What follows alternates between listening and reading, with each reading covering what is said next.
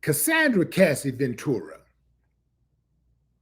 will be testifying today. In any moment, she's going to be testifying. Now, I am going to be giving you guys a blow-by-blow account of what's going on inside of the courtroom. As developments happen inside of the courtroom, I'll be giving it to you in record speed. I'm not waiting around to read articles and stuff and then making a decision on how I'm going to present this. No, I got somebody on the inside who's feeding me the information. So as it comes out, I'll get it and I'll be sharing it with you guys immediately.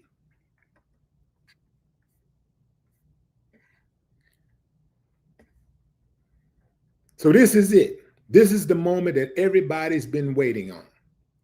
Cassie will be testifying today. At any moment, we're waiting for her to hit the stand.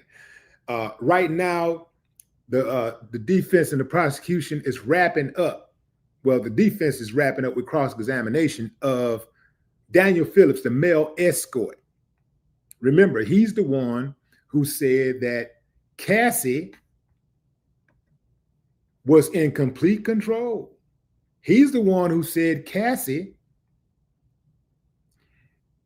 told him to pee in her mouth while Diddy was in the corner, in a dark corner, playing with himself. So he didn't say Diddy told her to say that. He said these words came out of Cassie's mouth while she was engaged in sexual activities with him.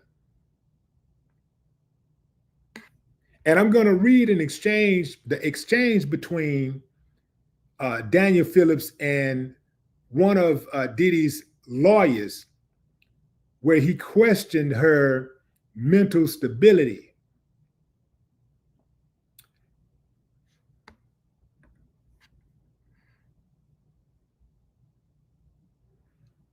Here we are, fam. The long-awaited proceeding in federal court in Manhattan kicked off on yesterday with opening statements. Prosecutors painted a picture of Diddy as a violent individual running a criminal enterprise based on coercing people, using drugs, threats, and physical force to participate in orchestrated sex acts called freakoffs. Authorities say Diddy's enterprise is tied to sexual abuse, drug crimes, arson, and kidnapping offenses. Diddy's attorneys countered that prosecution was digging into his private sex life and said the allegations may constitute domestic violence, but not sex trafficking. The rap mogul was indicted on charges of sex trafficking, racketeering, and transportation to engage in prostitution.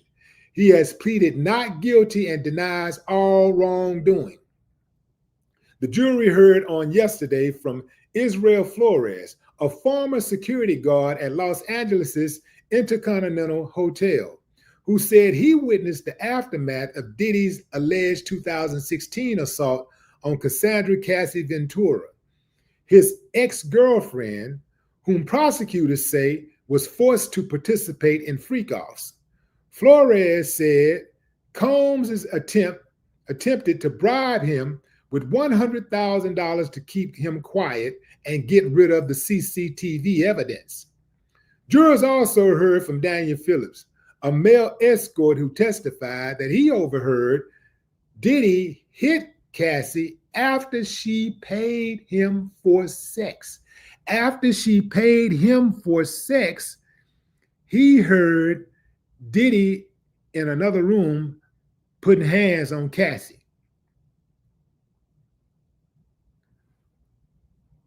On today, jurors are expected to hear testimony from Cassie in any minute. Cassie is the government's star witness.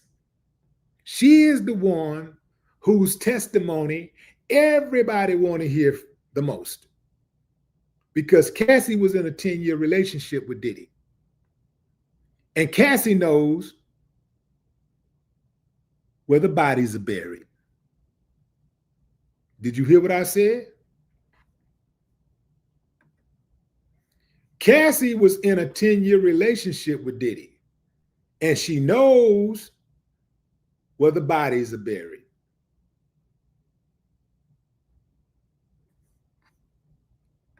So this is why her testimony is so important. Now, having said that, it doesn't mean that the jury is going to be convinced of her testimony. Because after all, if she was so afraid of Diddy, why didn't she leave? I get it, fam. I know that domestic abuse translates into a fear that's unknown, and people get so shocked and they get Stockholm syndrome and they just get stuck, and a lot of times they're in fear for their life and they just think it's easier to wait it out, right? But at what point does a person take accountability for their actions? For example, I'm a bank robber and I got a girlfriend and I corrupt her mind and make her rob banks with me. At first, she's the getaway driver. But now she got a few bank robberies under her belt. Hell, I sent her in there with the gun to rob the bank. I ain't even got to go inside the bank. I send her inside the bank to rob the bank.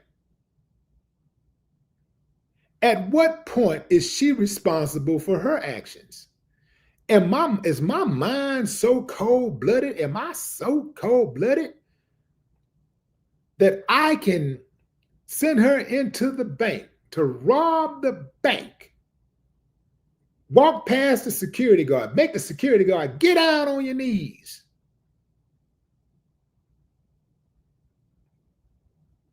and she can just walk outside with the bags, get in the car, and roll away? And when we get the money, I don't enjoy the money by myself. She gets to enjoy the money with me.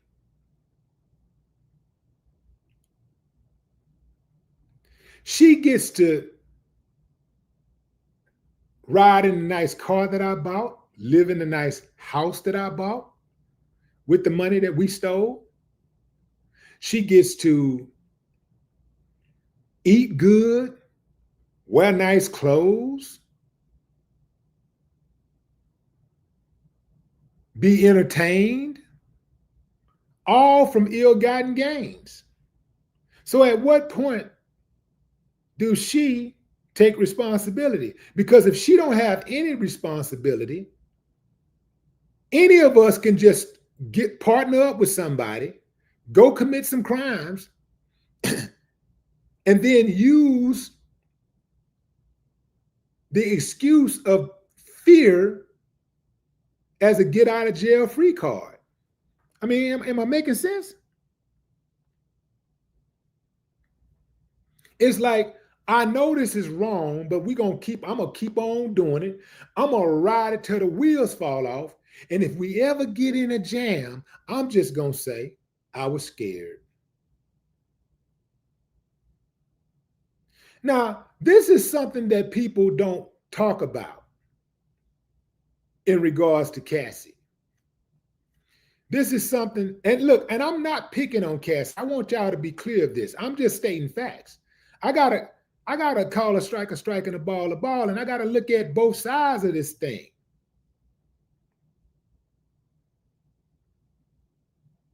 Okay, fam. Cassie is on the stand. Here we go. This is what we've been waiting on.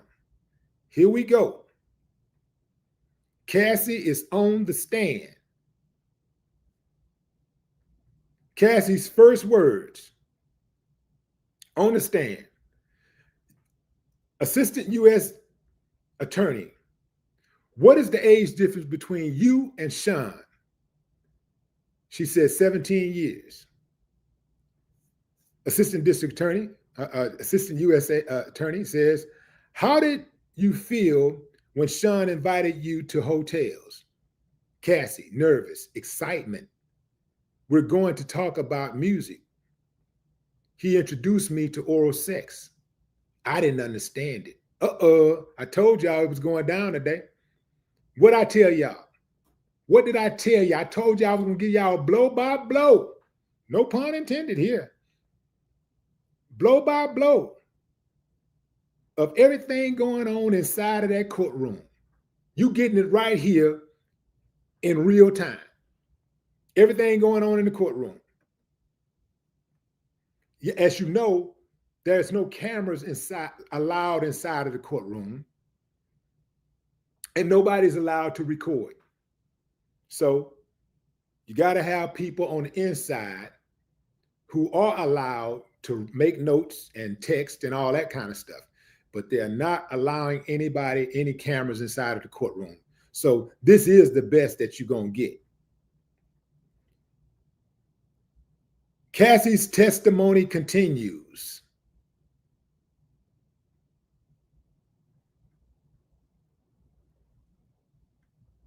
Assistant District Attorney says, a U.S. Attorney says, when you got back to New York,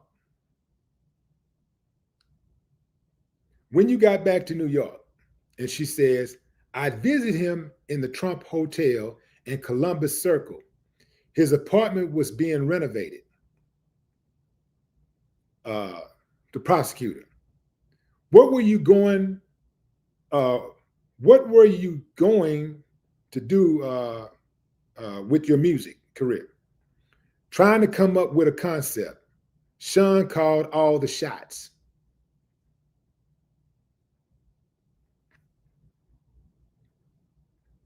We have a pause there.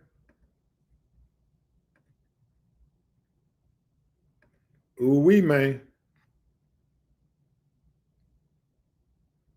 For those of you who are just joining, Cassie is giving live testimony right now on the stand. She is the prosecution's star witness, the person that they believe is going to help them bring Diddy down.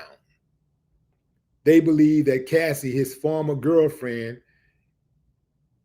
testimony will be valuable in assisting them in basically destroying Diddy and putting him in jail for the rest of his life in a federal penitentiary.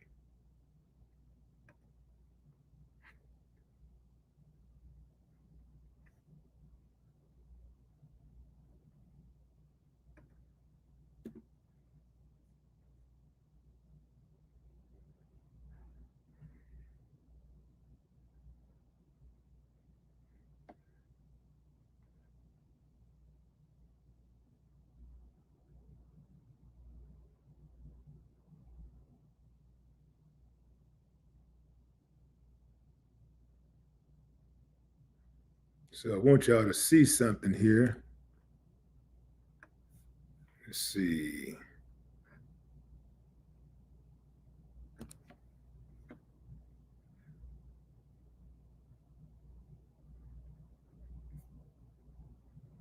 Well, we'll come back to that.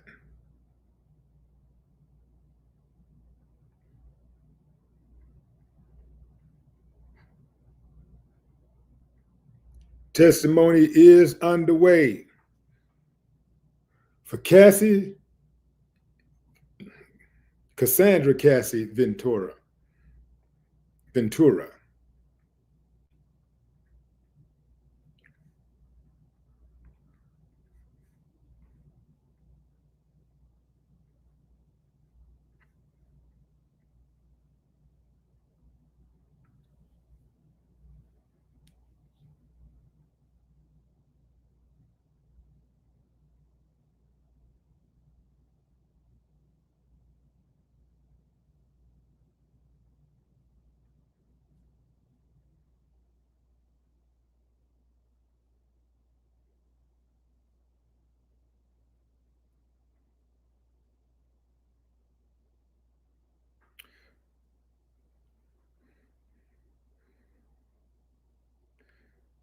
The assistant U.S. attorney said, "What is the age difference between you and Sean?" Cassie answered, 17 years. Uh, Prosecutor, how did you feel when Sean invited you to hotels? Nervous, excitement. We're going to talk about music. He introduced me to oral sex. I didn't understand it. She just threw that in there like he didn't ask her about oral sex. She just threw it in there like, hey, I just keep it freaky. Let's keep it freaky, baby. Let's keep it freaky. Don't forget, this is a freak trial. What you asking me about age difference and music and stuff? We need to get on this freak stuff, you know? When you got back to New York, Ventura, I visited him in Trump Hotel in Columbus Circle. His apartment was being renovated.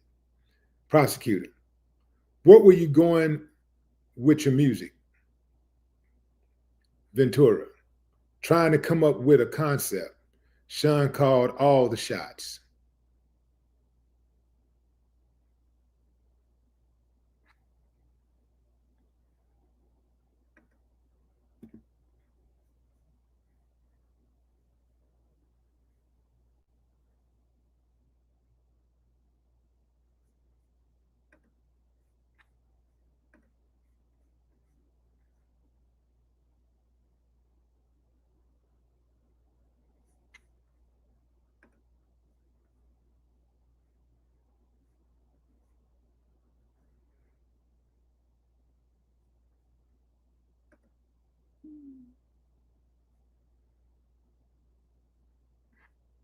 So right now it's some type of break in the action for that to resume in any moment.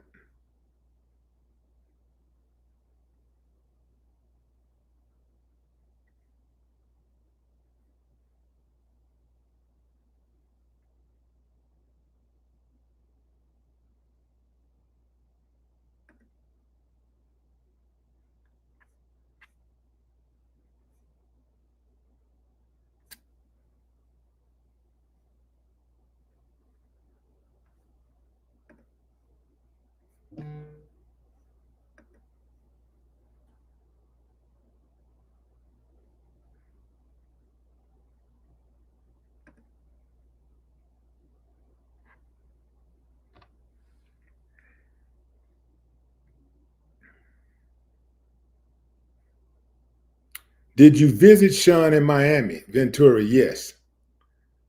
I went with Kerry Morgan and Dallas Austin. Prosecutor, what did you and Sean do together? Ventura, sexual intercourse. He gave me blue dolphin ecstasy on a boat. Damn. Prosecutor, had you once before taken ecstasy unintentionally? Cassie said, yes. So she talks about right here where Diddy is giving her drugs. She don't say Diddy introduced her to drugs, but she is saying that Diddy gave her drugs. How did you take ecstasy unintentionally? Cassie says, it was in Gatorade. Oh, hell.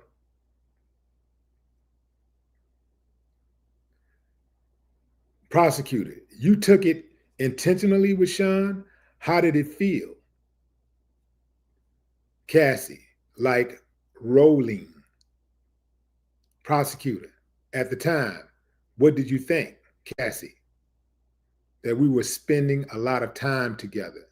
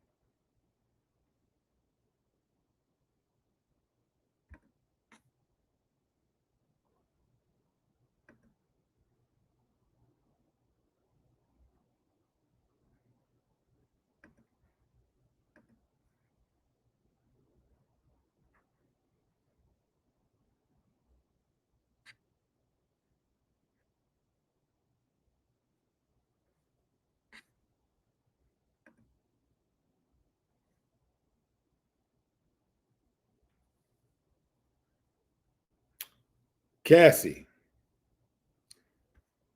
Okay, so here we are, Ventura. Prosecutor said, at the time, what did you think?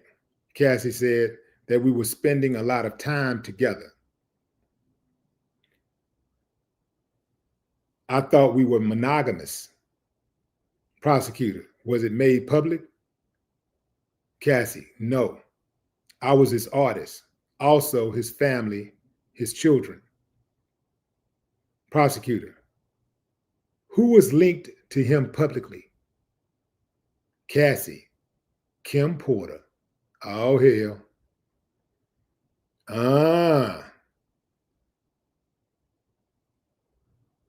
Prosecutor, how did Sean treat you at the time? Cassie, we had fun. So Cassie admits here that she was having fun with another woman's man. See, fam, that's why you can't just get caught up in the looks. See, a lot of people getting caught up in Cassie's looks and her meek and mild behavior. They're not thinking about her actions. This is a woman who stepped in and broke up a relationship that a man had with his children's mother. Yeah, they obviously had problems and all of that stuff, and perhaps she wasn't the sole culprit of it all, but she definitely played a part in it. All women who mess around with other women's men play a part in breaking up them homes. All women who play that role. All men who mess with other men's women, who step out with other men's women, play a role in breaking up that marriage, breaking up that relationship, breaking up that happy home or that home period. Even if your home wasn't happy, you play a role in doing it, because if we didn't have people readily available on standby, waiting to mess around and be the side piece with somebody that was going through it, perhaps the person that's going through it would continue to go through it and deal with their problems, face their problems, as opposed to stepping out, breaking their vows, breaking their commitment, circumventing their duty. Am I making sense?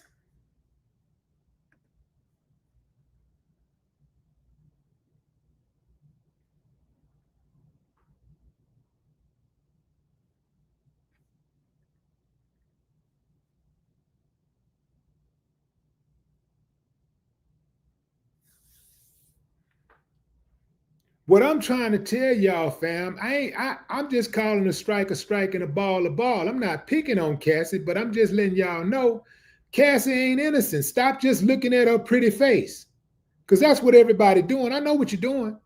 You're looking at her pretty face, because if Cassie had tattoos and a crooked wig and bad teeth, y'all be like, man, get out of here, crackhead. Get out of here. And people saying, well, she was 19 when he met her. And man, how many 19-year-olds that you know who have done really bad things and got themselves caught up, and y'all say, oh, she need to go to jail. Oh, she need to die. She need to go to jail. Oh, she got exactly what she deserved. Oh, but now it's different.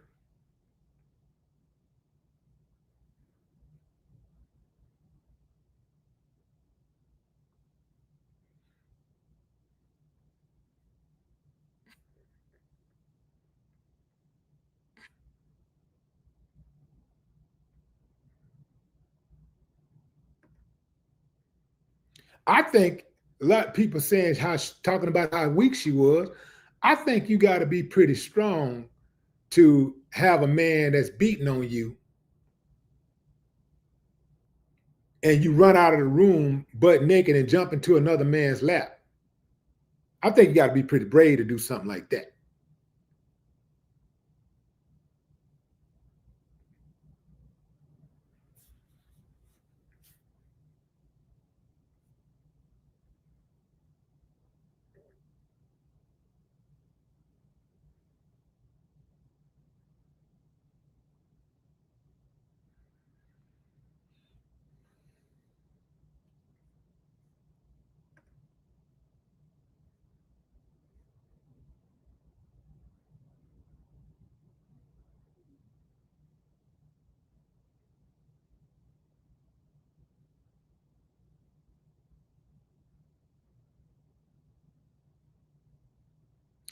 Man, the defense is about to, man, the defense is about to cook.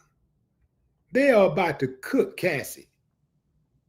I'm telling you, they are about to cook her.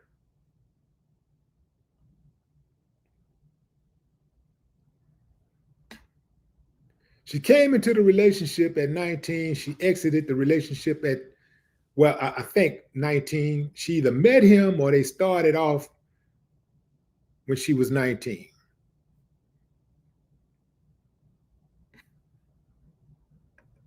Somebody said she was 17. No, she wasn't 17. They had a 17-year age gap. That was a 17-year age gap.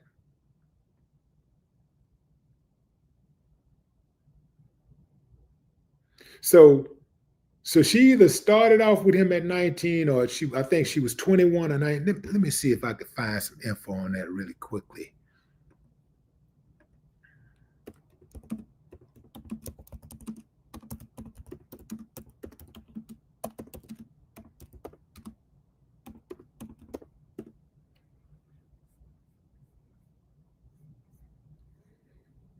They met in 2005 when she was 19 and she was 37. And I mean, he was 37. He signed her to his Bad Boy Records label, and within a few years, they started dating. Okay, so he met her at 19 and they started dating within a few years.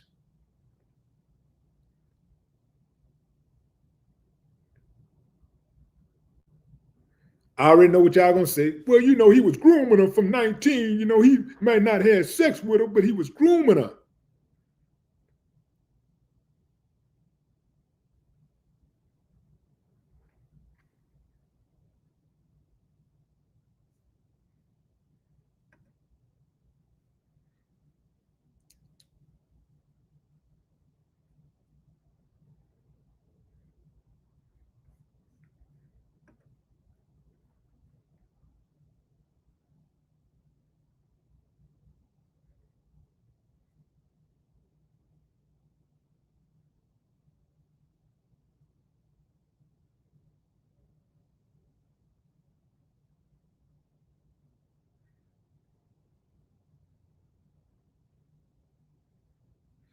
Let's get back to some of the other evidence, some of the other things that Cassie said in the trial.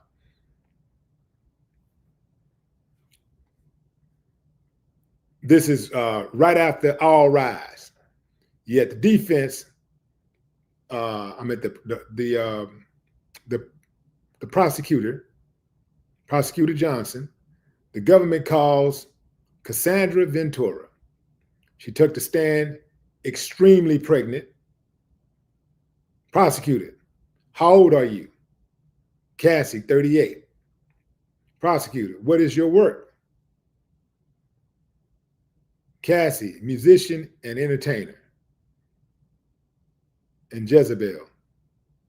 No, I'm just messing with y'all. Prosecutor, how long were you with Sean Ventura? 10 years. Prosecutor, did you get into arguments? Cassie, yes. It would result in violence, dragging. Let me tell you something, fam. Cassie is a lot sharper than anybody trying to give her credit for. They said, did you get into arguments? You know, when you're answering questions, when you're on the stand, you're only supposed to give enough information to answer the question. You're not supposed to add extra stuff. You're supposed to give just enough to answer the question. But Cassie says yes. He says, did you get into arguments? Cassie said yes. It would result in violence, dragging. He didn't say what would it result in, what would happen after you got into arguments. All he said was, did you get into arguments? Yes, point blank period, should have sufficed as an answer. But Cassie added, it would result in the violence and dragging. She added that so that she could put that thought in the jurors' heads early, that whatever actions that took place, Diddy was always in control, and these arguments would result in the violence and dragging, and it was all because of Diddy. The prosecutor says, well, what else did he do? Remember, now check this out, fam. Check out how the prosecutor trying to play it. She didn't say it would result in him beating on me or dragging me. She just said it would result in the violence and dragging. Now, we know what she meant. She meant that, that it would result in him being violent and dragging her. But the prosecutor, instead of clarifying it, just jumped to the conclusion that, well, Diddy must have been the one violent and dragging her. So the prosecutor goes, well, what else did he do? And she said, stomp me in the head if I was down. Prosecutor, how frequently was he violent? Cassie, too frequently. I would get black eyes and bruises. Prosecutor, let me show you a video. It's the LA hotel elevator lobby shown. Prosecutor, where's this? Cassie, the Intercontinental in Los Angeles. It was after freakoff. She said it was after freakoff, like it was after Freaknik, like it was like an event. Prosecutor, what does that entail? Cassie, the hiring of an escort, setting it up. Prosecutor, how did you feel when he first asked for it? Cassie, confused, nervous. I wanted to make him happy. Let's stop right there. I wanted to make him happy. How many times have men went out and committed crimes because they wanted to make their girl happy? They wanted to buy her a ring. They wanted to buy her a ring. They wanted to buy her a car. They wanted to get her a new house. They wanted to buy her some shoes, a purse, an outfit. They wanted to put some money in her pocket. So they went out there and took a penitentiary chance. Now, every single man that I know in the history of civilization has always been held accountable when he went out and committed a crime to make his girl happy.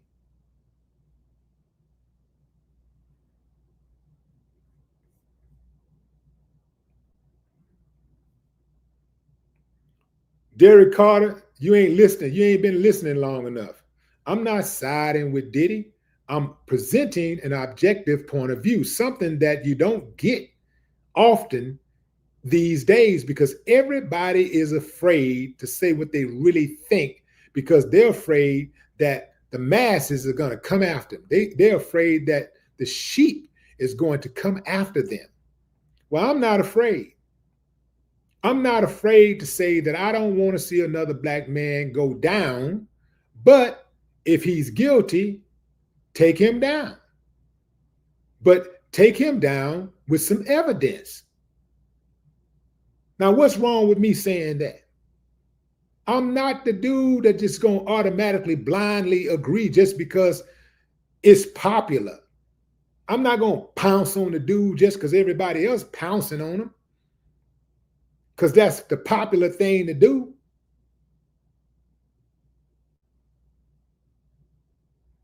I'm not siding with Diddy. I'm siding with the truth.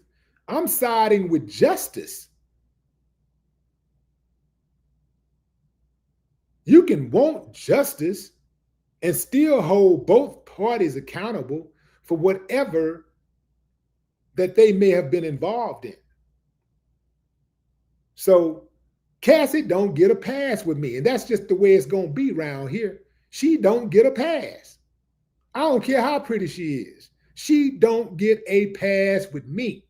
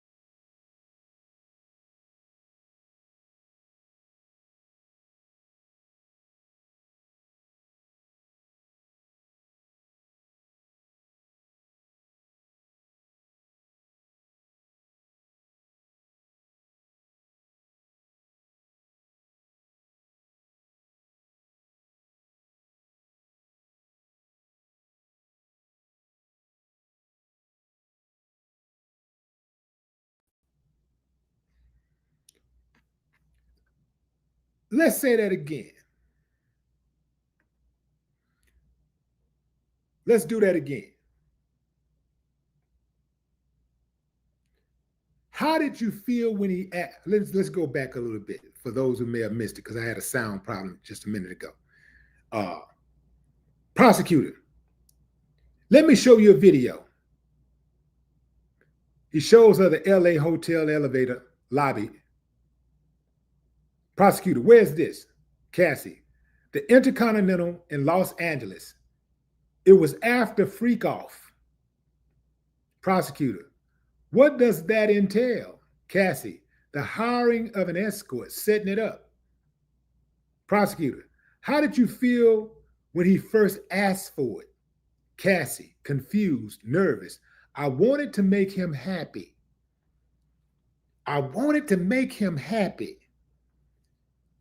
Family, how many times has a man went out and took a penitentiary chance because he wanted to make his woman happy? How many times has a man went out and robbed and jacked and stole something because he wanted to get his woman some jewelry, some shoes, a purse, an outfit, a house, a car, take on that trip she's been wanting to go on? And not one time in history have I ever heard of a man not being held accountable for his actions, whether he was 15 or 95. Every single man, when he go out there and take a penitentiary chance to make his woman happy and get caught up, has to do his time, and nobody, and I mean nobody, makes excuses for him. What do they say? Well, he knew what he was getting into before he did it. Yeah, well, that's what he get. That's his karma. So let's go. Let's keep it moving. How did you feel when he first asked for it? We got to that part. She said, confused, nervous. I wanted to make him happy. I wanted to make him happy. Did you agree to one when he first proposed one? Cassie, yes. Then there were more. It wasn't something I wanted to do, at least not that frequently. Did you hear what I said, fam? Boom!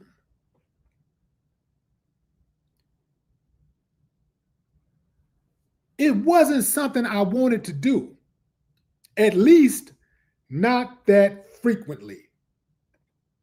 What does that tell us? That says she wanted to do it, but not that frequently. She wanted to rob the bank, but not that frequently. She wanted to steal out the store, but not that frequently. She wanted to embezzle the money, but not that frequently. She wanted to mug old ladies, but not that frequently.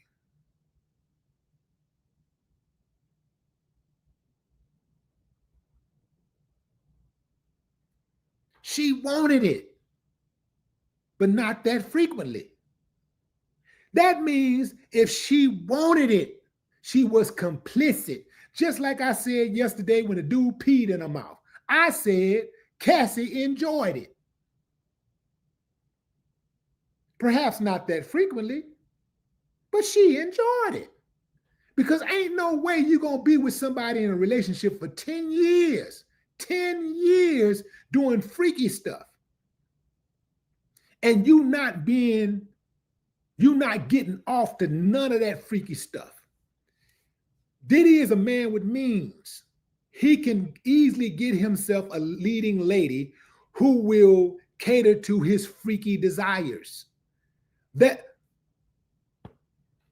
a woman will be as freaky as you want her to be if you got the right type of mouthpiece and you know how to communicate with her and make her comfortable. The only reason why most of our women don't do the things that Cassie was doing is because we respect them too much to put them out there like that.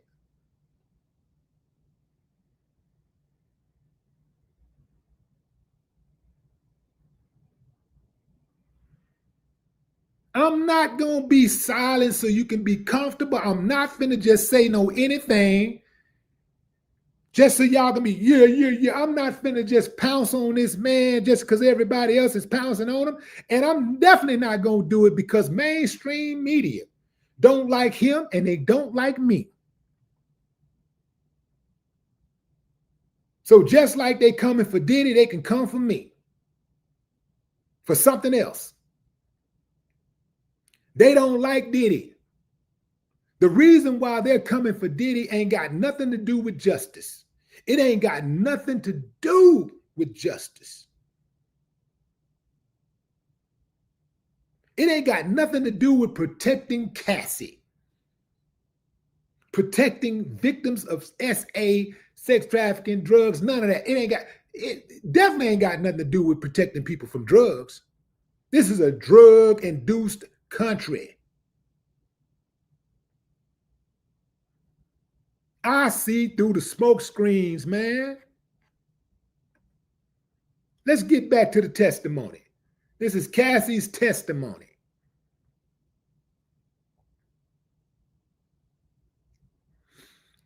Cassie, I didn't know what no could turn into. Prosecutor, what do you mean? Cassie, making him angry. Prosecutor, what were you afraid would happen if you said no? Cassie, though time he had blackmail materials.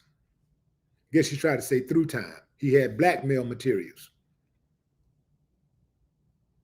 Prosecutor, what did you give the government? Cassie, laptops. So Cassie gave the government the laptops. Did she give the government the laptops before she got paid or after she got paid? Woo, man. Man. Cassie is a piece of work, brother. Prosecutor, I've handed up GXB.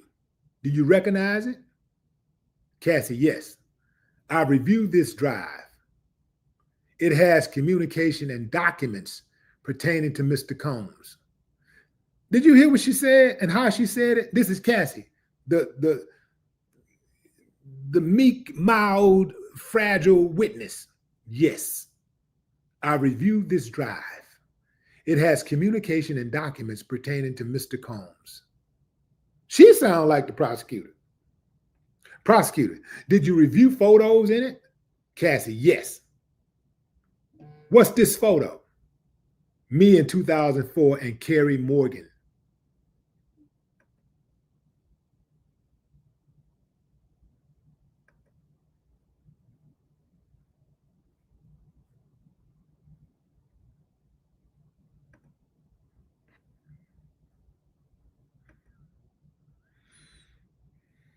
Prosecutor, when did you sign with Bad Boy Records? Cassie, 2006. It was a 10-album deal. Damn, 10 album. Damn. Yeah, usually, 5, maximum 7, but 10? Cassie, prosecutor, did you release any after late 2006? Cassie, no. Prosecutor, who's in this photo? Cassie, Kim Porter. She was Sean's ex from before me and the mother of his children. Prosecutor, where did you celebrate your birthday in this photo? Cassie, in Las Vegas. Carrie Morgan was there too. We are out on his patio on my 21st birthday. VMAs. Asa. What happened then? Cassie. Sean kissed me in the bathroom. I ran back to my hotel. I told Carrie. Prosecutor. When you got back to New York, Cassie, I'd visit him in the Trump Hotel in Columbus Circle. His apartment was being renovated, so we covered that piece.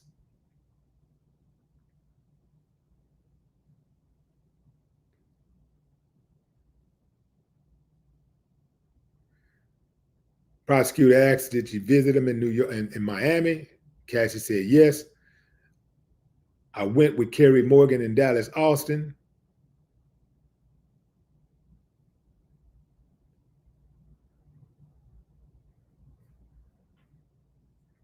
Carrie Morgan. Let's take a look at that.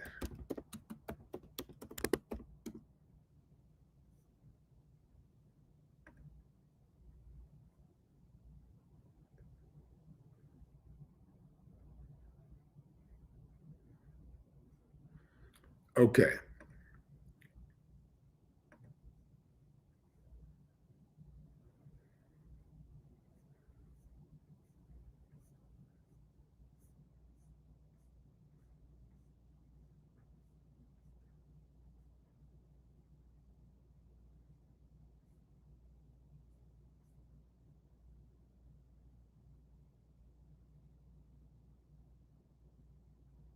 Okay, where are we here?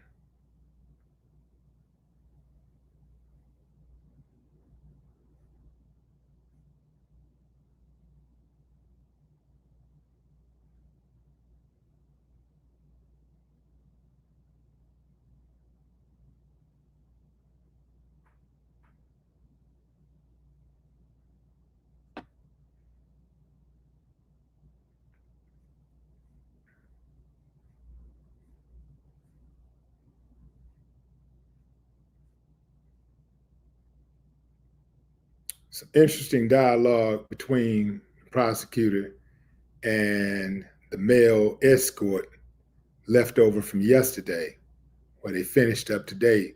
He testified right before Cassie hit the stand.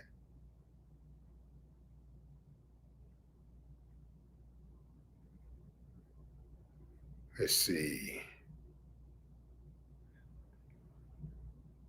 So the judge said, let's take a break. We have some issues to deal with. Jurors leave. Let's see.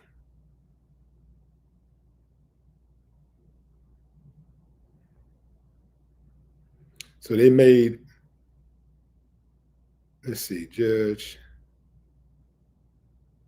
judge made Cassie's husband step out of the courtroom during her testimony because he said that we may need to call him as a witness later, depending on the direct.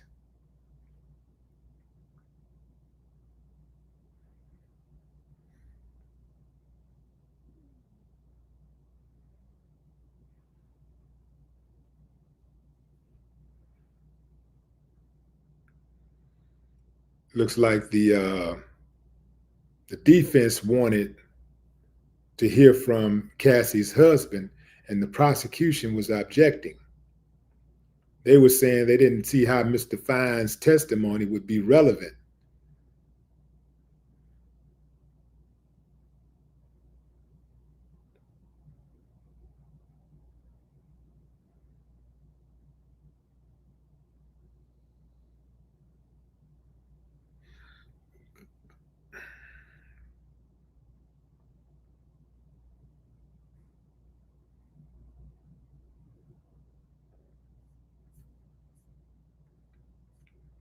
I'm gonna read some of the testimony from the male escort who really kicked the whole thing off, kicked this trial off with some explosive testimony.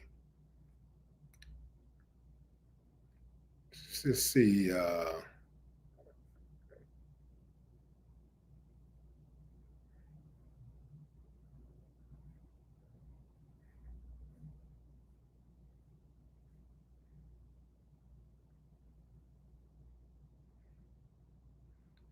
Combs is Donaldson.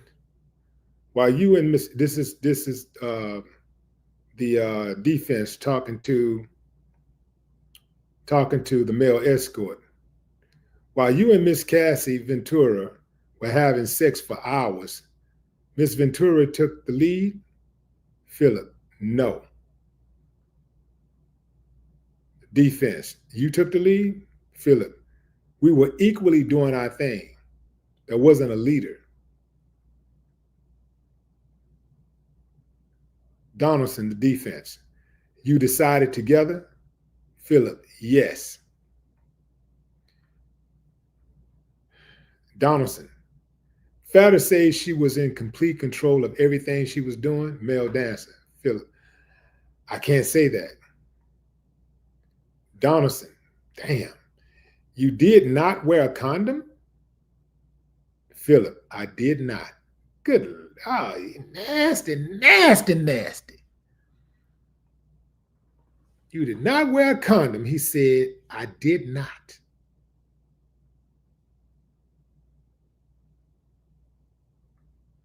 Donaldson, your boss told you Miss Ventura paid for the hotel. Philip, yes.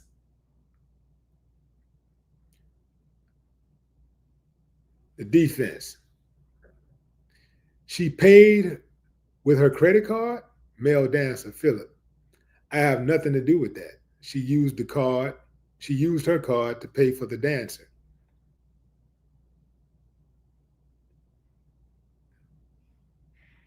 The defense, okay. That assault at her apartment on 11th Avenue, Philip, I believe it was West End Avenue. The defense, you claim Mr. Combs told her to come over. She said she had her personal information on the computer, so wait a minute. And he threw a bottle at her. Philip, correct. Defense, he comes out and says, are you ready? Philip, are you guys ready? Defense, isn't it true that Mr. Combs told you, yo, man, I'm going to have to deal with this. You need to get the F out. Male dancer, Philip, that is not correct. Defense, in 2023, didn't you tell prosecutors, he said, yo, man, prosecution, objection, not in evidence. Judge, sustained. You can only use it to try to refresh his recollection. Defense, read it to yourself. Does it refresh you? Male dancer, I do not remember saying that. What I am reading here, get the F out. Prosecution, objection. Judge, disregard that. Defense, did you date a model named Malia? Male dancer, Malia. And I didn't say I dated her. We were friends. Defense, you were with her and saw Cassie with someone not Mr. Combs. Philip, yes. Defense, you told Malia you saw Cassie socially. Male dancer, yes. Defense, you thought Cassie wanted to see you one-on-one. Nothing to do with Sean Combs, right? Dancer, I don't see what you mean. Defense, in front of the Dream Hotel. That's what you thought. Philip, no. Philip is a male dancer. Defense, you only saw her inebriated one time? Male dancer, I saw her passed out on the couch. Mr. Combs told me, I don't think it's going to happen today. Male dancer, I'm at the defense. The time with the other male, you rotated? Male dancer, not correct. Defense, you watched? Yes.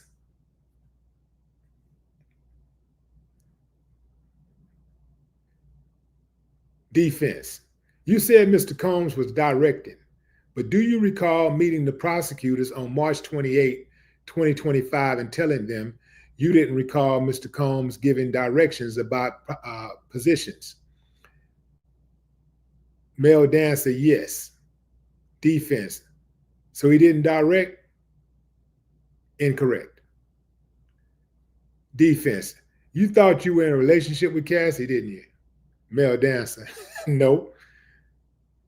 Defense, you wanted to get along with her, to date her. Male dancer, if she let me, I would have.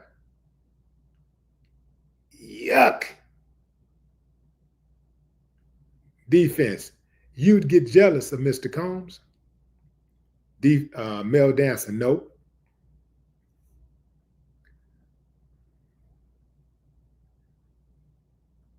Defense, did you tell them that Mr. Combs would tell you it's my turn? Prosecution, objection. Can we have a sidebar?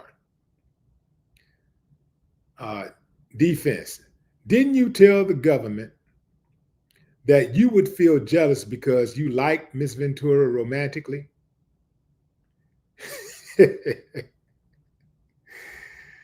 Male dancer, I do not recall that. Defense, put up 35 through 70.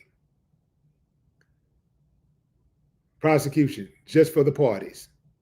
Male dancer, I do not recall that. Defense, nothing further. Got him. Got him. So what the defense was doing right there was trying to show that this guy has an ulterior motive to lie because, to be dishonest, because he has feelings. He has romantic feelings for Cassie. And he had them then and he has them now. He admitted himself, if he could, if Cassie would give him a shot, he'd date her. This dude It is some wild dudes out there, family. Because this dude just admitted that he would date a woman that he ran a train on with multiple dudes. He would date her. Now here go the thing. This is what you call, this ain't love, this is lust. So it's important not to get caught up in that love, in that circle. A lot of dudes, you know, they think they can handle something like that. They think that they can handle, you know, that type of extracurricular activity. And what happens is oftentimes they get caught up and they start catching feelings. I'll give you an example. One dude tells another dude, say, man, let's get her. You know, she down. Woo, woo, woo. Now the chick, she want to get down. And the dude that she with want to see her get down. He want to get down too. He heterosexual, but he want to, you know, he want to see another dude get down on her, right? He tell the dude, look, man, this is a one-off. You know, this is my squeeze, you know, and it might not be his main girl. It just might be a chick that he just you know, just squeeze. You know, it's somebody that he hook up with from time to time. But his partner been fantasizing about this chick. So he give him some action. And next thing you know,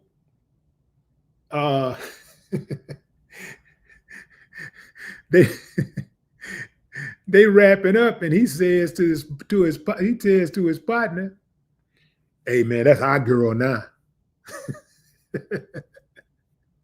Next thing you know, the chick in the club, he see her, and she gone about her business, because for her that was just a one-off. That wasn't no big deal to her like that, and she gone about her business, and he trying to confront her because she didn't even speak to him when she saw him.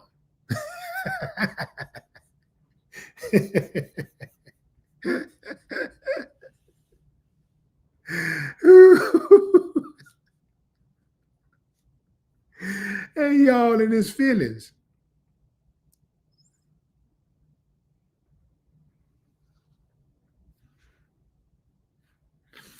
Oh, and I think I'm probably giving him too much game, a little bit too much game.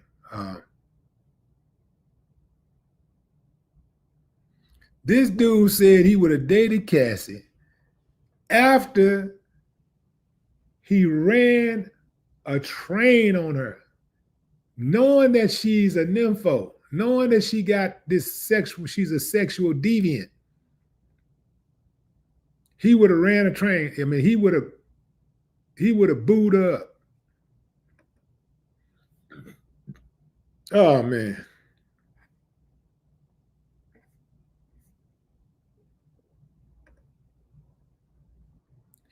Whoo, these stories. These stories, these stories.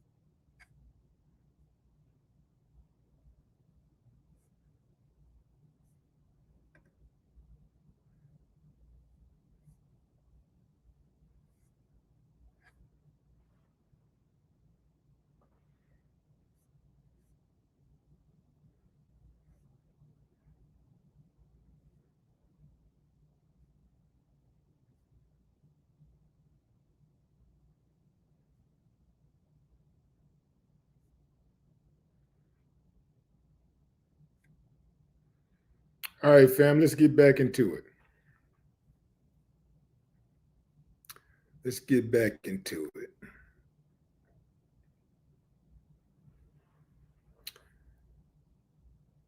Prosecutor to Cassie. What was his lifestyle like? Cassie. He had all these assistants. He could get anything done. He could get things done. He traveled quite a bit. Prosecutor. What's this photo? Sean and I at a strip club in New York, like 2007 or 2008, Halloween. Prosecutor. How did Sean's moods vary? And she said, day to day.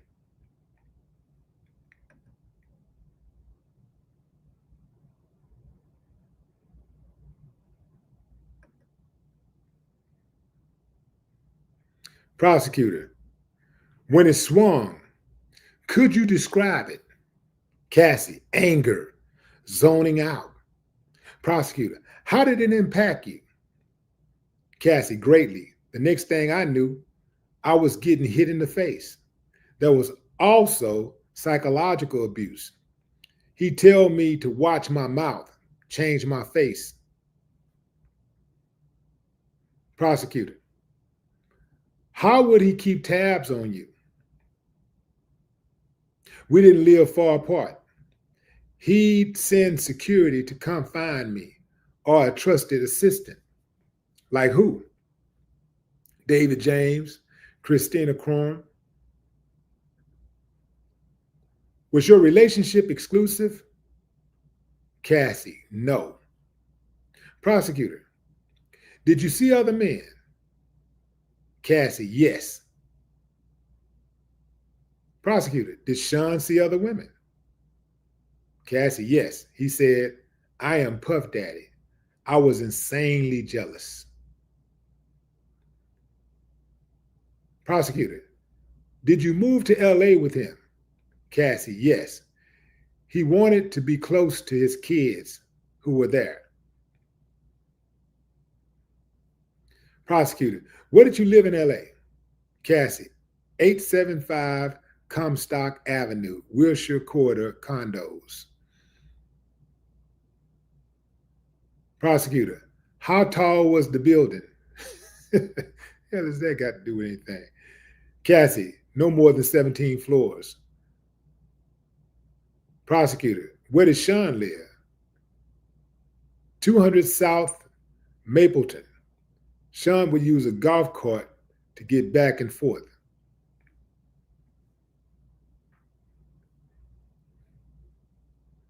Who paid your rent in LA? Sean, except when I had the house in Studio City. Why'd you pay then? I could afford it then, and I wanted to have some control. It was accepted. By whom? Sean. Prosecutor, how many songs did you write while with Sean? Hundreds. Most were never released. Some got leaked on the internet. Some on mixtapes. How many albums on your deal were not released? 9. Did you get paid for them? No. The freakoffs became a job. There was no time to do anything else but do them, then try to recover. Prosecutor, how much time in your week would freakoffs take? The longest was 4 days, significant periods of time. Judge said, we'll break here.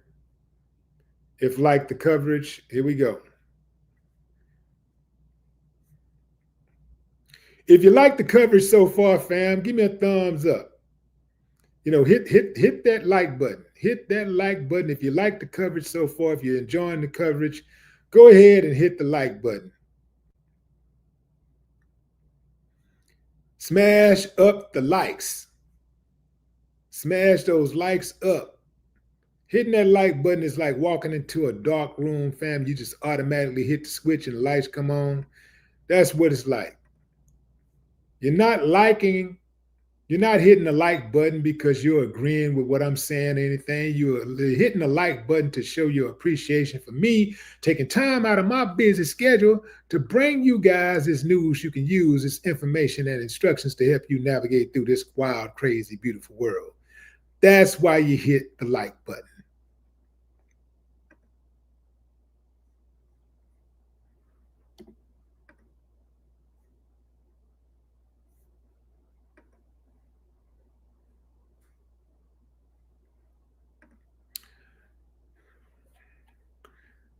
Smash up the likes. Hit that like button, fam. Don't even take a it don't even take a whole second to hit that like button. Easy.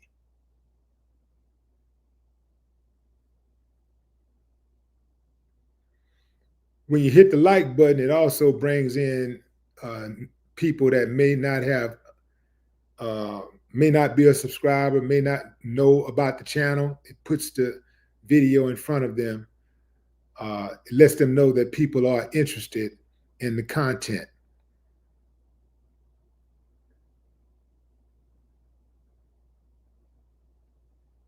Also influences them to become interested in the content. You know how we are, fam. We see everybody else interested in something. You know, we see a crowd somewhere, we start like go over there. What's all the fuss about? All the fuss is about this information over here.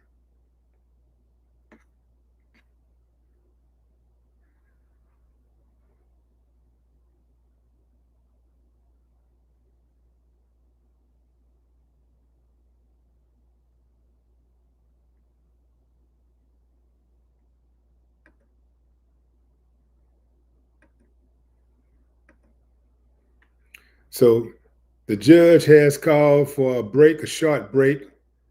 They said that because Cassie is pregnant, they will be taking frequent breaks to give her time to recover. So they are being sensitive to the fact that she is a pregnant woman about to drop at any moment.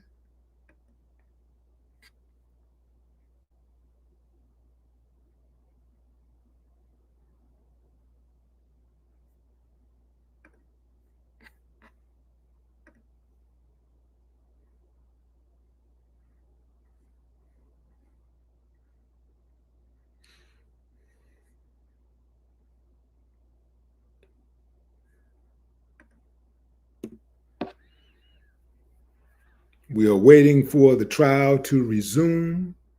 The judge has called for a break in the action.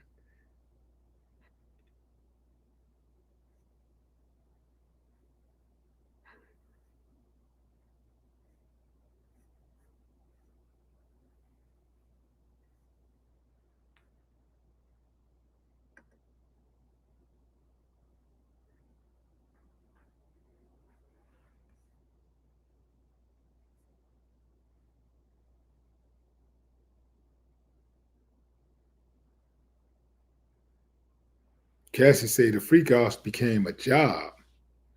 There was no time to do anything else but do them, then try to recover. She didn't say then recover, she said try to recover.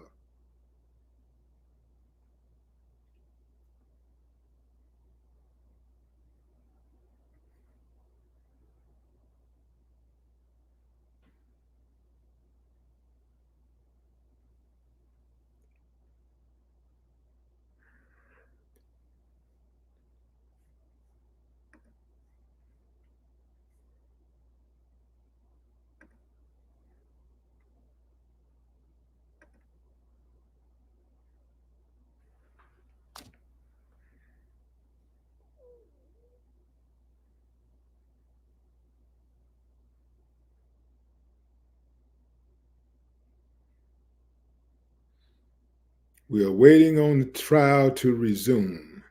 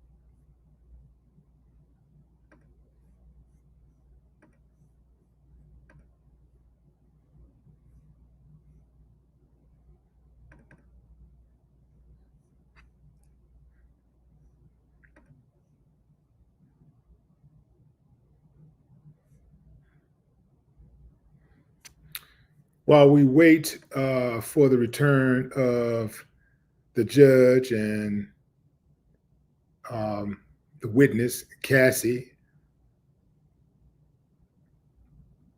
I got some breaking news for you guys, fam. Some more breaking news. Y'all remember this guy right here? That's Derek Chauvin. He is the uncivilized mutt who killed George Floyd, and spurred protests around the world for police reform.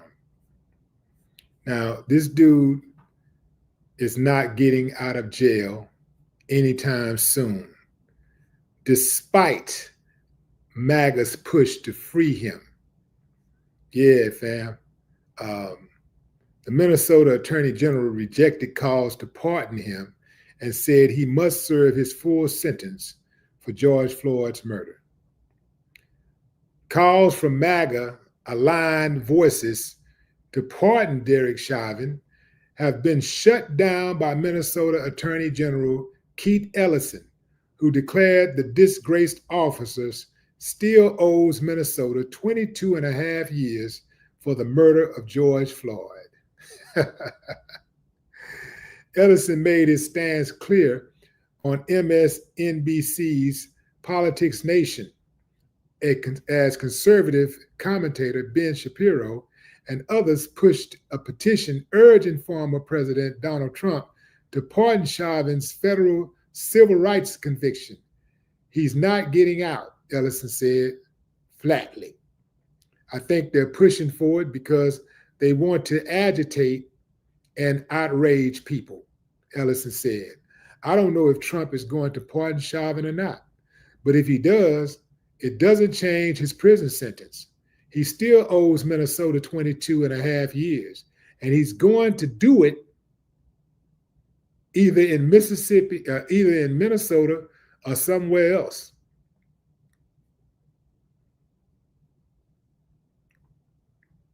Despite the noise online, including Elon Musk amplifying Shapiro's video on Twitter with the comment, something to think about, legal experts say a federal pardon wouldn't touch Chauvin's state murder conviction. That sentence, handed down in June 2021, runs longer than the federal time and remains unaffected by presidential action.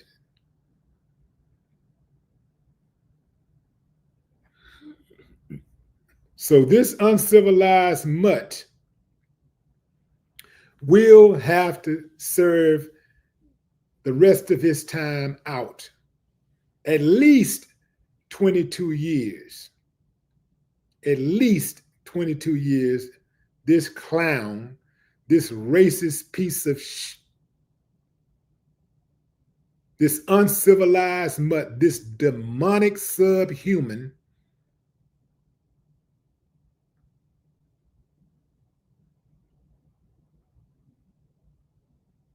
will be locked up in the cage like the animal he is for at least 22 more years.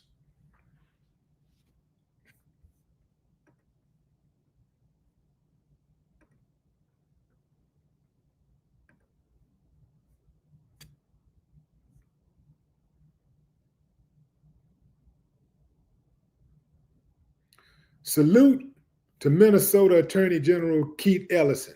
Salute, salute, salute.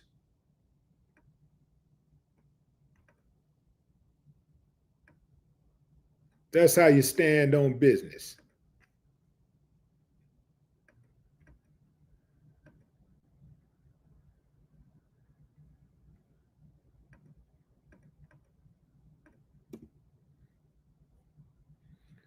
Let me get this piece of trash off my screen.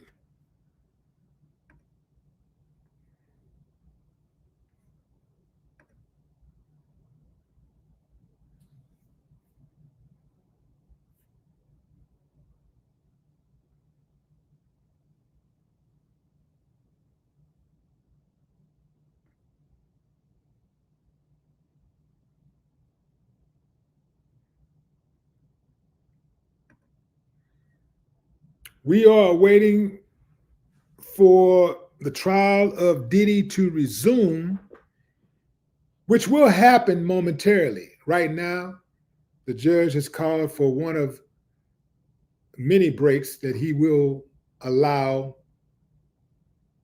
to happen because of Cassie's condition. Cassie is pregnant, like she could drop in any moment. So the judge is being sensitive to her condition, allowing her to take breaks and to gather herself and refresh, get herself together as she continues her testimony to take Diddy down.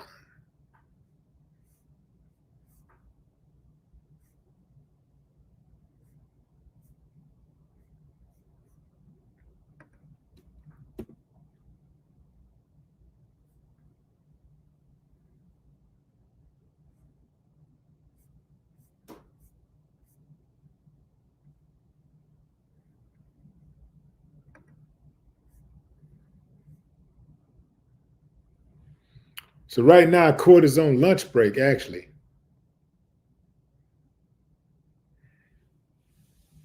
We're seeing some, you know, we're hearing about some interesting things coming from Cassie,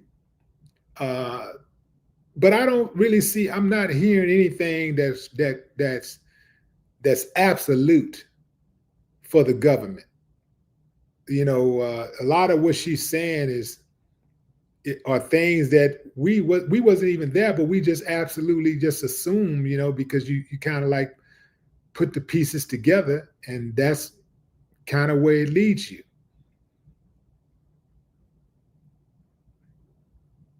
But the defense has things that they're going to use from the direct, and they're going to come out blazing.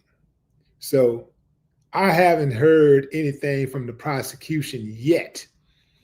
From the questioning of Cassie, I haven't heard anything yet that made me go like, oh, they got him now. I haven't heard that yet. So maybe they typically like to use they typically like to have a beginning, a middle, and ending. And so we're still waiting on that moment.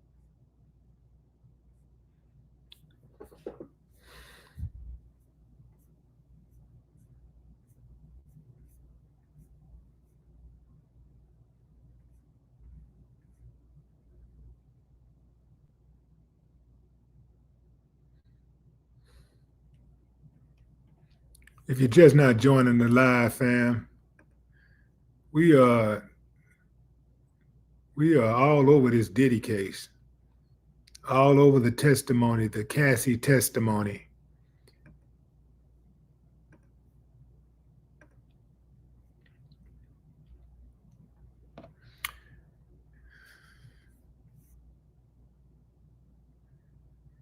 Cassie testified she thought things with Diddy were monogamous, even though at the time he was publicly linked to Kim Porter. And when asked how Diddy was treating her in the beginning, she said they had fun. Cassie took the stand and squarely addressed both the beating video and her involvement in freakoffs.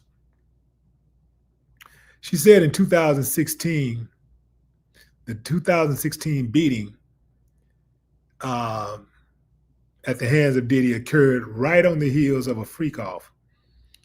She's not addressed more about the beating. Rather, she began talking about the freakoffs. Cassie said when the subject of a freakoff, which she said was the hiring of an escort to have sex with her, came up, she was confused, nervous. She said, I wanted to make him happy. So my question is this, family. Can any of us use committing a crime to make somebody happy? Can you think we'll get some justice, or we'll get some favor shown our way, some mercy because we wanted to make our spouse happy?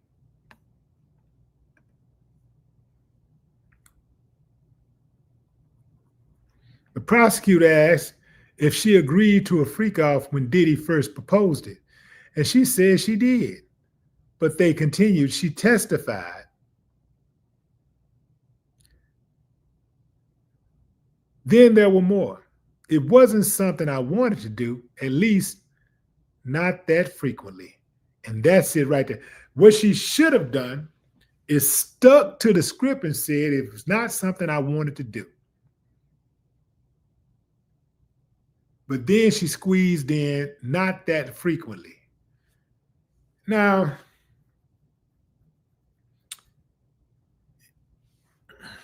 this makes me think.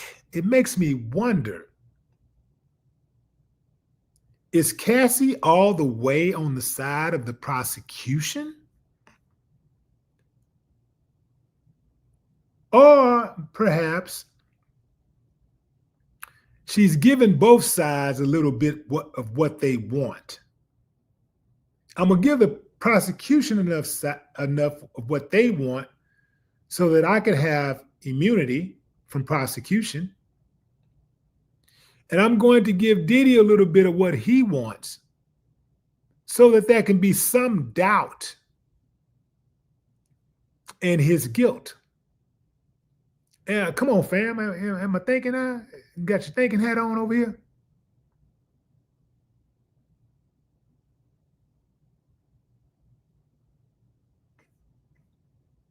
When she said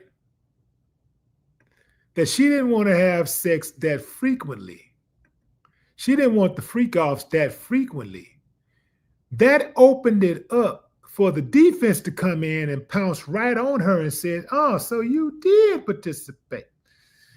Now the jury is saying, well, she ain't that innocent. And because she ain't that innocent, Diddy should not be that guilty. I'm just being objective here, fam. I'm not picking one side or the other. What I'm doing is picking this case apart. I'm picking this evidence apart. I'm picking these statements apart, these testimony apart. I'm not just going in this thing blind. You know, I'm looking at both ends of it. I'm looking at how this testimony is going to impact both sides. what the prosecution is going to be able to use to their advantage and what the defense is going to be able to use to their advantage.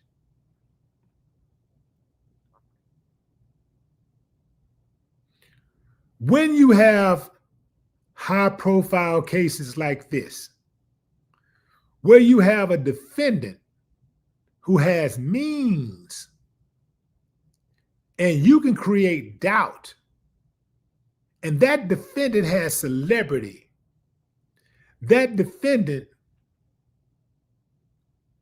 is being watched by the whole world, that defendant is less likely to be found guilty. I'm not saying that's what's going to happen. I'm just saying he's less likely to be found guilty, even with the Southern District of New York's stellar 90 to 95% conviction rate. Diddy will probably fall in that 5 to 10% who actually beats the feds.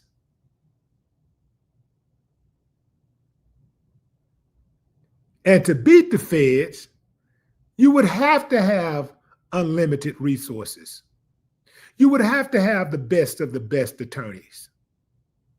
You would have to have exposure to the case where it's going to be very difficult to suppress evidence or to even manufacture some evidence or to try a case without evidence.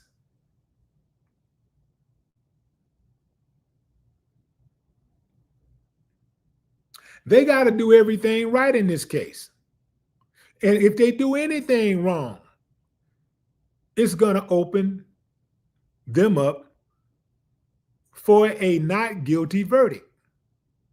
And even if he's found guilty, already I've seen enough holes in the case to warrant an appeal. I've already seen enough holes in the case to warrant an appeal. And we're just on the second day.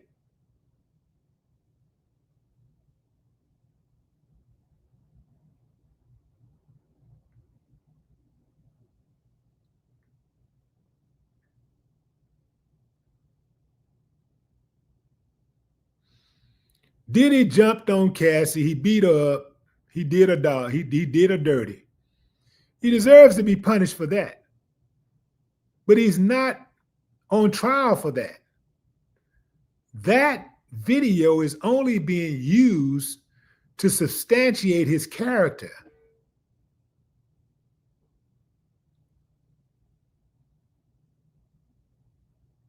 It's only being used by the prosecution to say, look at him. Look at him. He's a bad guy. Look at what he's capable of doing. He's violent. Look at what he's doing to this woman, this poor innocent woman. Look at what he's doing. Based on his character, these actions should roll over into anything else that he might be accused of doing, and you should find him guilty.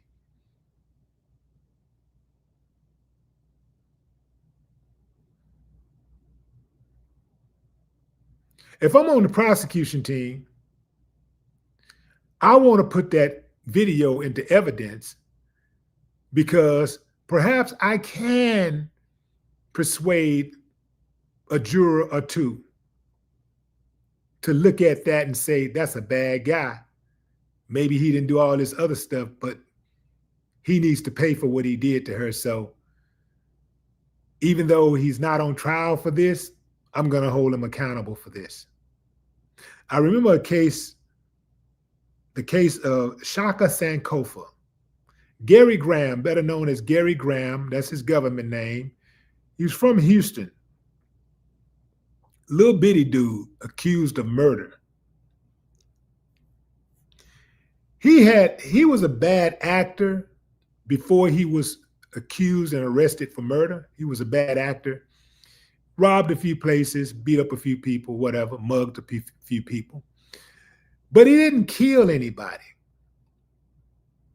But they were able to convince a jury that he did kill somebody. These people knew this man was innocent. of that crime. And they railroaded him anyway. And there were people saying, because he committed those other crimes, he should die for the crime he didn't commit. Because he committed those other crimes, he needs to pay because he didn't pay enough. He didn't pay enough for the other crimes he committed. So let's get him right now. This is our chance to get him. Kind of like they did OJ. They felt that OJ did not pay for the crime that he committed. They felt that OJ committed the crime of killing Nicole Simpson and Ron Goldman, and he didn't pay for those crimes. So let's get him for stealing his own memorabilia. Let's get him for confronting some guys at a hotel about what's rightfully his, some guys who stole stuff from him and he went and got it back. Let's get him for that. And they put him in jail for that. They used that as a ruse to put him in jail, but it was really about him beating the murder cases. So this is what they're trying to do with this video of the Cassie beating. Use that video to convict him for the other crimes that he's being accused of. Which lets me know either they're short of evidence, they're short on evidence, or they're just grasping for straws. Grasping for straws.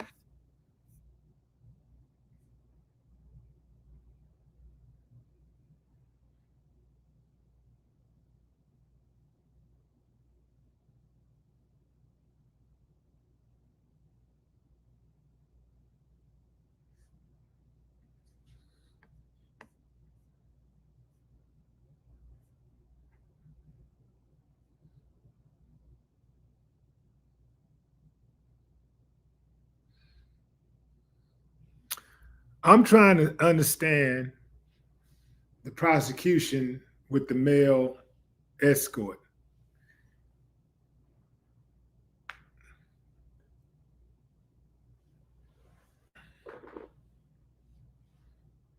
The male escort says he didn't see any physical abuse. He heard what sounded like Diddy slapping up Cassie, but he didn't see it. what I took away from the male escort mostly was he was freaking on Cassie and all of the freaky things that he did to her, freaky and nasty things that he did to her.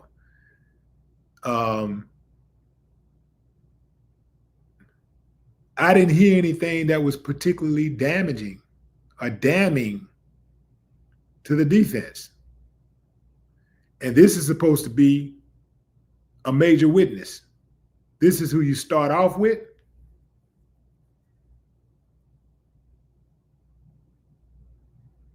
If Cassie is the star witness,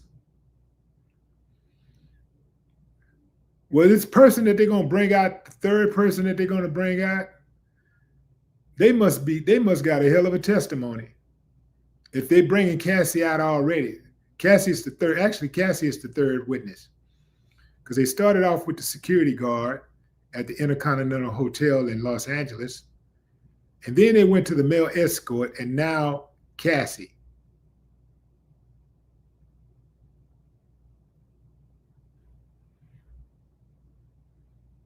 Cassie was identified as victim number 1.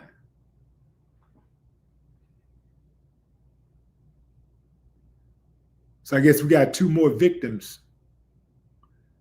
I'm not sure if this guy is mad, if the male dancer, escort, is being identified as a victim. I don't think he is. He don't sound like a victim. Sound like he got paid to do a job that he thoroughly enjoyed.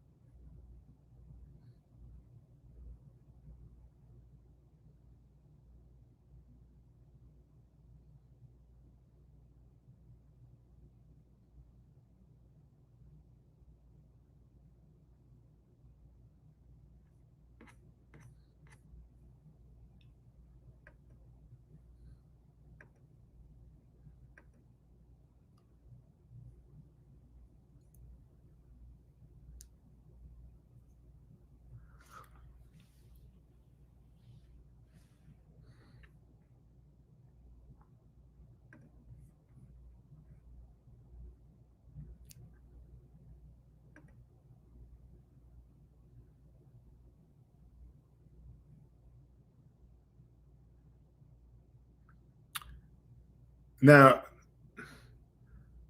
here's the deal, fam. I'm pretty sure Cassie has been prepared and schooled over and over and over again on what's coming up. She knows they're going to come for her.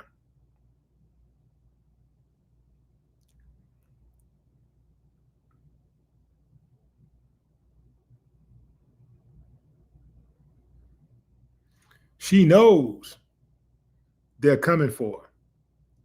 It appears to me that Cassie is neutral. The government is trying to really take Diddy down, and I bet you that in the upcoming testimony that she gives, it's going to be seen as more neutral. She gonna like talk about the fights they had or whatever, but I bet you $1 to a donut she admits to hitting on Diddy. I bet you that's coming up. And she's going to admit to a few other things that's going to question her character.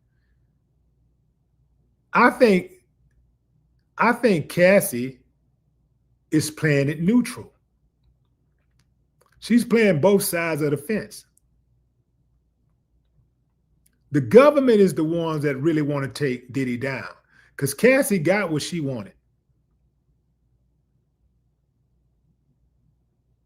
She got what she wanted. She wanted that money. She got it. She wanted out of the relationship. She got it. She wanted that money. She got it.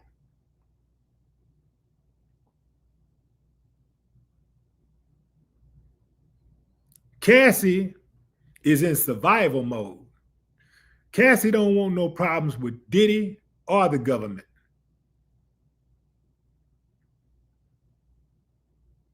So she's just doing what she got to do to get through it. Really, this is almost like, and I mean this respectfully, this is probably like a therapy session there because she answering all the questions that people been asking for all of this time. Why'd she stay?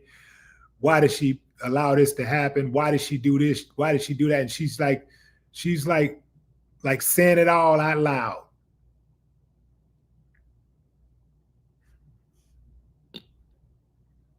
She has to testify or risk going to jail herself.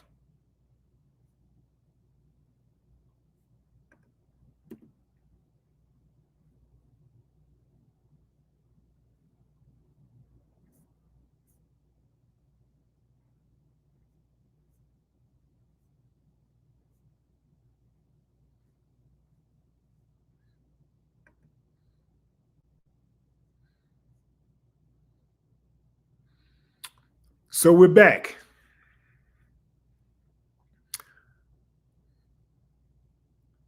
Yeah. The prosecutor. Who was your manager at Bad Boy Records? Cassie. James Cruz. Prosecutor. What did he tell you? That he was managing me with one hand tied behind his back. He had to check everything with Sean. Prosecutor. How did you make money if your records weren't being released? I did hosting parties when Sean approved. What comments did Sean make about your physical appearance? That I look too Mexican with my hair like that.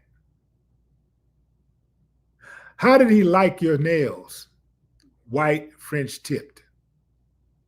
Hair? It varied. I shaved my head in 2009. Your body? He told me to work out, prepare for freakoffs. How did he feel about his comments? How did you feel about his comments? She said it varied.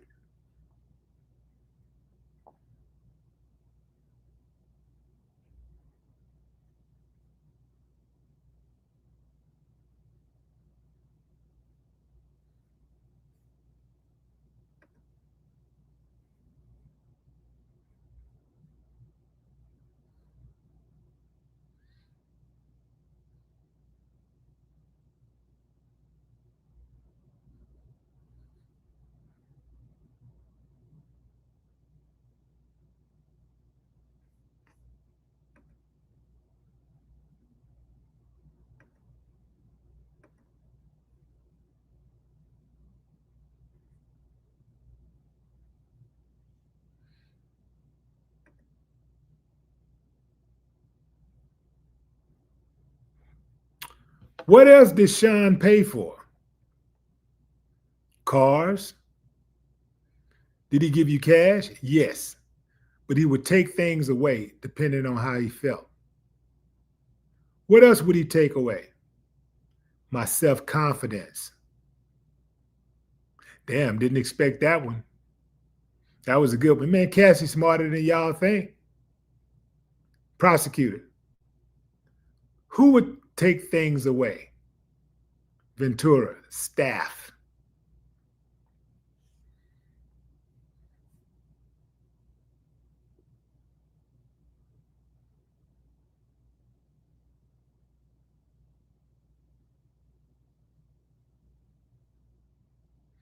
See, a lot of this stuff sounds insignificant. A lot of these little small details sound insignificant. But these details, these small details, are necessary to establish the control he had on Cassie from day one about everything. Not to say that that's factual, but that is the case that they're presenting. So these are necessary, these steps, these small details are necessary to establish who was in control, who had the power.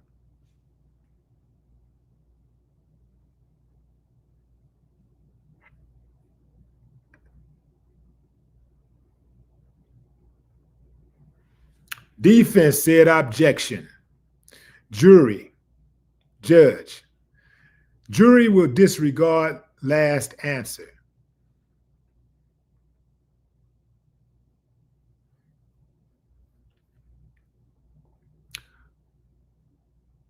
Who took your laptop and phone?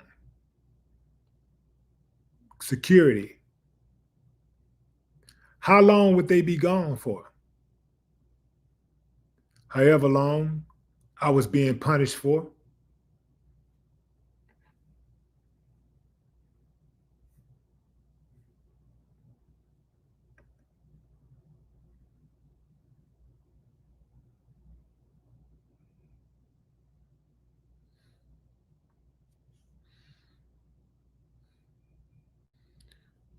But she said Diddy had, so she's saying Diddy basically gave her a freak off workout plan. Diabolical.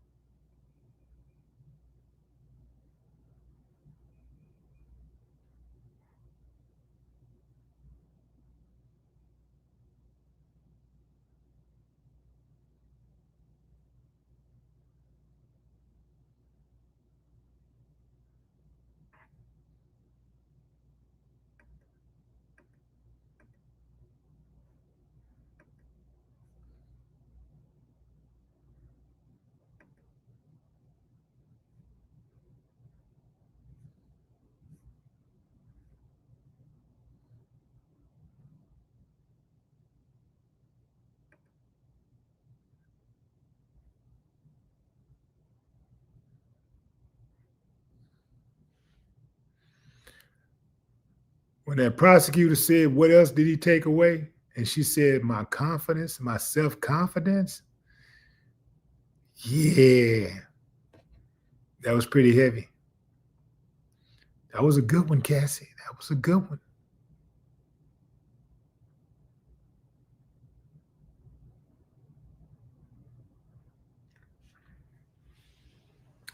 Cassie is being neutral, but at the same time, she is asserting some of her power. She's letting Diddy know that she's no longer afraid of him. And she's letting it be known that, yeah, you took away my self-confidence. You broke me. You did this, you did that, but I'm in control now. You know, like look who's laughing now. Like, look who got the power now. If you think about the power dynamics, at this point, Cassie has more power than Diddy had, because Diddy is fighting for his freedom.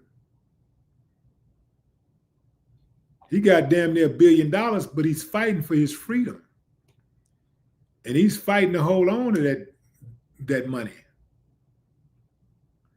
Whereas Cassie is free, she's on the ground, and she has the ability to say some things that could impact his future, that could greatly impact his future.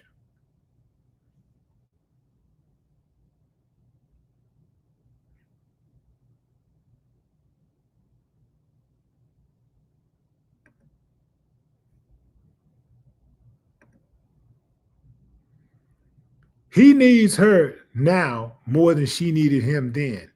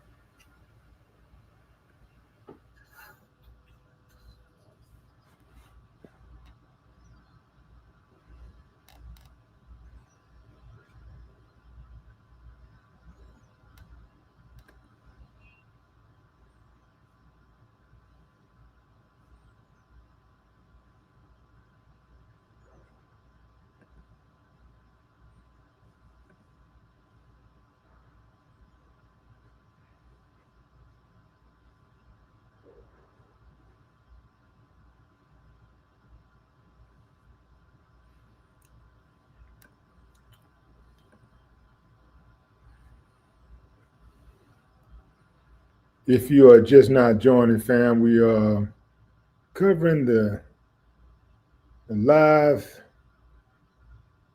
trial of Diddy.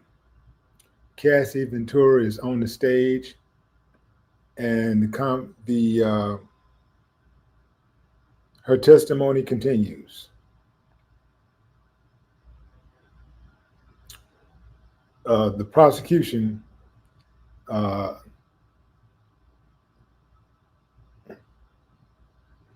asked Cassie,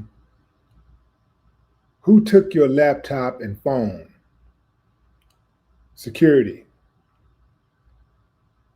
"How long would they be gone?" "However long I was punished for." Prosecution. "How often were you in contact with Sean's staff?" "Daily." Prosecution. "Who are in these photos?" "Cassie, Christina Coram, and Miss Fletcher." Prosecutor. "What did you call Miss Coram?" "KK." "And who is this?" D-Rock. "He was Sean's security." Prosecution. "How frequently were you in Sean's residences?" "All the time." "Did they all have safes?" "Yes." "What did you observe in them?" "Cash, jewelry, cameras, and videotapes, guns in New York, LA, and Miami, and Alpine, New Jersey." And we ain't heard nothing about New Jersey. She's giving us a new location. "Do you recall an incident between Sean and Suge Knight?" "Yes. We were having a freak off in LA. D-Rock came in and said Suge was down at a diner. Sean drove over there." Prosecution. "What was your reaction?" "I cried. Said, don't do something stupid."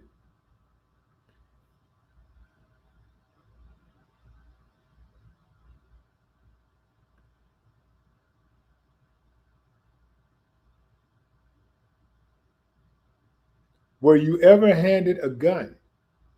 "Yes. We were going to a club in downtown LA. We taking mushrooms. I was high. I was told to put the gun in my bag. I was freaking out." "Who was present?" "A driver, security, and Sean."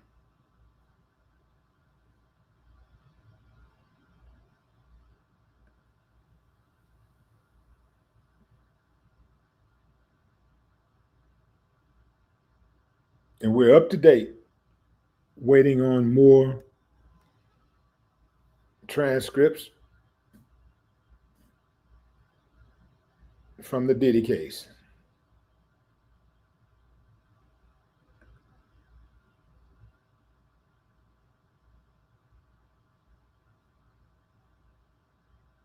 Or the Diddy trial.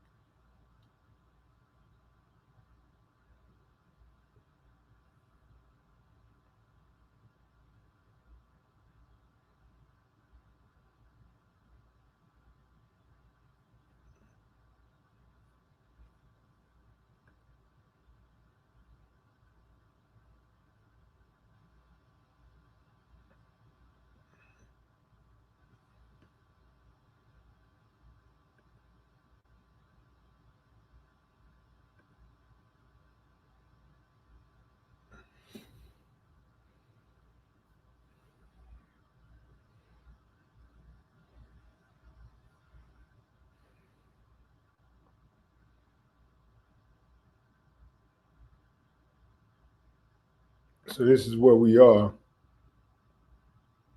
with Cassie recalling an incident between Suge and Diddy while they were having a freak off in LA.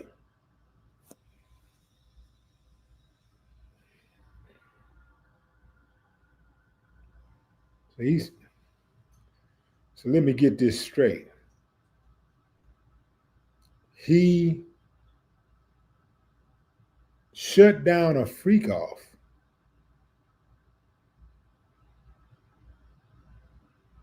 to go get into something gangster.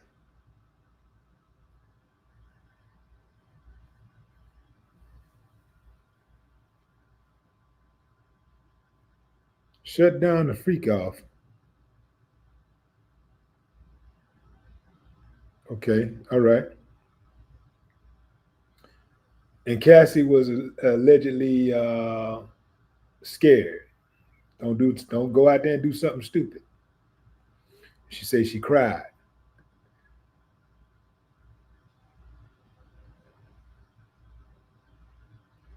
Prosecution asked her, "Were you ever handed a gun?"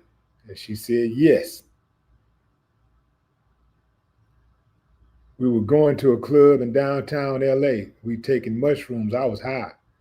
I was told to put the gun in my bag. I was freaking out."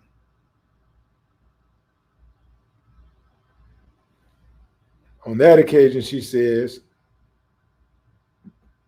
a driver, security, and Diddy was present.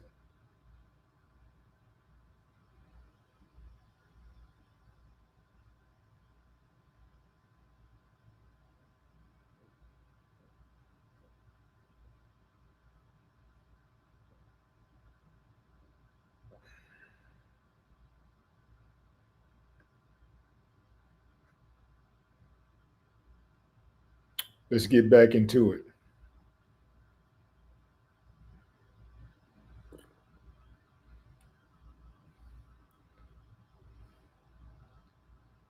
Cassie said, another time I saw them get dressed and grab guns and leave in an SUV. How long were they gone? 30 or 45 minutes or 40 minutes. Prosecution. Let me switch topics. How soon into the relationship did Diddy mention voyeurism to you? First 6 months or a year? And how old are you?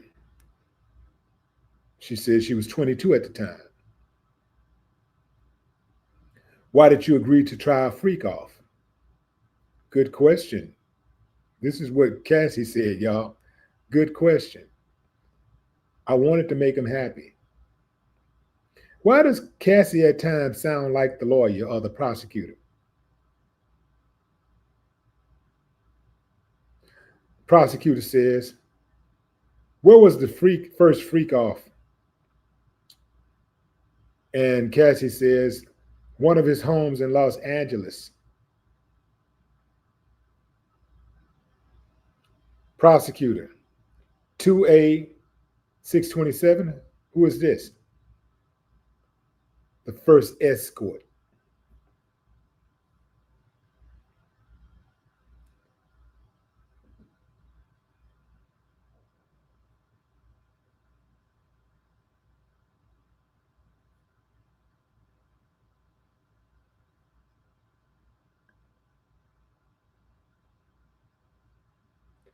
Do you know his name? No. Prosecutor, I'll call him the first escort. Were you aware he was paid? Yes. To dance and to have intercourse with me. What drugs did you take? Ecstasy and alcohol before things started.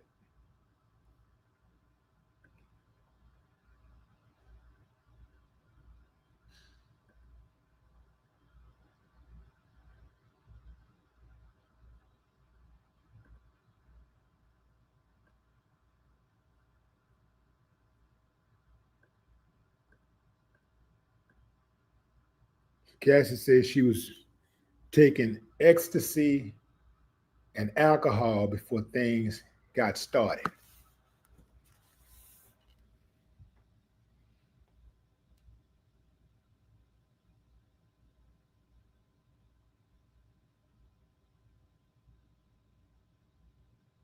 So dude was paid to dance and have sex with her.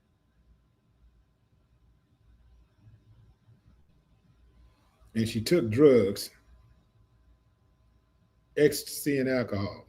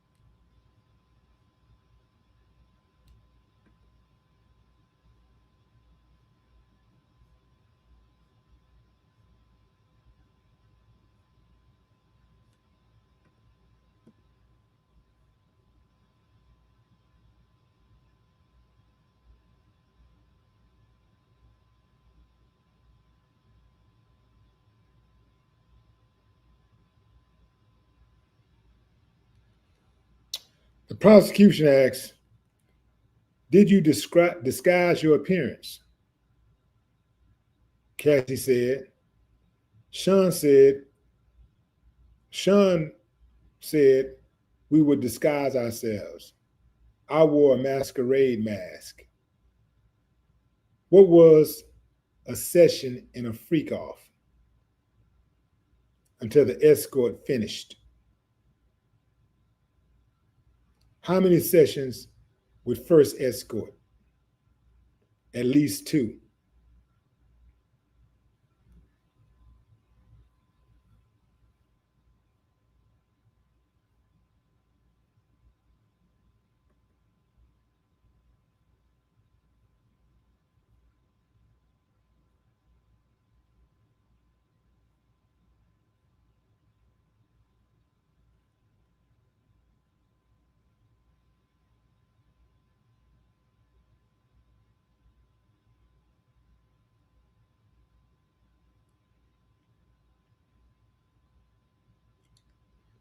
You know, family, I can believe that Cassie did a lot of things that she did to make Diddy happy, but she also did things to make herself happy. And that's the part that I don't respect when people in relationships and they do certain things, and when the relationship goes awry or when there's an issue, when it becomes problematic, they say, oh, I did it for you. I did it to make you happy. No, that could be true. But oftentimes, when we do things to make others happy, it makes us happy too. Especially when you start talking about being freaky. Because I'm going to tell you something, fam. See, you tuned in to the Gangster Love. I'm the cleanup man for real. And I could tell you about situations. Not no freak off, but I can tell you about some situations. Oftentimes, women will say that they doing something for you. Let's say you want a threesome, and she'll say she did it for you. That's so you won't judge her. That is so you won't hold it against her. She did it for herself just as much as she did it for you. And make no mistake, she enjoyed it just as much as you did. And I'm talking about a free-spirited woman, because most women, they're going to do things that make them happy. When they are not happy, you're going to have some problems. And they're not just going to be doing stuff that don't make them happy.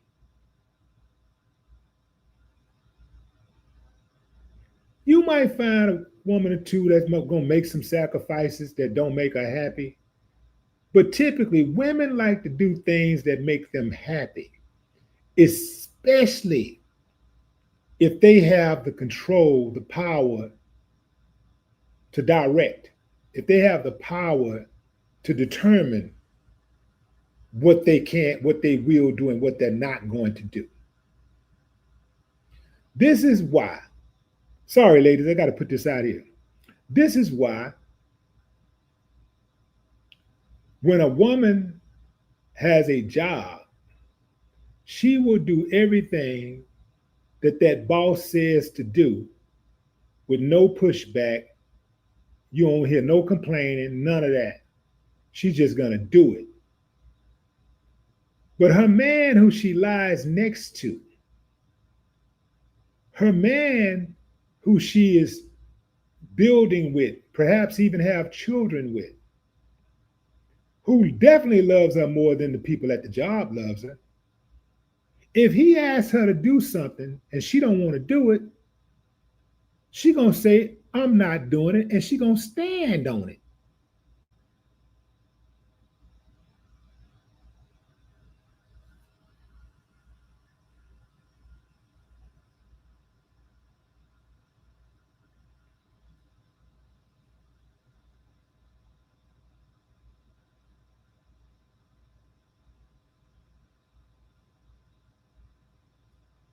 When it comes to that job, even if she don't want to do it, she gonna do it. But when it comes to her relationship, if she don't want to do it, 9 times out of 10, she ain't gonna do it.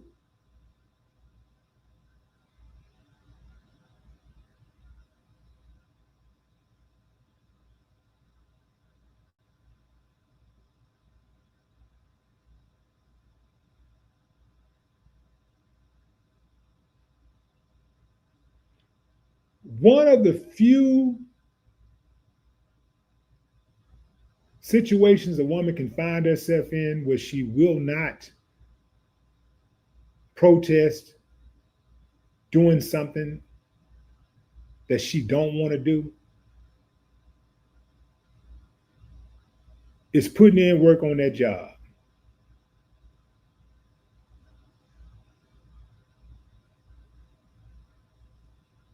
With her man, I don't care how much she want to please him.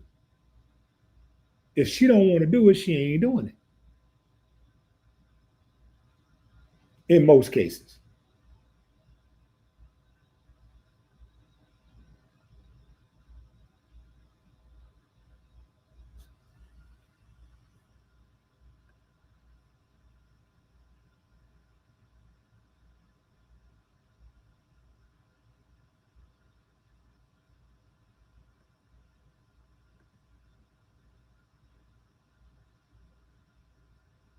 Testimony continues. Cassie testimony continues.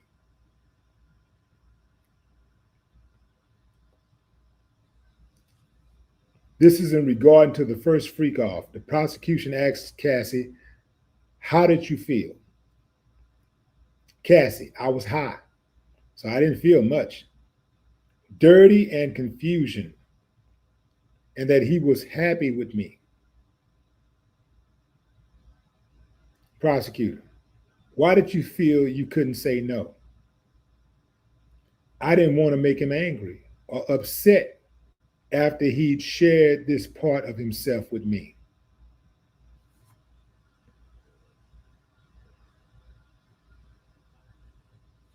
Prosecution,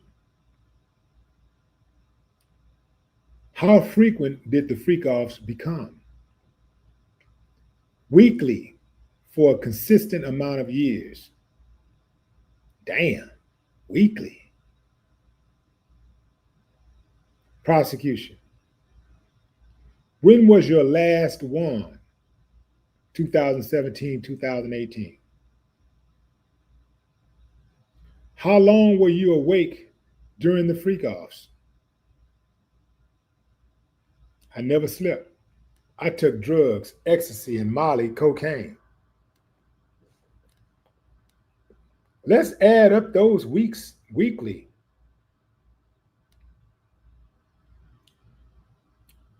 If she dated Diddy for 10 years and they had freak offs weekly, if you just use a conservative number to a lot for times when she was going through her cycle, or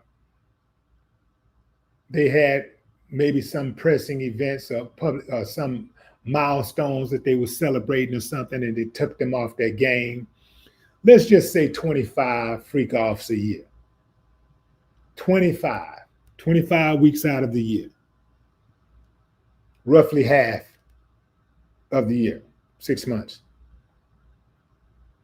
25 times 10, that's 250 freak offs. At least 250 freak offs. That is a lot of baby oil.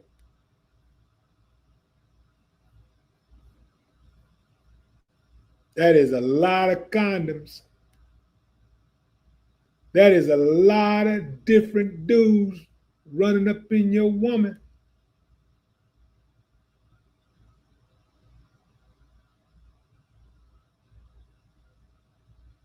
That's a lot of different women your man is running up in, women and dudes. Good Lord. Prosecution, do you recall all the freak offs? Cassie, that would be impossible. Did you want to stop? Yes, I was humiliated. I didn't have those words then. I couldn't talk to anyone about it. And here it goes, fam. She started crying. She started crying.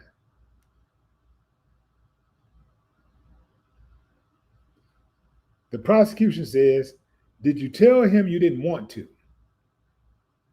Yes.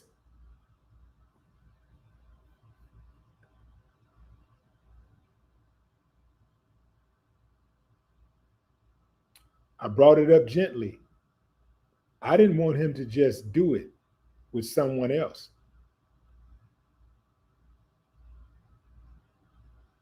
Prosecution, were you able to express your concerns to him? Defense, objection, leading. Judge, rephrase. Prosecution, why would you talk to him gently? Gently. Cassie, I didn't want him to be angry.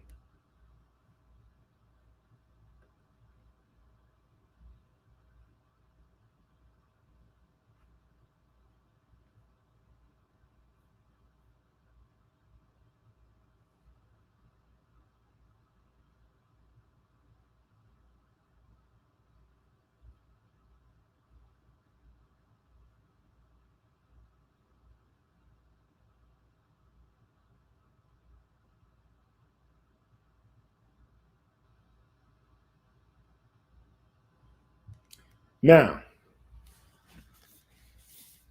did y'all hear that part where she said, I didn't want him to do it with anybody else?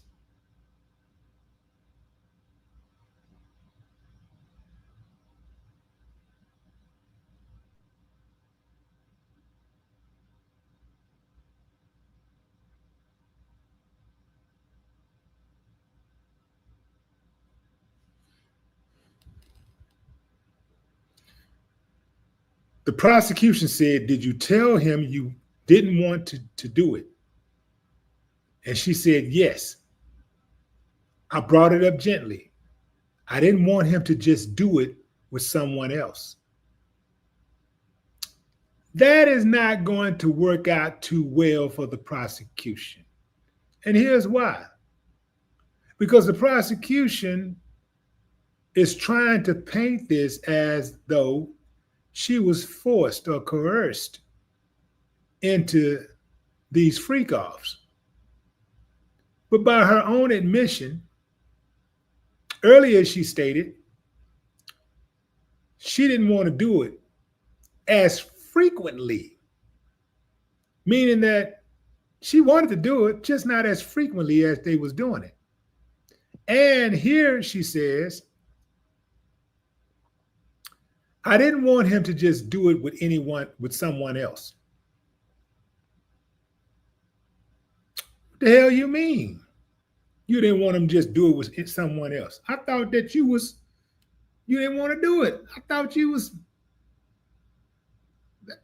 repulsed. You was humiliated. So you didn't want somebody else to take the place of being humiliated? I would think that you would have the attitude of anybody but me. Get me out of here.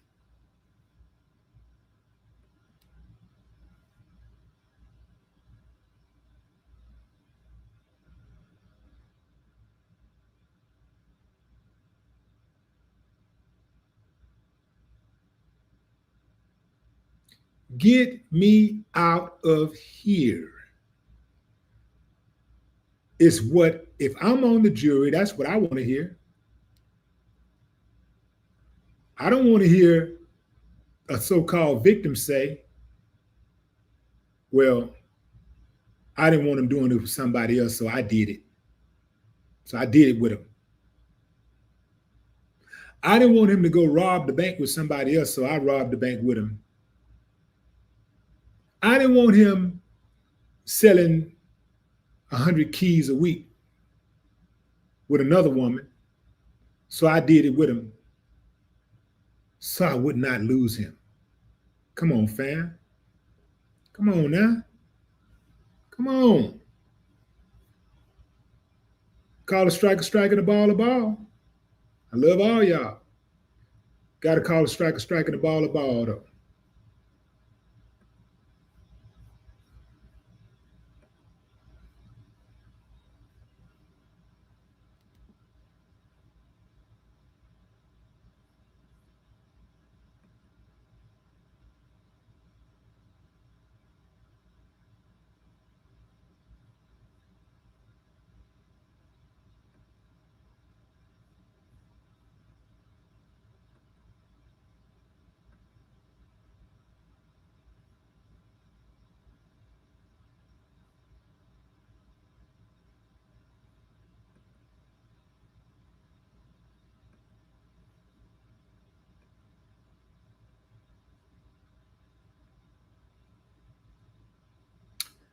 Cassie's testimony continues.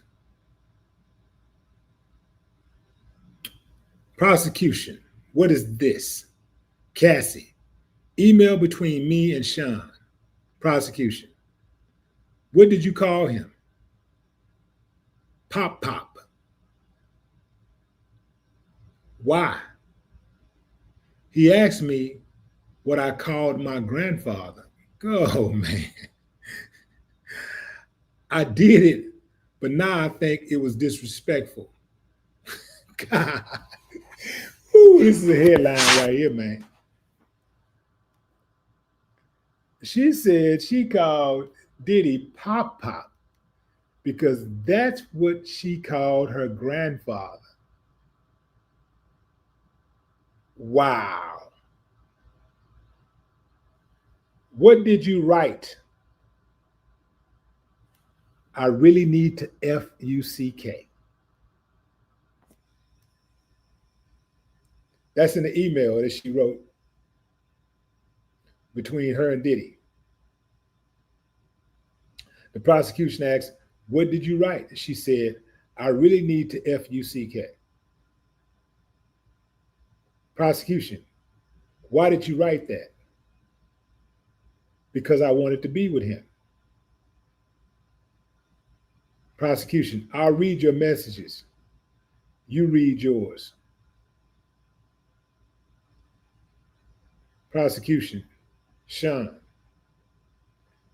you don't want to do anymore? Cassie, I'm so predictable.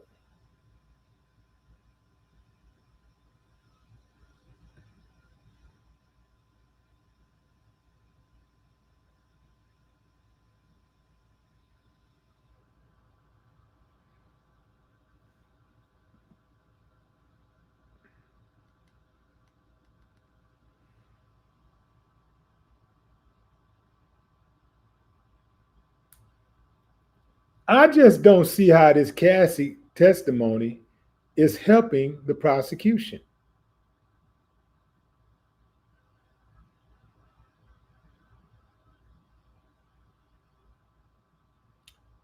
In my opinion,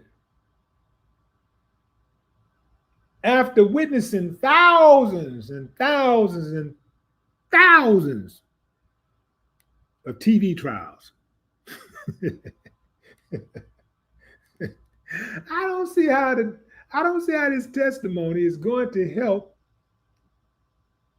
the prosecution or Cassie, except that Cassie is playing both sides against the middle, and she's being neutral, and she's getting exactly what she wants out of this testimony. It appears to me that Cassie is playing her hand perfectly, but it's not aiding the prosecution. In fact, it's helping to make the defense case. She's doing more to help the defense than she is to help the prosecution.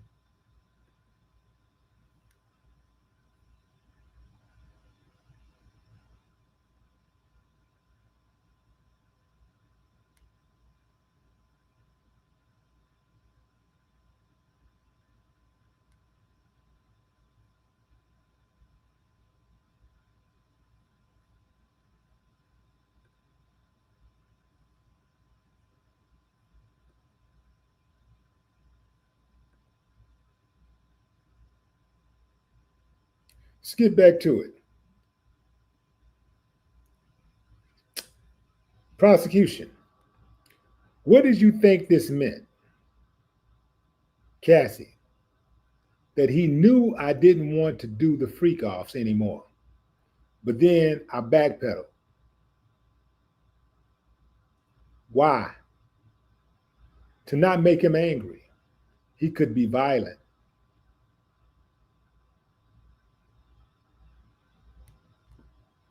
Where'd you get your outfit? Pleasure chest everywhere.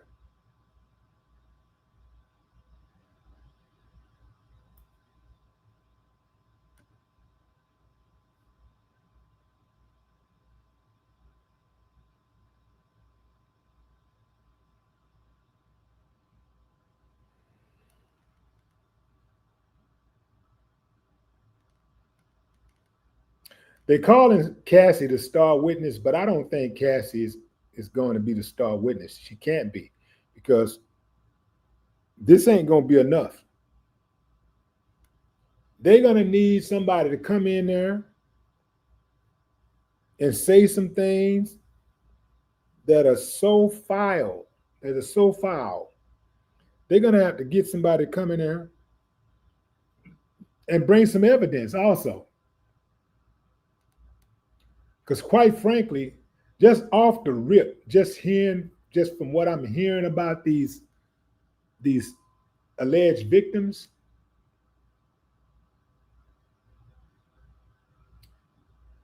they can't really be trusted.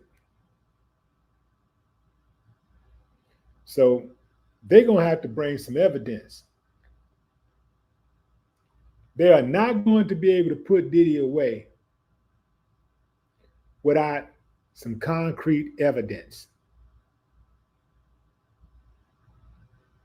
He got the money to fight those experts and any type of bogus claims. He got the money to fight that. They're going to have to pay like they weigh to get in.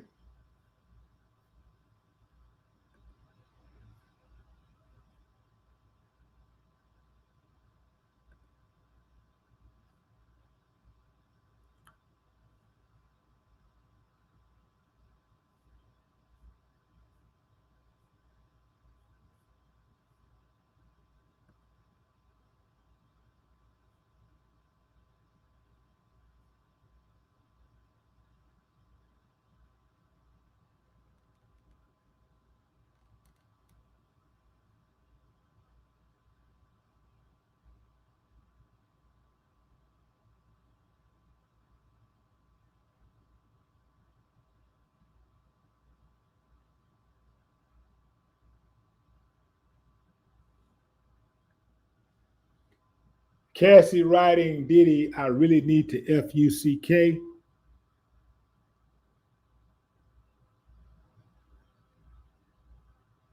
Is going to open her up to accusations of being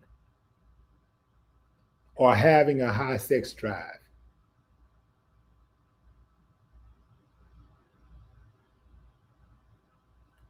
Diddy will be able to say, look, man, her sex drive, you think I'm freaky. Cassie was freaky, and she was freaky like this before I met her. When I first met her, this is what she did to me.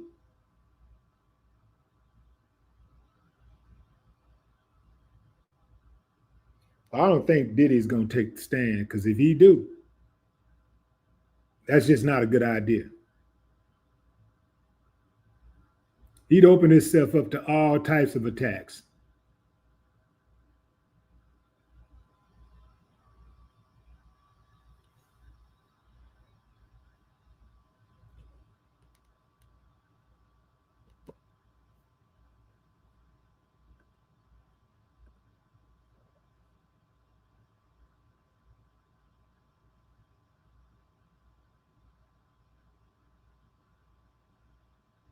Prosecution. Did you get piercings? Cassie, yes. Sean came with me. Prosecution. Which of his homes did you have freakouts in? Miami, New York. What other homes? My homes, all but Studio City. And what other cities? Atlanta. What is this? Is that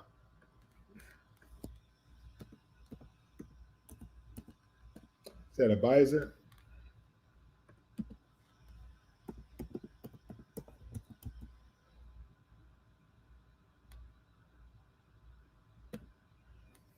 Ibiza. Ibiza, that's in Spain. So they had a freak off in Atlanta, and then they had a freak off in Ibiza. The island of Ibiza.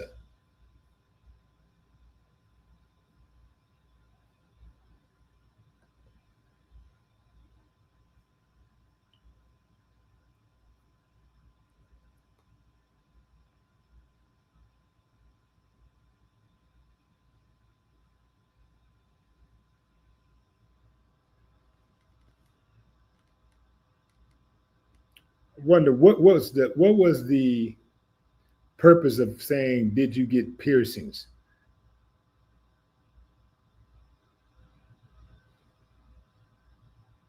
They usually don't ask those questions for nothing. Those questions usually lead to somewhere. Uh, Not sure where.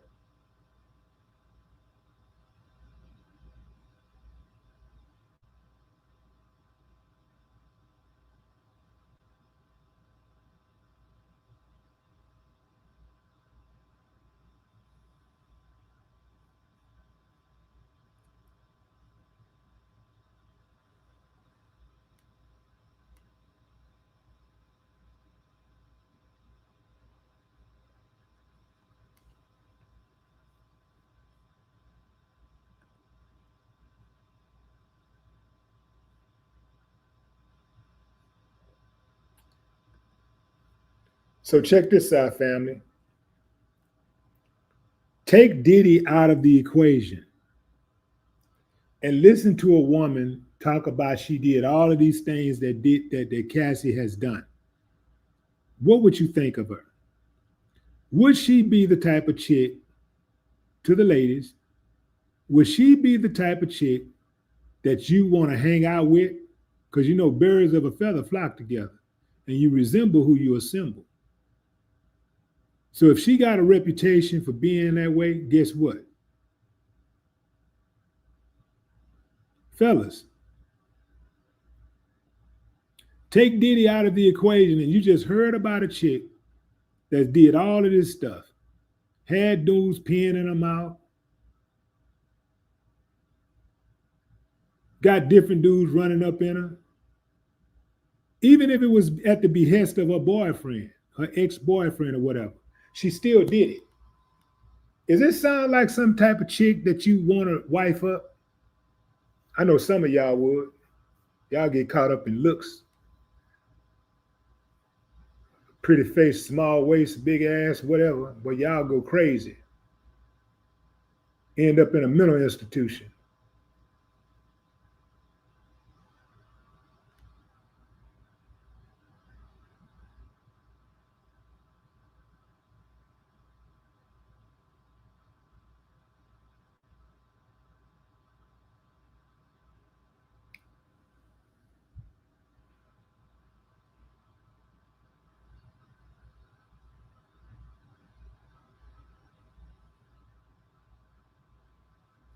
If you end up dealing with a woman that get on like that, boy, you're going to find yourself in a dark place eventually. You gotta be, it's gotta be something wrong with you to want a woman to be like that. I don't know how much of that he pulled out of her, how much she had done before she met him. But for a woman to even get that, for you to want your woman, the, whether it was your main or not, it was still a woman that you walked hand in hand with publicly. You gracing the red carpets with. For you to want your woman to get on like that, something's got to be wrong with you. You can't say that you love that woman's family. You can't say that. I'm talking about true love. I ain't talking about no just saying the words. Because love is an action. You can't say that you love that woman and put that woman out there and be cool with that.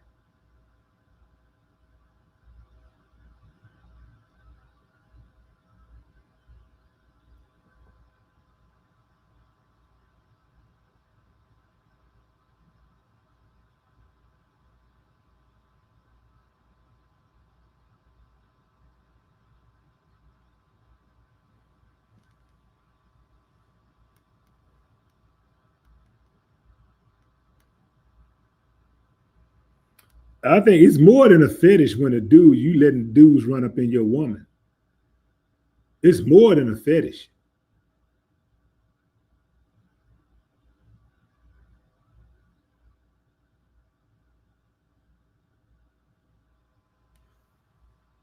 I mean, you making a way of life. It's a way of life.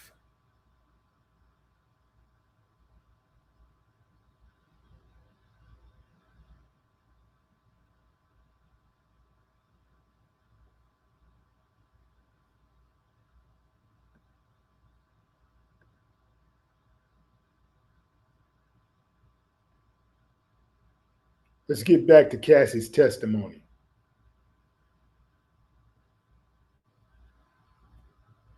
Prosecution. In what hotels in New York did you have freakoffs? Cassie, Trump, Gramercy. Prosecution. Intercontinental, Ventura. 44th Street, yes. Prosecution. Elsewhere? Cassie. Mandarin, Oriental, Fontainebleau. Prosecution. What names were used? Cassie said Jackie Star. I used Frank Black.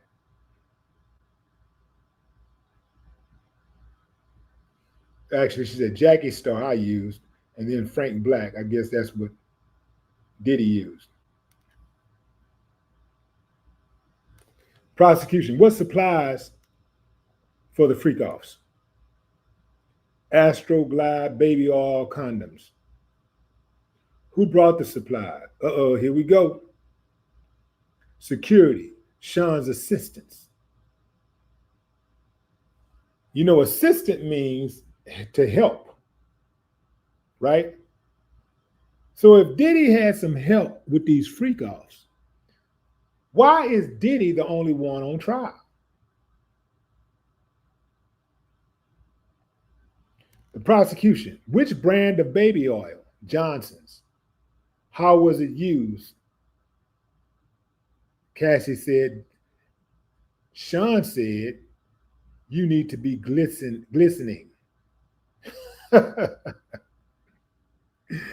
Sean said you need to be glistening.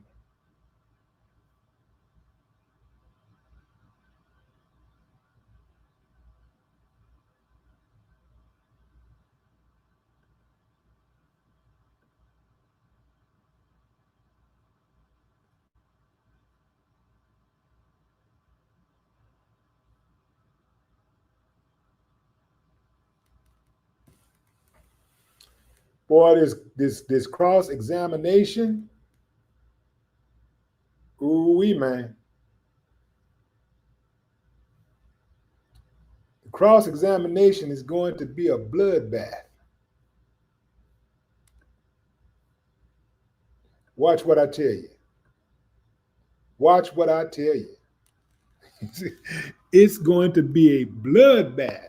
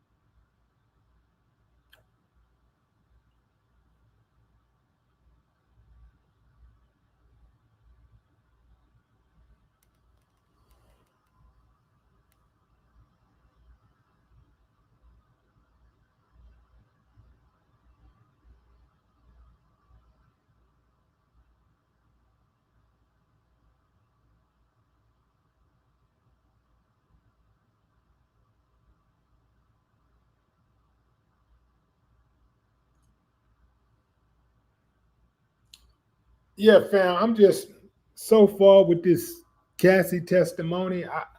All I hear is a dude who was hooking his girl up for a birthday with some freaky folks for her to get freaky.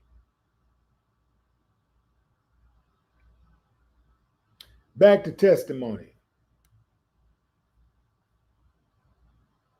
The prosecution said, were there freak offs where you ran out of baby oil? The defense said, objection, Your Honor. This is irrelevant. The prosecution skipped over that and said, you also mentioned Astroglide. The Defense, same objection, irrelevant. Judge called a sidebar. So we're at the sidebar right now. And the judge is talking to both sides.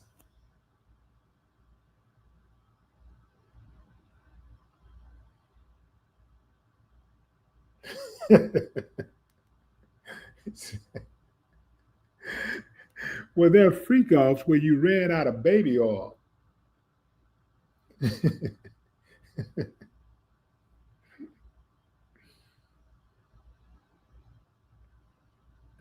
For those of you who don't know, Diddy's freedom is on the line.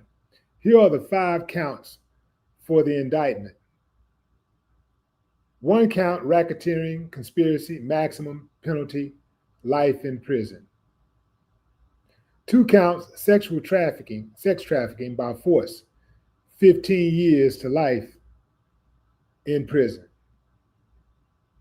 2 counts of transporting to commit prostitution, 10 years.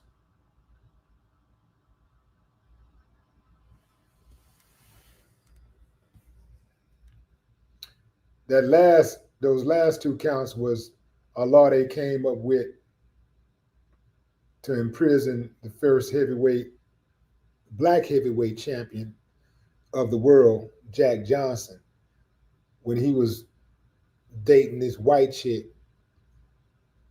and they were going from state to state. They hit him with that prostitution charge. Prosecution. The prosecution said, we were just talking about Astroglide. How was it used? Cassie, lubricant. If it ran out, what? We'd call either staff or the bell desk, give them a tip.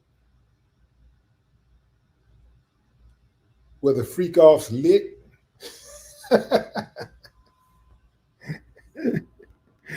The prosecution they must be in the studio working on a mixtape. Talking about was the freak-offs lit? Cassie said initially it was candle, strong smelling glade.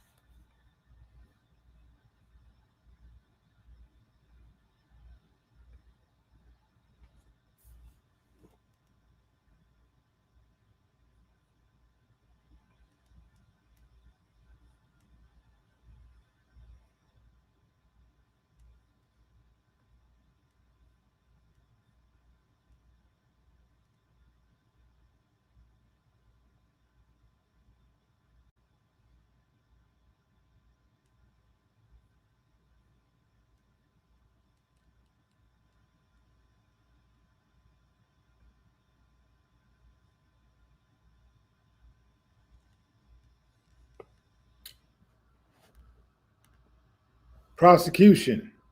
Any other use of candle wax? Cassie. A few times poured on my body. A few times poured on my body. Prosecution. Who set the temperature of the room? Sean.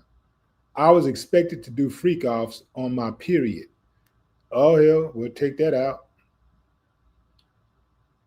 Prosecution. Did you want to do that? No. So he made her do freakoffs on her period. So we can add some more weeks to that instead of 25 weeks out of the year. That number's probably closer to 35 or 40 weeks out of the year. Well over 350.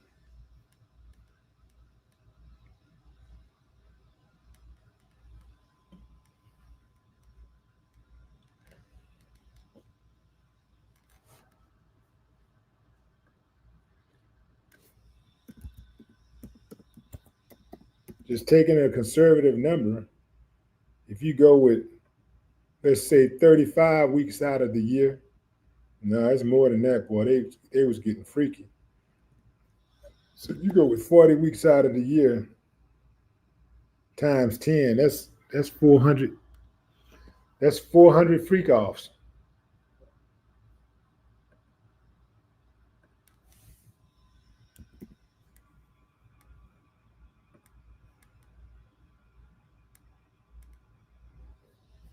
Even at 35, that's 350 freak offs in 10 years.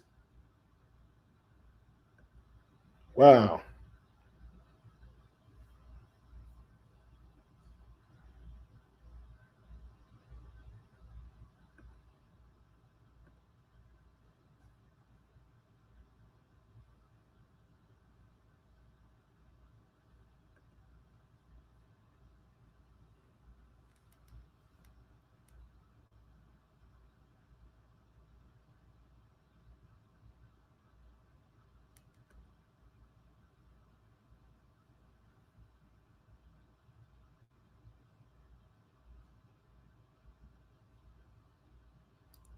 Fam. Watch this.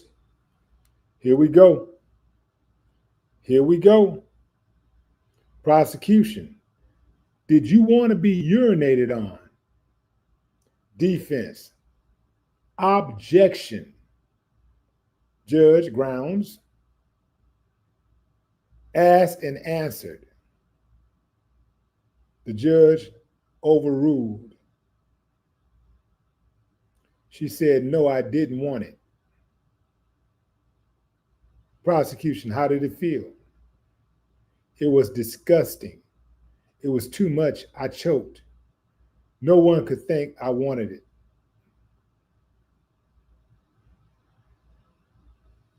Nah, I'm not buying that part. Nah, not buying it. Not buying it. Not buying that part.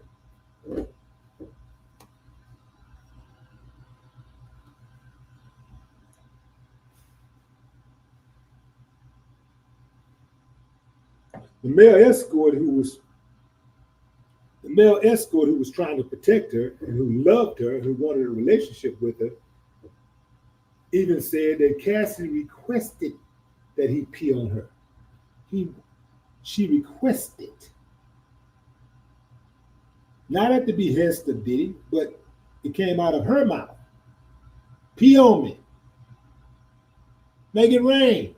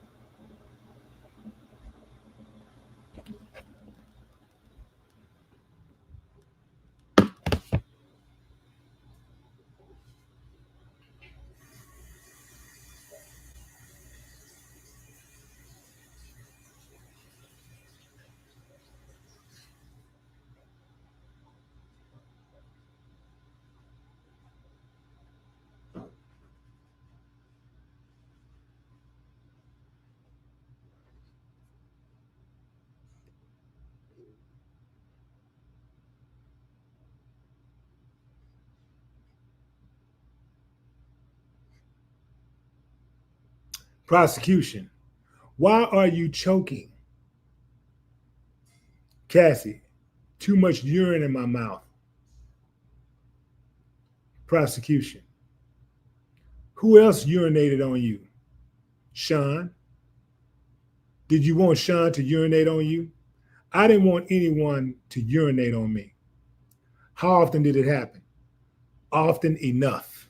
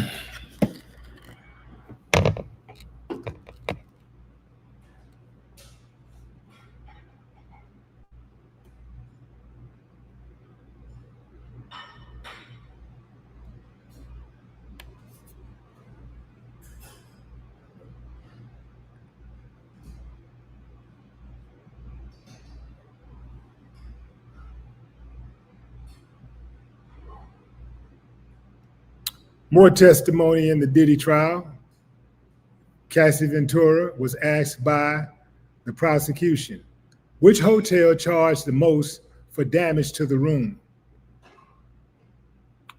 The Intercontinental in New York. They redecorated the whole room for ridiculous money. Prosecution, back to the urination. Judge, Ms. Johnson, only a few more questions. Prosecution, why didn't you say no? Here we go. Here we go. It was obvious I didn't want to be on the ground being urinated on by two men. You son of a... Nah, she didn't say that. But she did say she didn't want to be on the ground being urinated on by two men. Prosecution. Where did you find escorts? Cassie. Initially Craigslist. Good God. Oh man. That should be a higher establishment out there for a high class escorts. Like, you know, that should be an upper, some type of upscale, you know, agency that caters to, you know, high-end clients. Craigslist, good Lord. Damn, did they buy the baby oil from Craigslist too? This is, boy, I told y'all, fam, this was gonna be wild. Oh man, and this is just day two.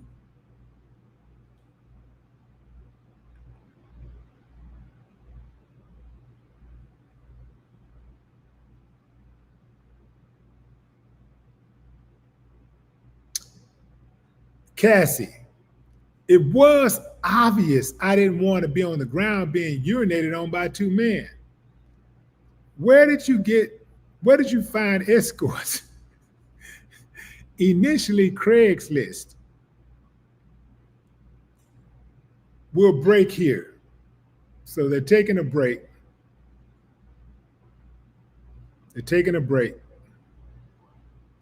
I don't know I know it's not a lunch break, but they're taking a break. That lunch break was about an hour, so this break will probably be somewhere between 15, 20 minutes or so. Don't know what kind of break it is, but they're taking a break. Interesting. This is wild, man. This is a wild case. But who knew it? Who knew it would be, or who thought it wouldn't be? Right?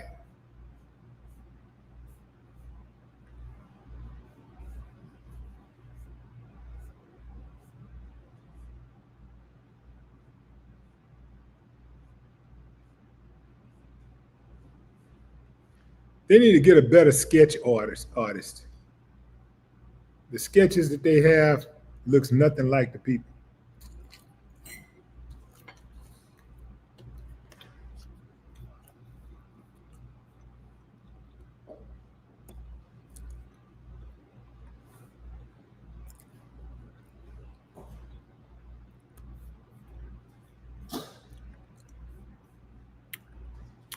I'm going to show y'all one of the sketches.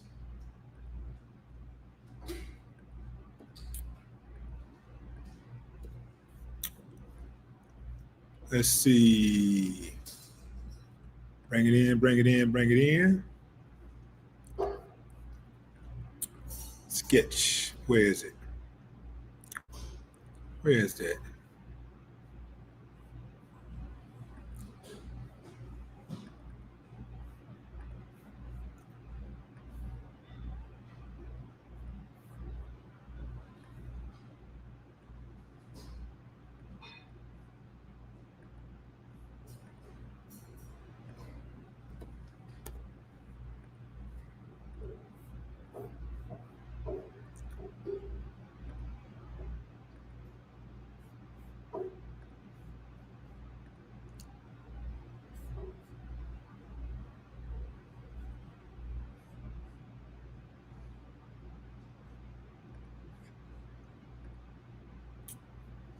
Family, take a look at the sketch they did of Cassie. That's the sketch.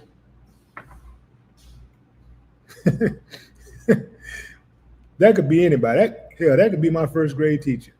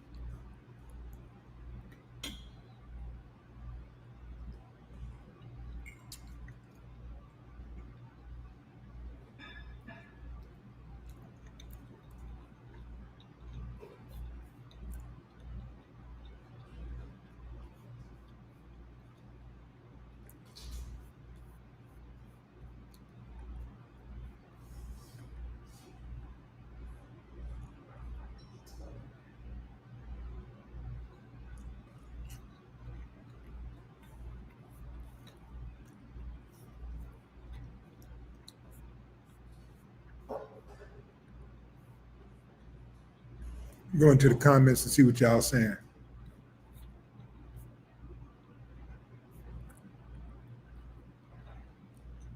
Say it loud. Say it's no case.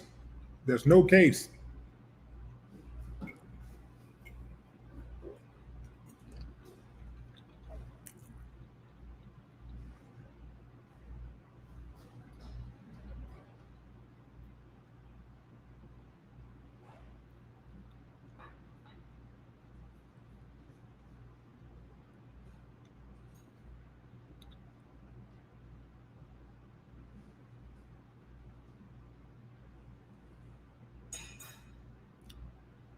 Boston Sports Love. Joe Shalom. It's Erica Kane testifying.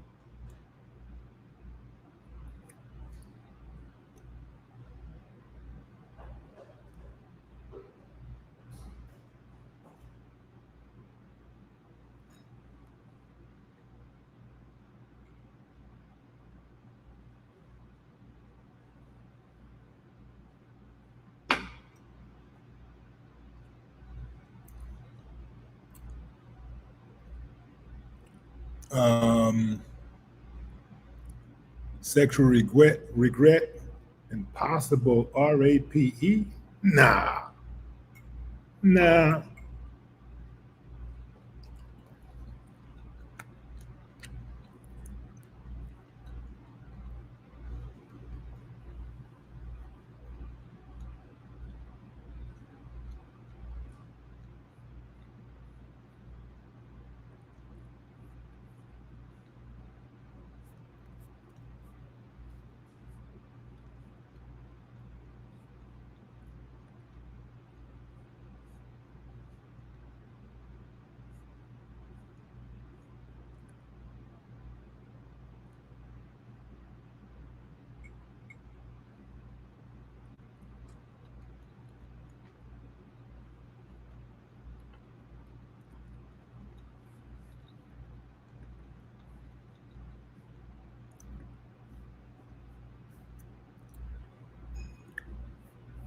Let's see.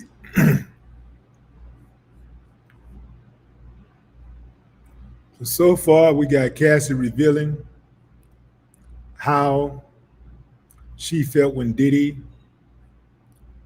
first asked her to do a freak off, where the freak offs occurred,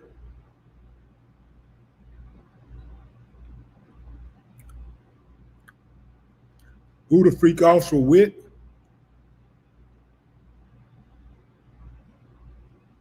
what happened if she didn't obey.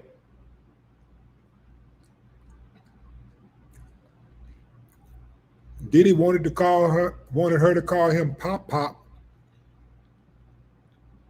because that's what she called her granddaddy.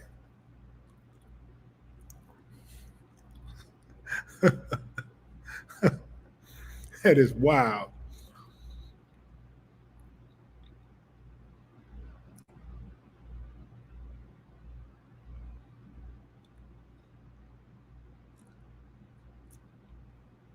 I can't even imagine sitting in a courtroom with my freedom at stake, my freedom on the line, and a person who I shared my bed with for 10 years is on the stand pointing a finger at me, testifying on behalf of the state to put me away for life.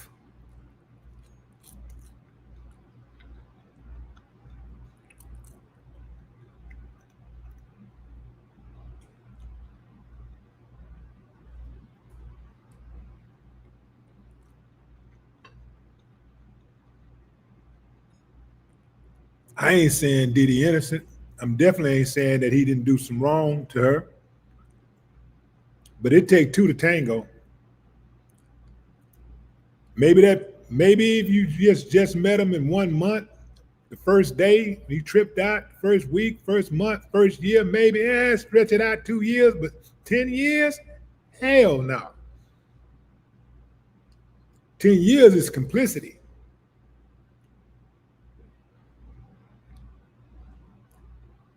There has to be some culpability on your behalf. 10 years?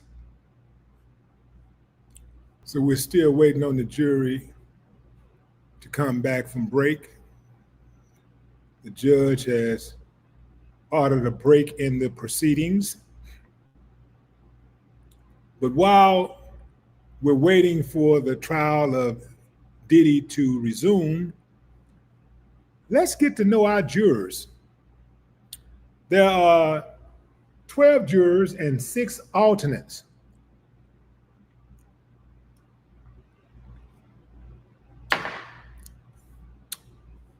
Interesting cast of characters here. The jurors range in age from 30 to 74, with an average age of 52, and come from across the Southern District of New York, including 5 jurors from Manhattan, 3 from the Bronx, and 4 from Westchester. 8 of the jurors are men and 4 are women. Why is that important? Well, men tend to relate more to these type of situations with women who may not be so innocent. So the defense is hoping that they will extend a little grace to Diddy, especially when you start considering all of these cases where so many women are filing lawsuits and trying to hit dudes in the pocket. They may have a dude on the jury that hate women. It might be a dude on the jury who can't stand how the system is biased toward men and how men overwhelmingly get the short end of the stick in regards to child custody and child support.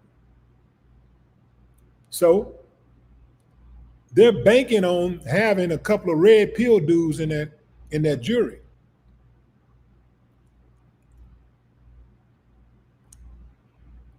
Each juror has some kind of college degree, including 2 master's degrees and 1 PhD. The jurors work in a diverse array of fields, with an architect and scientist sitting alongside a deli clerk and massage therapist. With allegations about Diddy well publicized in the past year, at least 7 of the jurors said they heard about the case before they arrived for jury selection last week, though they each vowed to remain unbiased and to rely only on the evidence presented at trial. Family, did I mention to you that all of the jurors are from New York?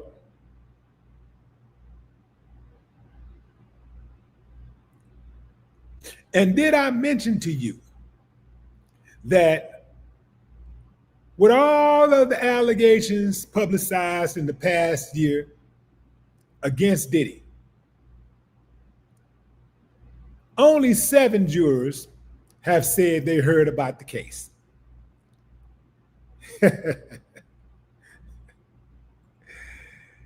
Again, if he's found to be guilty, he will be granted an appeal because those jurors are lying.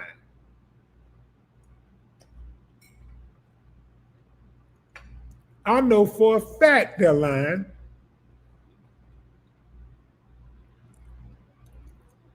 Because you can't have a television, an internet connection, a phone, or a pair of eyes and not be privileged or privy to knowing that Sean Diddy Combs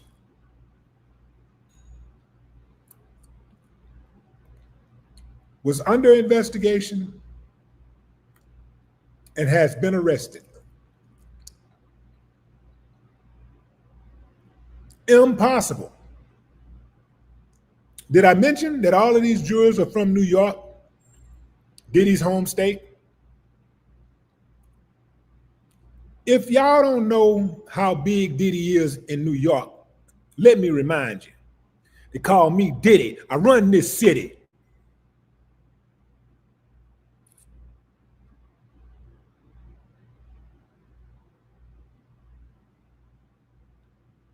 When Diddy said that, nobody disagreed. There's rumors that Diddy got Wendy Williams ran off the radio. At the time, she was the biggest radio personality on the East Coast. Besides Howard Stern. She may have been bigger than Howard.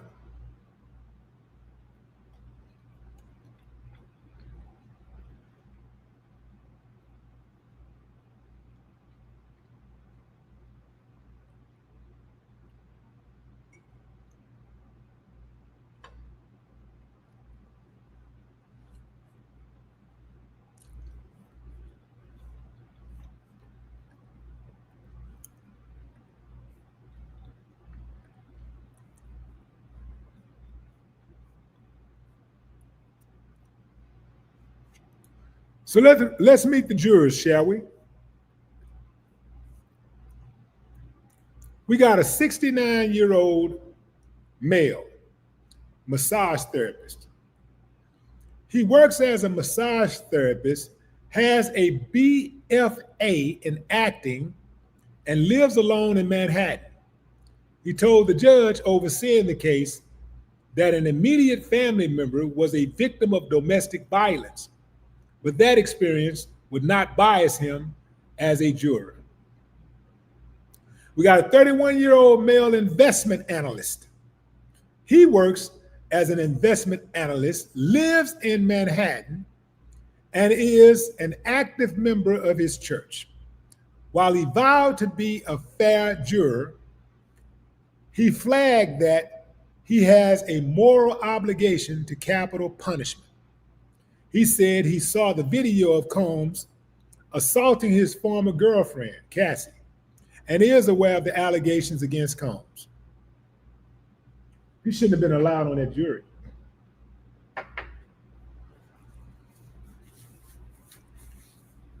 Well, then again, they're not seeking capital punishment here, so I guess he's safe.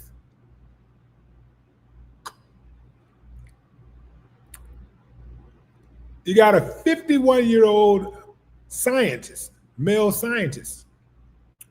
He has a PhD in molecular biology and works as a scientist. He told the judge overseeing the case that he is vaguely aware of the allegations against Combs based on news reports.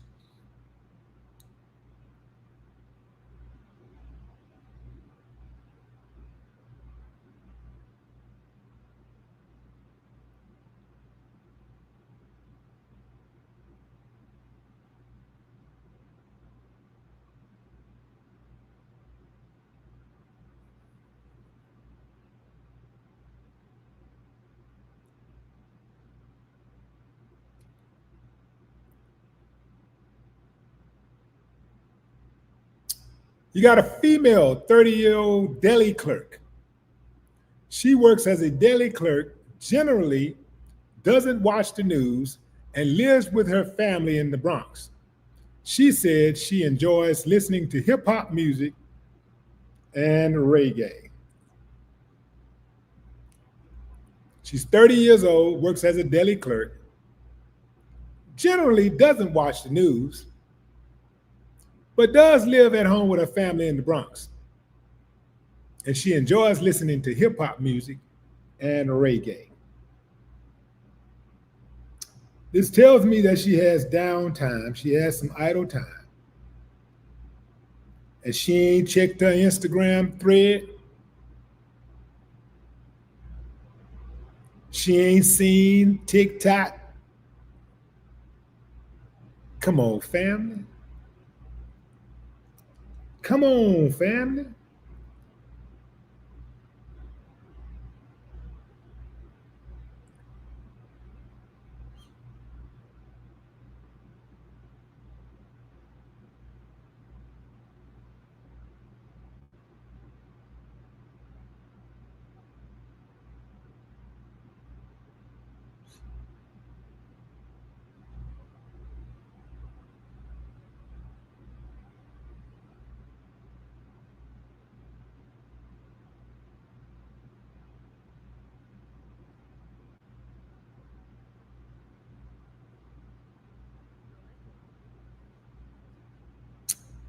Next up,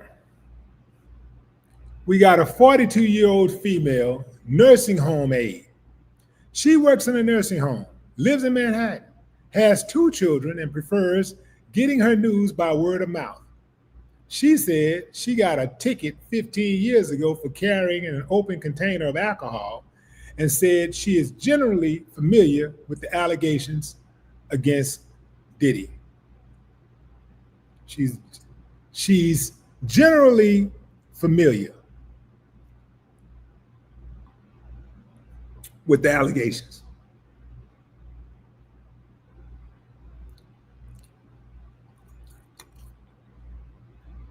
You got a 41-year-old clerk at a correctional facility. He said he enjoys listening to 90s hip hop. 90s hip hop. The decade in which Diddy cemented his name in hip hop history. The decade that became the party decade for hip hop. That's when all the party music came out. And Diddy led the charge. So you know he's familiar with the case. He said, now he did admit he was familiar with the basic allegations of the case, but his pre-existing knowledge would not prevent him from being a fair juror. He said he pleaded guilty to misdemeanor fraud after the medical practitioner he used after a car accident was accused of insurance fraud. He got 1 year conditional discharge. We got a 68-year-old male retired. He's retired, but used to work for a bank, lives in Westchester, and has adult children. He said he enjoys listening to Indian music and playing cricket and volleyball.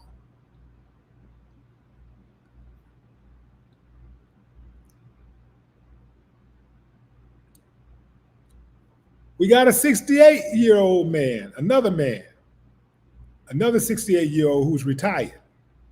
He is a retired lineman for a telephone company who enjoys listening to classic rock. He lives with his family in Westchester. He said he was familiar with some of the names associated with the case because he watched Combs' reality television series, Making the Band, when it originally aired in the early aughts. Despite having a distaste for looking at violence on video, he said he watched the Ventura assault video. I seen a video of Mr. Combs, and it seems like this person was in the video and harm was being done to her in the video on TV, he said.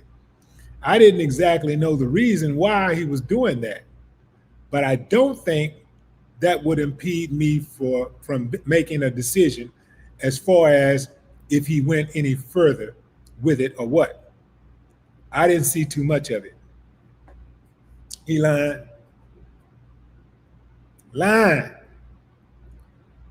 43-year-old physician's assistant. She works as a physician's assistant, lives in Westchester with her family, and listens to R&B and hip hop. She is part of both a community-based organization for women in Harlem and a social justice public theater. 39-year-old male social worker. He works as a preventative social worker for a child care organization, frequently handles domestic violence cases. He is also a licensed security guard. He lives with his family in the Bronx, likes listening to R&B and Afro beats, gets his news from YouTube, and likes watching sports. Gets his news from YouTube. So I'm assuming he's a subscriber of the Willie D Live channel.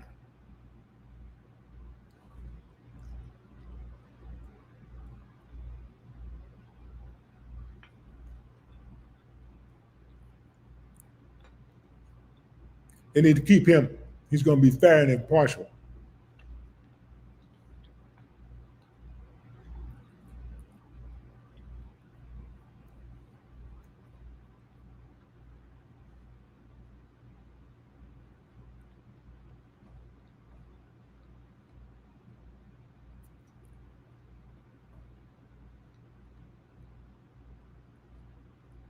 We got a 67-year-old bank analyst. He lives in Westchester. Damn, everybody from Westchester? Has 3 adult children, including one who works as a security guard. He said he once served on a jury for a criminal case in the Bronx, but the jury did not reach a verdict. You got a 74-year-old female who is a treatment coordinator. She works as a treatment coordinator for an organization dedicated to serving the disabled, lives alone in Manhattan, and enjoys classical music. She has a bachelor's degree in sociology. And here are the 6 alternate jurors. You got a 57-year-old architect,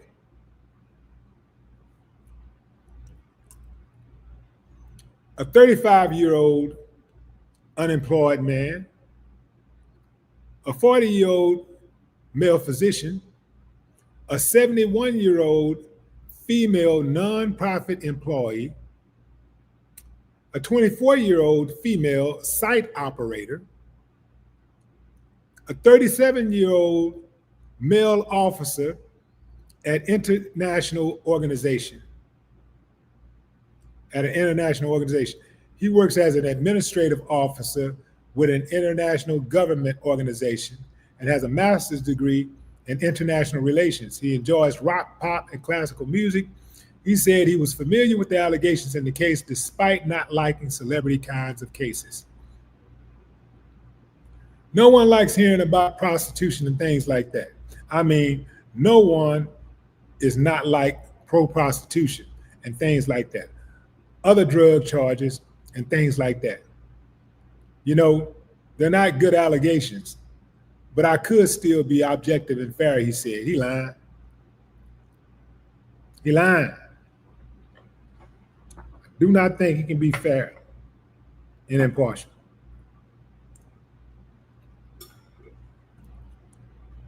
A lot of those people just saying what they had to say to get on that, to make history, to be part of history. Make no mistake, everybody associated with this case, if they want to, they're going to get paid.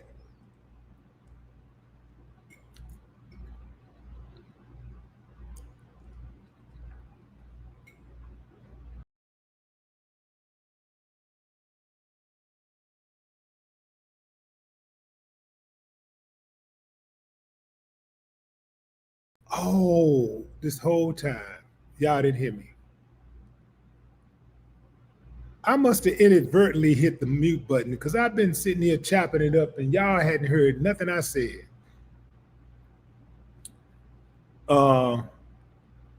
Let's see. Can y'all hear me now? I'm sure y'all can hear me now.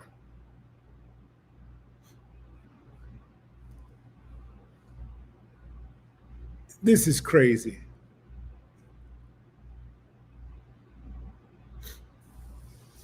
Okay, so I'm gonna go back. I don't even know where I left off at where I left off with y'all.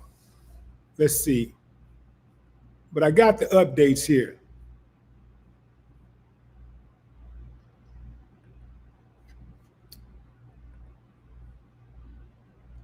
Did y'all hear me introduce the jurors? Give me a yes or no, a thumbs up if you did, thumbs down if you didn't. If you heard me introduce the jurors.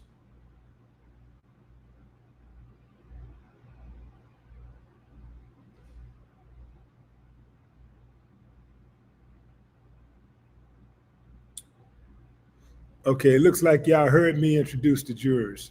Did you or did you not? A few people saying no.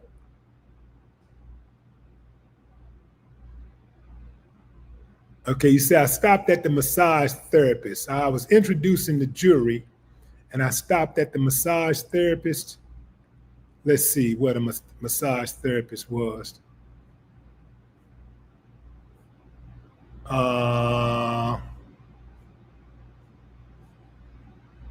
Wow, that was way up there. That was that. Oh, so I didn't. So you pretty much didn't hear me speak on it at all because the massage therapist was the first juror announced. I'll come back to that later. But right now, let's get back into the Cassie's testimony. Let's get back into Cassie's testimony after the break. Let's see. Let me find it.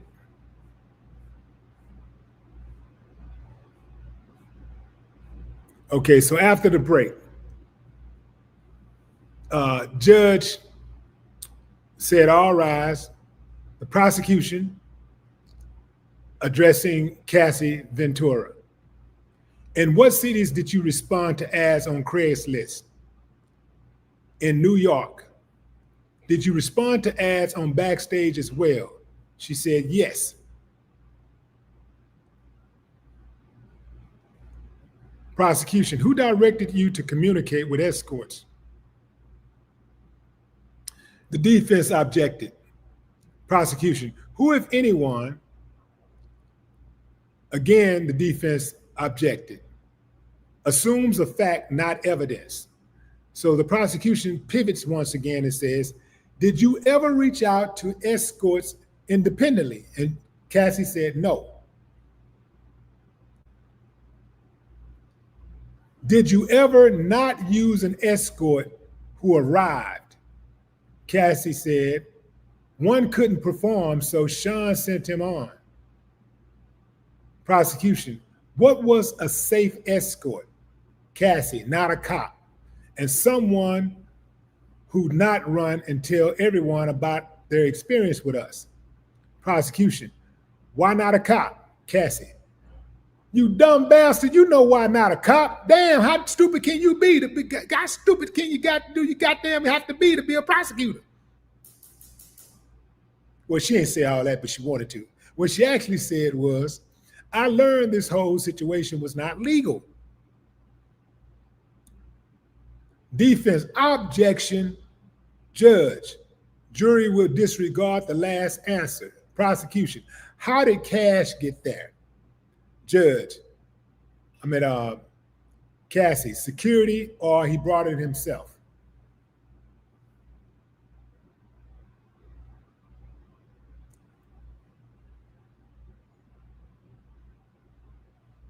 Well, actually, judge said security or brought himself, and then Cassie said security or he brought it himself. She affirmed that. And then the prosecution says, the escort Dave, do you know his real name? And Cassie said, Clayton Howard. She called the escort by government name. I'm talking about she been getting busy. She know him so well. She called him by his government name. Seemed like Clayton must have made a few stops by her house outside of the freakoffs. Prosecution, who is this? Shows Cassie a photograph. Cassie says, Daniel. Prosecution, what service did you use? Cassie says, a dancer service. Prosecution, Do you recognize Jules? Yes. In what cities did you have freak-offs with Jules? New York, LA, Vegas. Prosecution. Do you know his last name? No. Who is this? I knew him as the Punisher. Let's stop right there. Cassie was getting punished at freak-offs, and she knew one dude at the freak-off as the Punisher.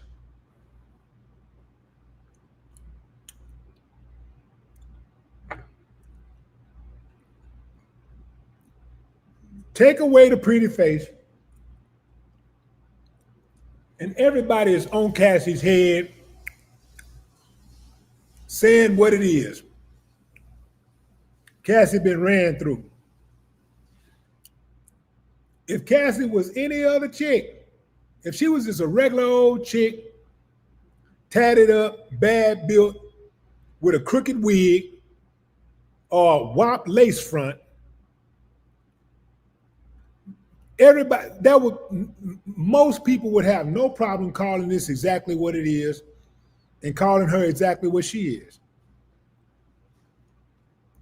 But because she got that cute thing going, everybody looking at her like she's so innocent.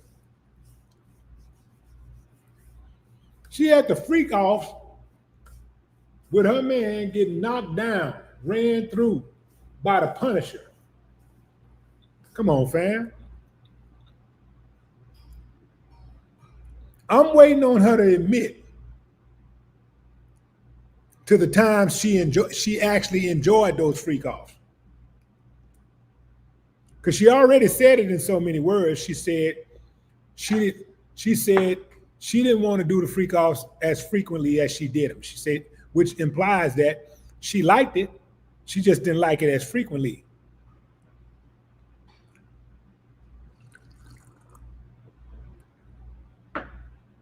This is not me attacking Cassie. This is me attacking the facts.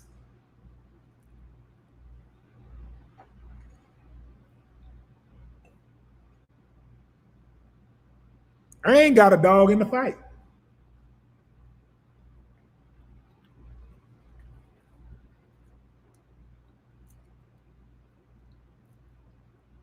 The prosecution continues its direct of Cassie. Did you use drugs at every freak off? Yes. I need to disassociate and become emotionless.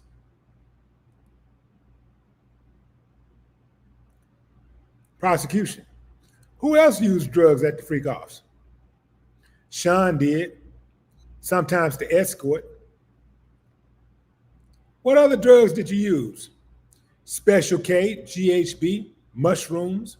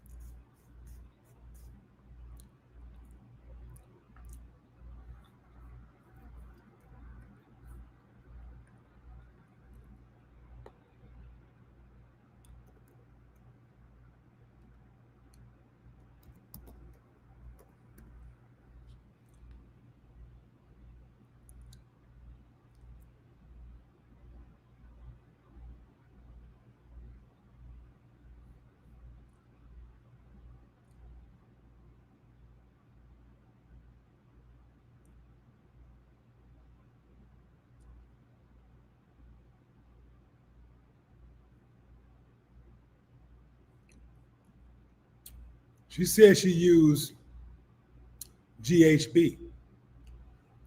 GHB is commonly referred to as a club drug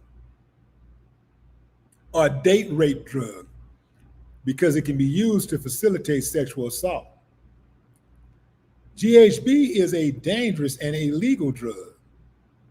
Regular use can lead to addiction and withdrawal symptoms.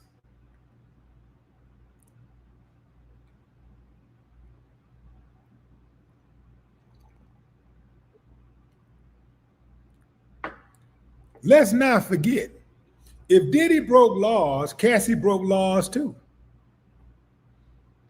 If Diddy broke the law,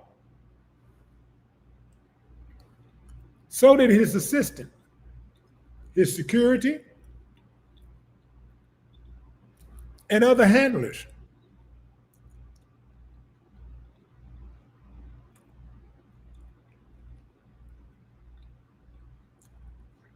If somebody went and got a package of condoms for the freak off,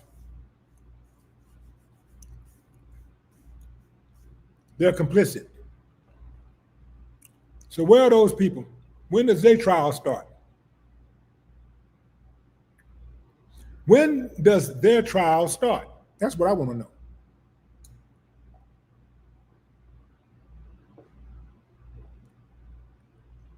Because I want to cover their trial too.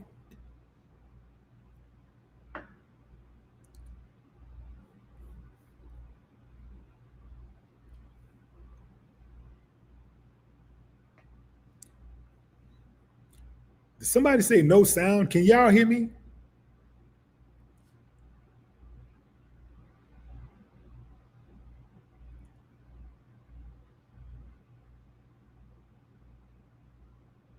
Can y'all hear me? Can you hear me? Can you hear me? Can you hear me? Okay, thank you. Thank you. Thank you, Zyro. Thank you, thank you, thank you. Thank you, Spoken Truth. Ray Johnson. China. Jeff. Petey. Jason. Ray. Joel.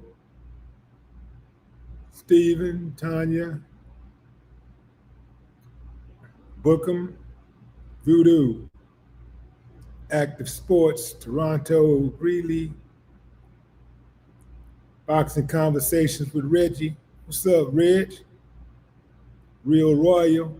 Vivian Mallory. Appreciate you, Vicky Salada.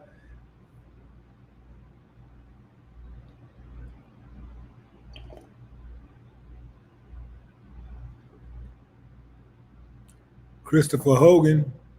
Y'all dumb. He got her hooked on drugs to use her. My cousin had that happen with her dude. That's true. You do have dudes out there that would do women like that. You got dudes out there that will prey on a woman and use her, that get her on drugs, get her hooked on drugs. And you got some dudes out there that get them women hooked on some hard stuff. I'm talking about like cocaine, like, heroin, meth. They go all the way. I'm talking about those type of drugs that put you all the way out there. It appears to me that Cassie was on recreational drugs. Drugs nonetheless, but recreational drugs, and that's a whole lot different from the real heavy stuff. You dig? But in any event, ain't nobody stupid when she's been hanging on and kicking it and showing up at premieres and red carpet events and doing interviews, going to radio stations and television stations for over 10 years, planning events in between all of these freak-offs and doing drugs. Ain't nobody stupid to assume that at some point she had to make a decision on her own. At some point in 10 years, she could have walked away. At some point. Just like in the 11th year she walked away, she could have walked away in the first year. She could have walked away in the 3rd year, the 4th year, the 5th year. 10 years? And you think she's totally innocent? Hell no. No.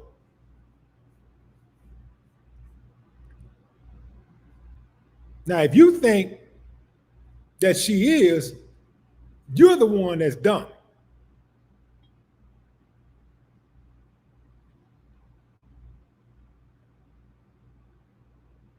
What's up, Jimmy Palmer? Appreciate that. Appreciate you. Dropping something in the love offering.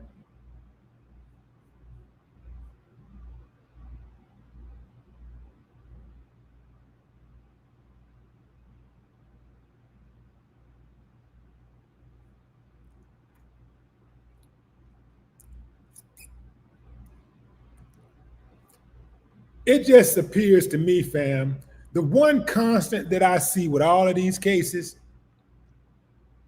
is when the relationship go bad. That's when the person decide that they want some money, they want to sue, they want to put some charges on you. That's when they decide that you was just too difficult to be around.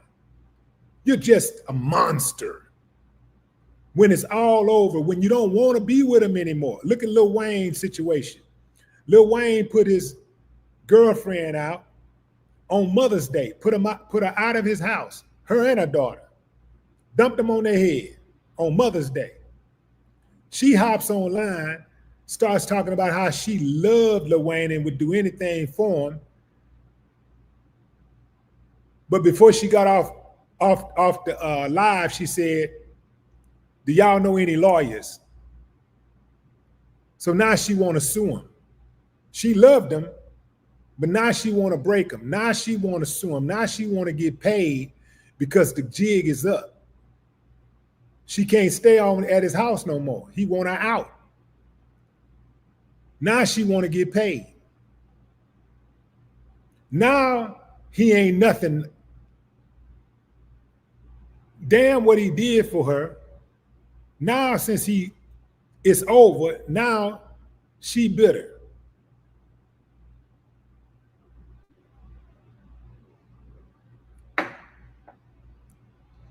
If he's so bad, why not file charges while he still love you and y'all still together? Why not trick him and go straight to the police? He waiting on you to show up for the date. You show up with the police.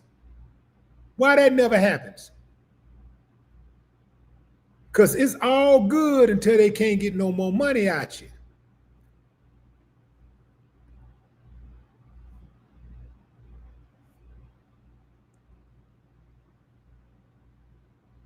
It's all good.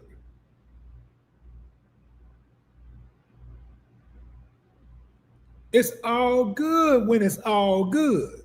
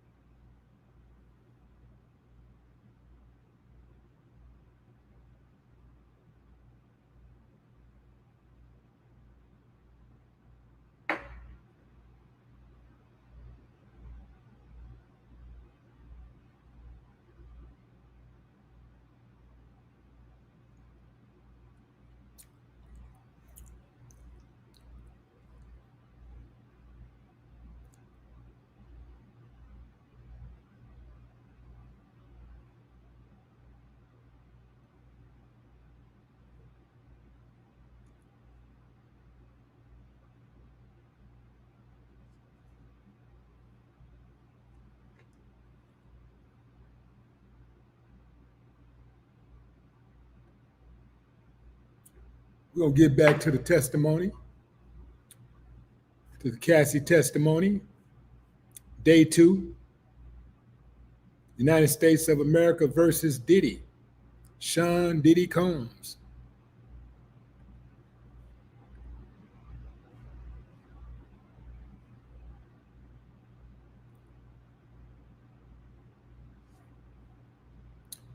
Prosecutor: I'll read Sean's part of this email.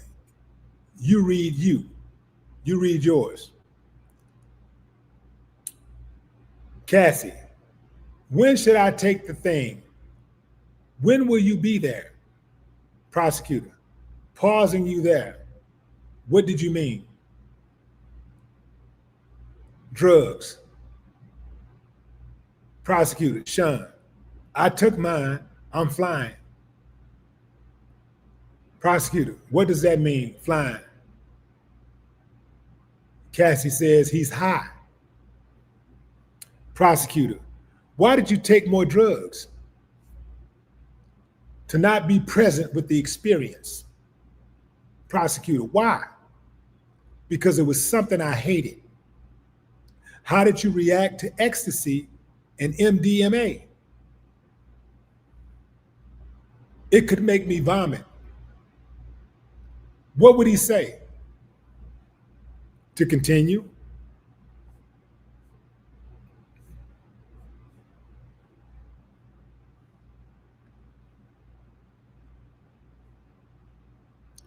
Did you want to continue to have intercourse when you wanted to vomit? No. How does GHB make you feel? Drunk, tipsy. Cocaine makes my heart race. I'm not a huge fan. Mushrooms. The walls come alive. I do not want no shit that makes the walls come alive, man. I'm too paranoid.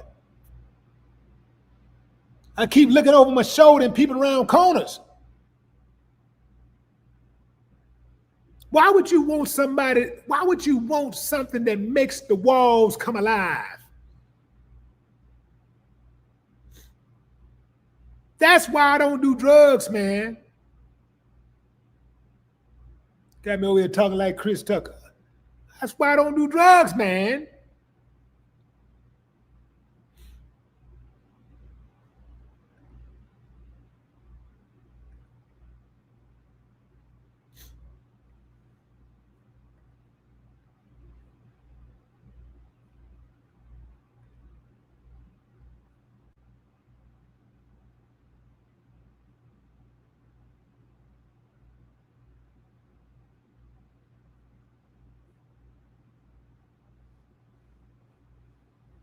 Oh, man, she said the walls come alive.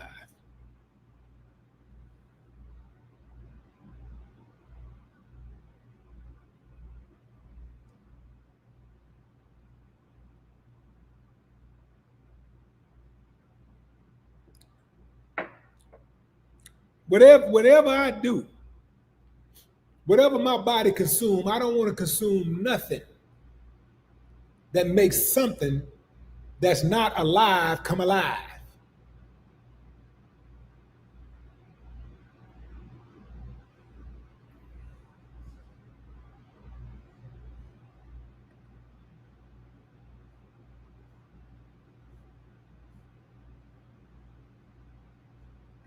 Mama said the walls come alive.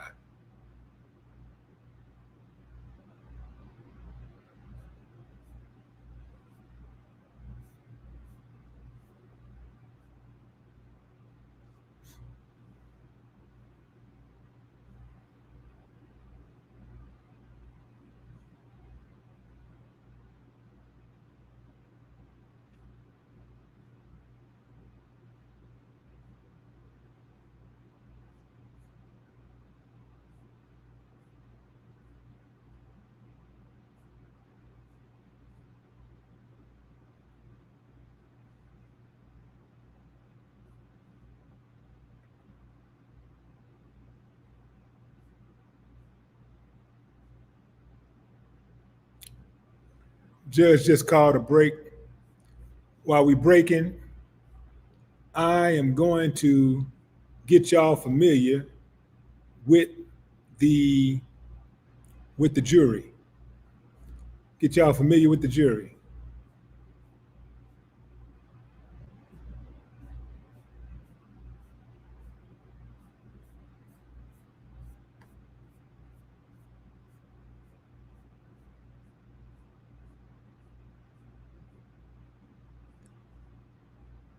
Vicky with the super sticker checking in. What's up, Vic?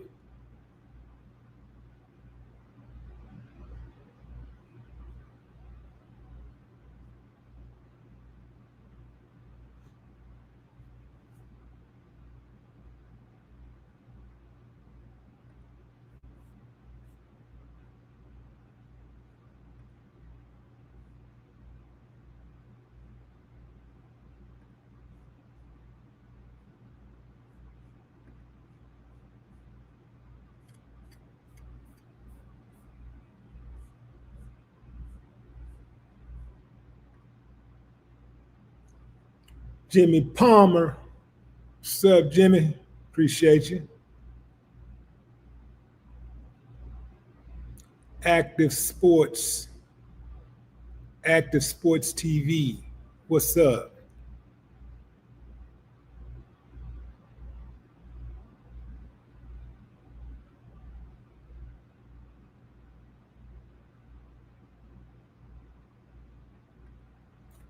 So let's get familiar with this jury before Cassie's testimony resumes. So I'm gonna go through this swiftly. You got the 12 juries, and they are as follows. We got a 69-year-old male massage therapist. Hold on, before I get started, let me make sure that I'm in pocket this time. Yeah, make sure I'm in the saddle. All the way in the saddle. Here we go. So we got a 69-year-old massage therapist. He works as a massage therapist, has a BFA in acting, and lives alone in Manhattan. He told the judge overseeing the case that an immediate family member was a victim of domestic violence, but that experience would not bias him as a juror. There's a 31-year-old male investment analyst. He lives in Manhattan and is an active member of his church. While he vowed to be a fair juror, he flagged that he has a moral obligation to capital punishment.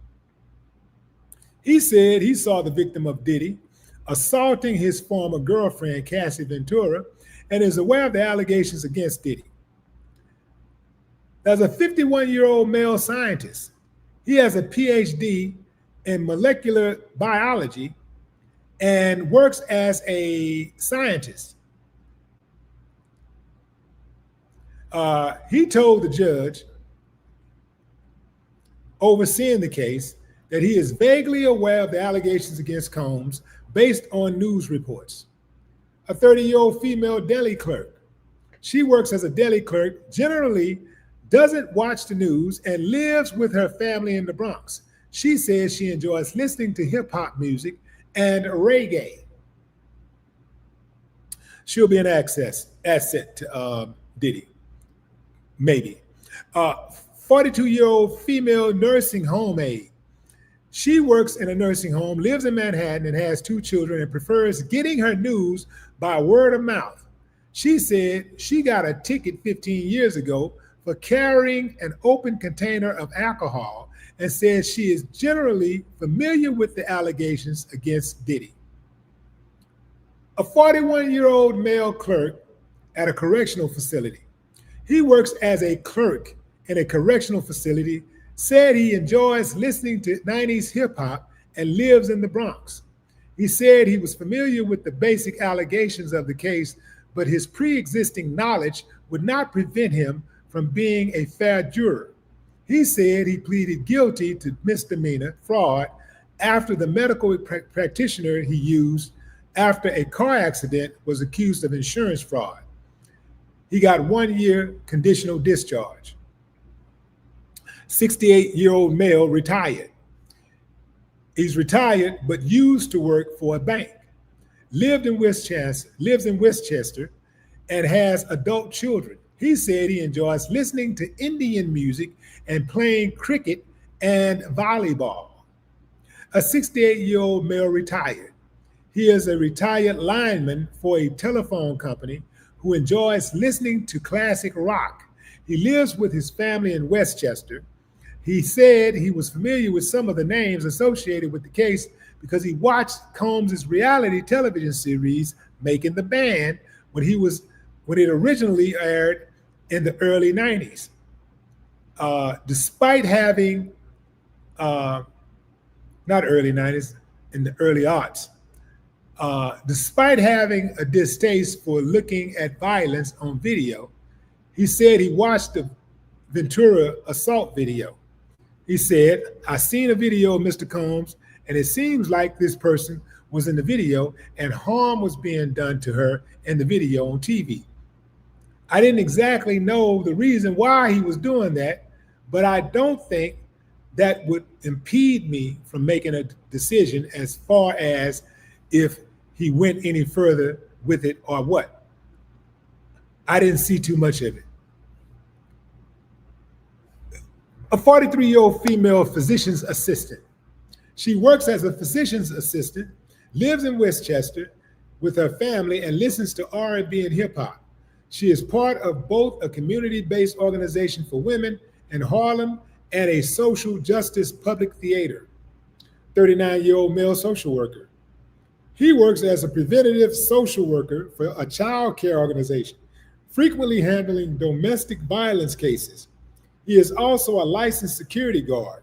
He lives with his family in the Bronx, likes listening to R&B and Afro beats, gets his news from YouTube, Willie D Live.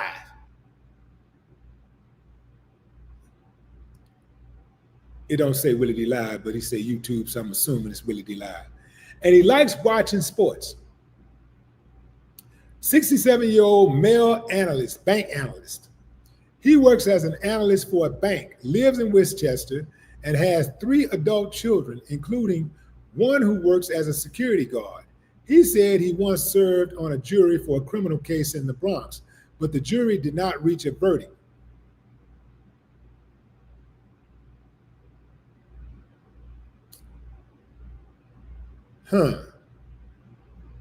He works as an analyst for a bank, lives in Westchester. What's with all of these jurors living in Westchester? And then you finally have a 74-year-old female treatment coordinator. She works as a treatment coordinator for an organization dedicated to serving the disabled, lives alone in Manhattan, and enjoys classical music. She has a bachelor's degree in sociology. And here are the 6 alternate jurors. We got a 57-year-old male architect. He works as an architect, lives in Westchester, and is active in the Boy Scout. He said he is familiar with the allegations against Diddy based on media reports, but generally does not pay attention to celebrity media. Yeah, right. I'm saying yeah, right, fam, because that's what a lot of y'all told me about 5 years ago when I did a survey.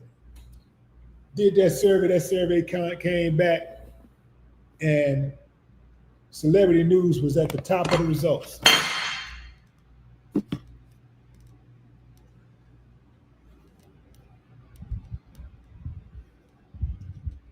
Meaning out of all of the stories that was being covered, the celebrity news got the most views.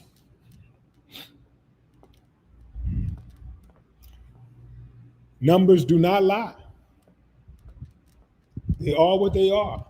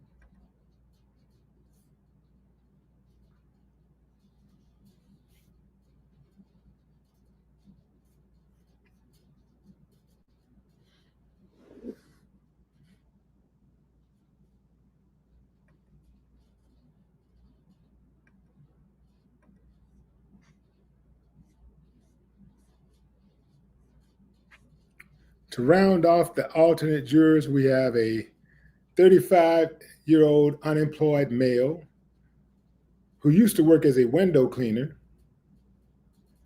He enjoys watching crime shows and listening to metal and R&B music. Said he was familiar with the case despite not watching the news. He was accused of the sex trafficking, but that was about it.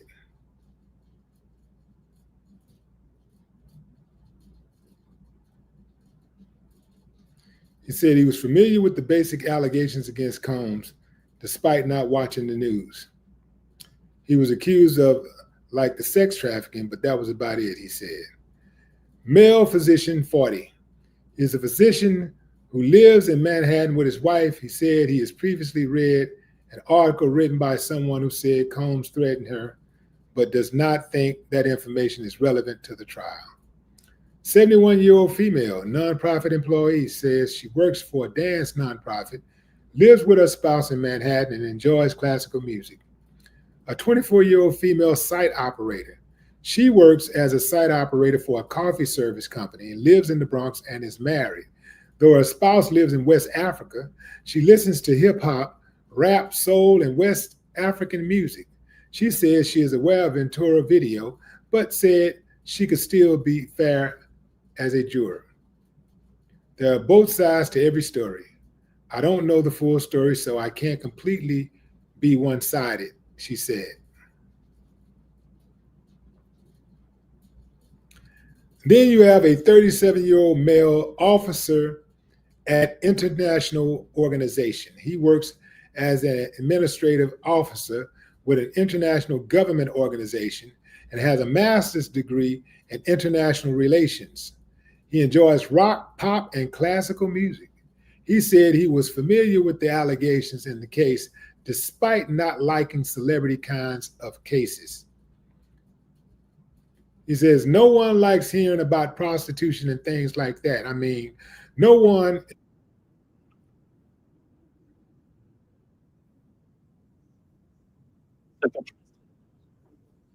Yeah. Okay, we're just gonna cut that right there. We got enough of that. We'll cut it. We got enough of that. Okay, so there you have it, fam. That is your 12 jurors and 6 alternates for the Diddy trial.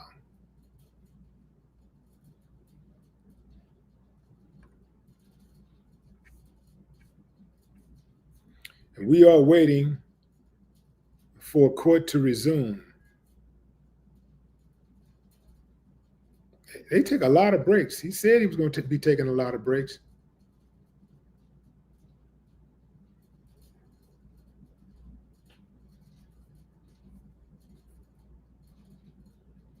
Case. I'm sitting there thinking about this case, and I'm going once again, the kids get hurt the most in this situation because the kids are going to have to hear about, well, they're already hearing it, but they're hearing about their daddy, doing some of the worst things imaginable to women. And at some point, Cassie's kids are going to be old enough to hear about her mama. She's going to be a running joke. So you got to say, damn, was the 30 million worth it?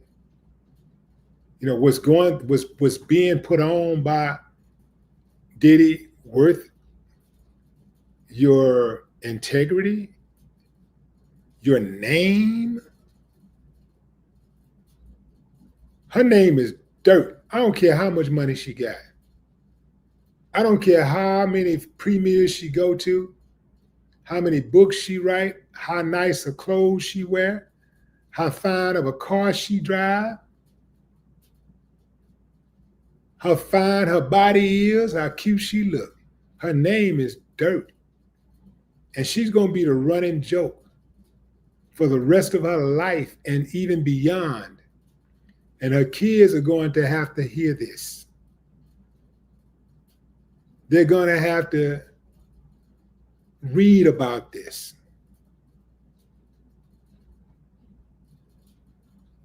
Kim Porter's kids, who are of age,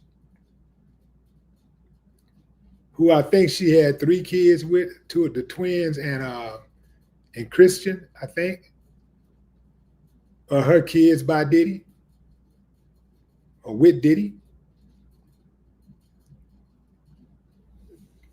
Those kids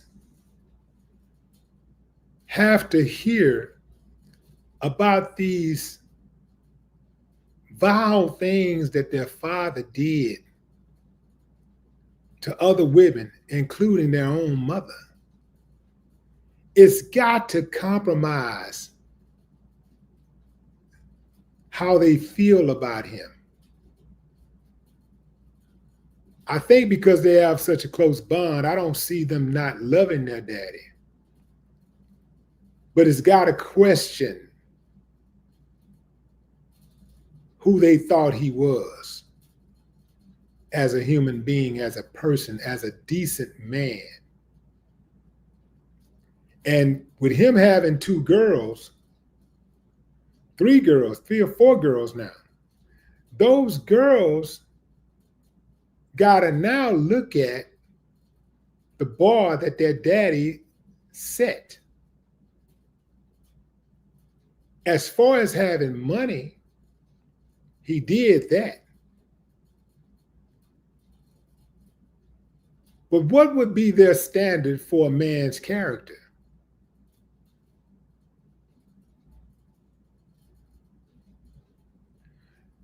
They're probably going to be predisposed to dating guys with horrible, horrible track records with character in their character in the character category.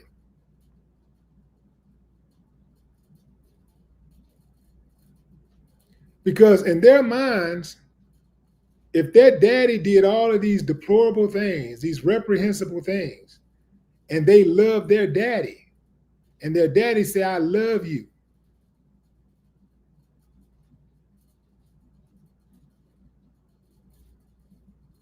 when they end up with a guy who is abusive, who is a serial womanizer, they may think that's normal. They may forgive him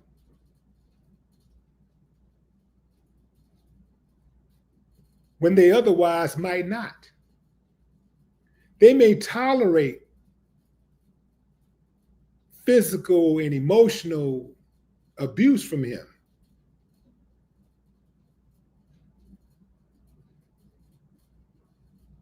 Because, you know, no matter how a girl's daddy is, women oftentimes end up with guys who remind them of their daddy.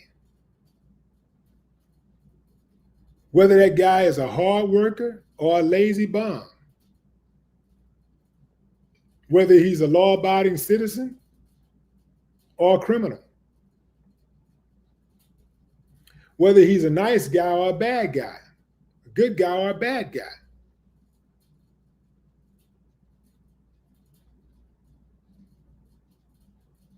Whether he's a protector or a predator. They oftentimes end up with guys who have similar qualities to their daddy.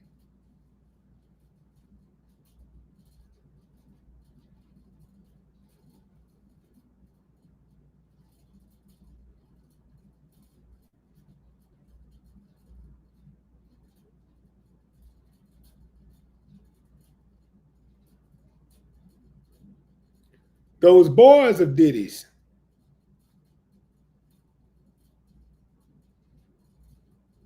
ain't no way they're gonna come out of this unscathed. A child's first role model is almost always its same-sex parent. So if you're a boy, your first role model is going to be most likely your daddy. Your second role model will be your mother.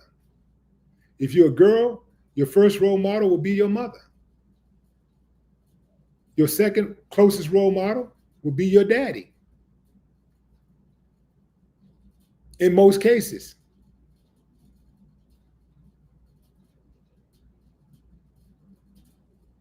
So if your role model, your male role model, thinks it's okay to get other dudes to piss in your woman's mouth, you're probably going to have women pissing in your woman's mouth. If he thinks it's okay to walk out of a hotel room and stalk her and grab her by the hair and knock her down and bust her in the face and kick her in the butt and throw a vase at her, you might think, well, that's how you do them when they get out of line.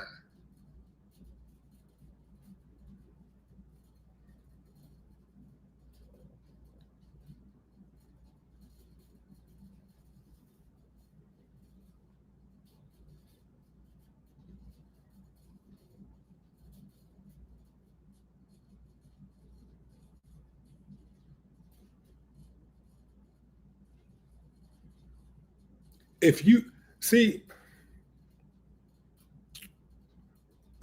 okay, so this is what happens a lot of times, fam. The more money a man has, the less he has to work on his character. I'm going to say it again.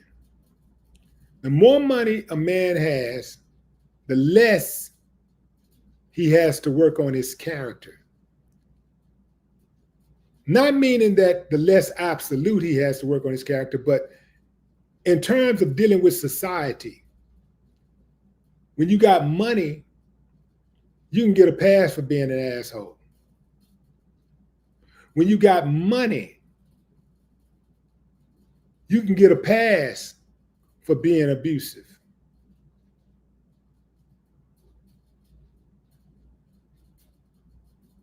When you got money, you can get a pass for being a philanderer, a womanizer. It's the same thing with a woman. The prettier a woman is, the more beautiful she is, the less she has to work on her character. Because people are going to give her a pass. Because she looks so good, she doesn't have to work on her character. And she knows this. This is why that movie Mean Girls was so successful. People could relate to that. Because a lot of times you run across really pretty, exceptionally good-looking girls, and they got the worst attitudes. Because they don't have to be held accountable. They get a pass because they're pretty, because they're fine, they got a nice body and all of that. So the less they work on their character. But really, it should be the opposite way. The more money a man has, the more he should work on his character. Because the more money he has, the bigger target he is. So he should watch the way that he moves. And he should improve the way that he deal with people. The way he communicates with his woman.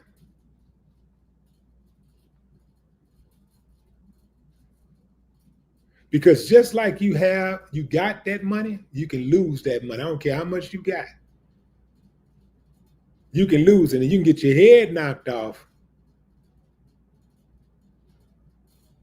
for being a pompous,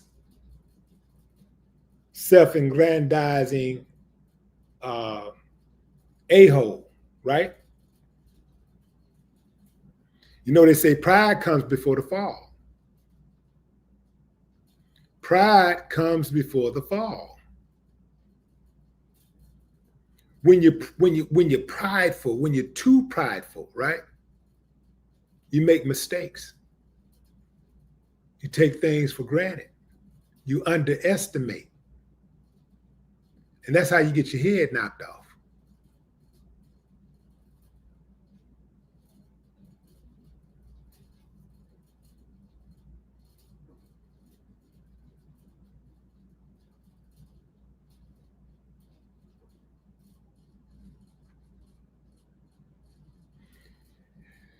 And people who don't work on their character, who don't think they have to work on their character just because they got money or exceptional looks, they always get their wake-up call. It always happens.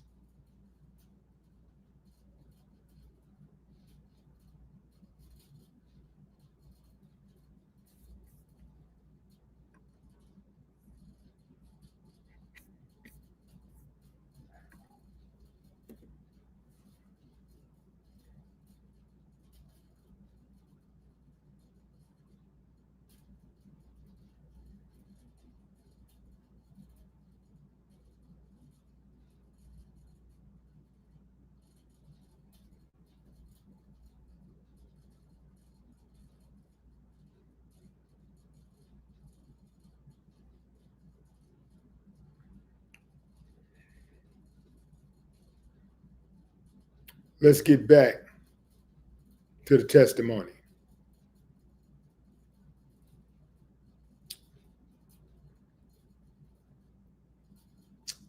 The prosecution continues. When drugs ran out, how did you know who to reach out to? Sean would tell me. During the session, how would you know to move to the next step? Sean. What would happen after the escort finished on you? Sean would want it put on his body in the next room. Did you do that? I did. Where? Usually on his nipples. Man, this stuff is a trip. Did you want to do that? No.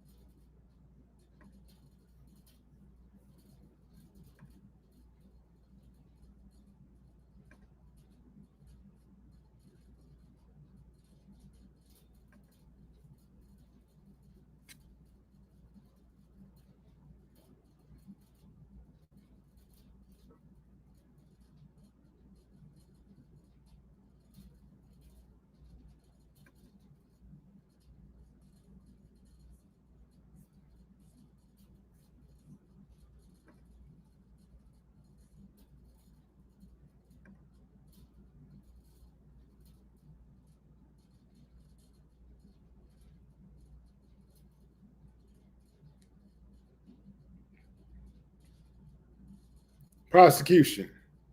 How did you feel?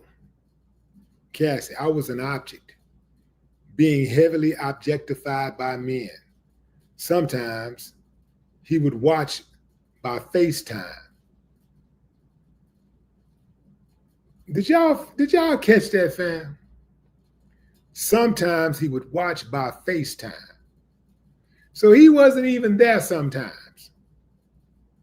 She freaking. He wasn't there. Prosecution. Were some sessions recorded on your devices? Cassie. Because they were there. Prosecution. If you saw them on your device, what would you do?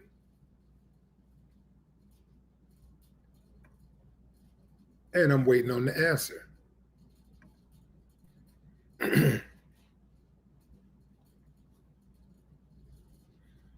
So she participated in the freakoffs when Diddy wasn't even there.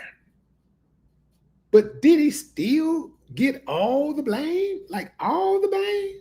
I get it, fam. You want to blame him, blame him. But all of it, she don't get nothing?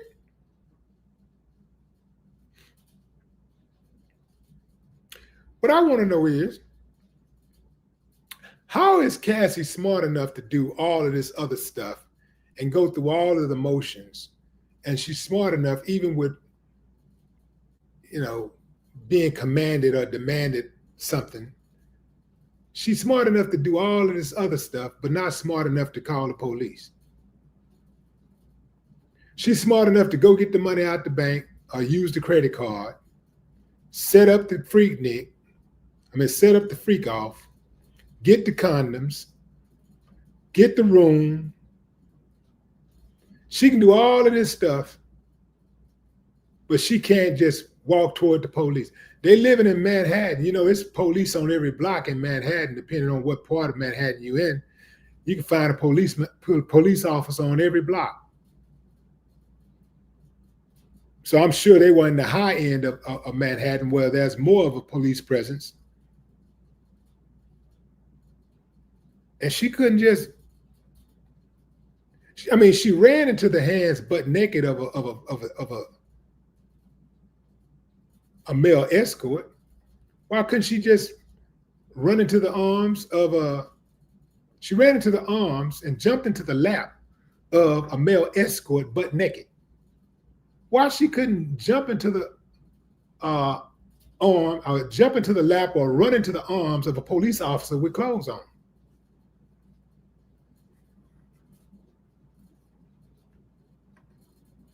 You're not going to get me to believe that Cassie was this little helpless puppy.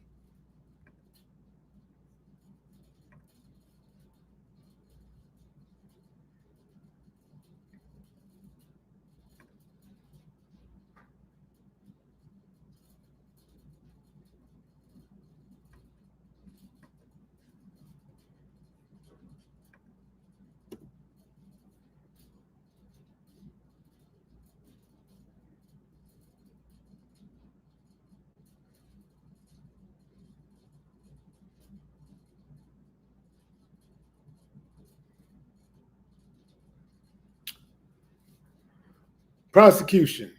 If you saw them on your device, what would you do? Talking about the freak offs. You saw it on your phone or your whatever devices, what would you do? She said, I would delete them. Prosecution, why? They were disgusting. I never wanted anyone to see them.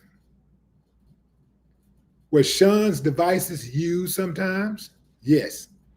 I asked him to delete them. Did he? I don't know. Okay, let's stop right there.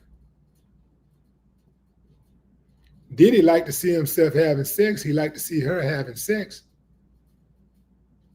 How dare her delete a freak off without Diddy's permission? But somehow she mustered up the strength to do it. And as far as we know, there were no repercussions. Again, showing control.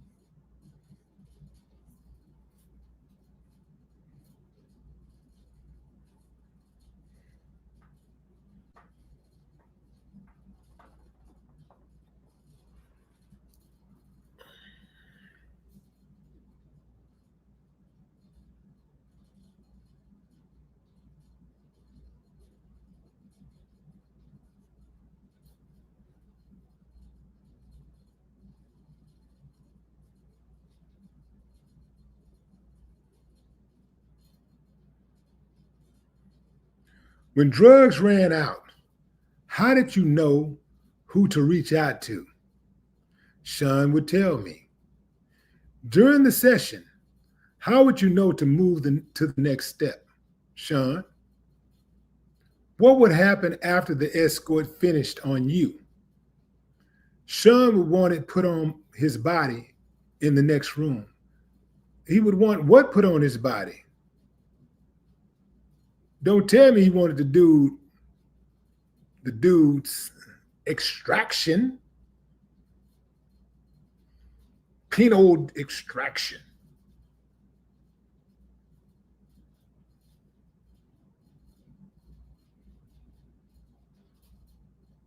It sounds like she's saying Diddy wanted the dude's,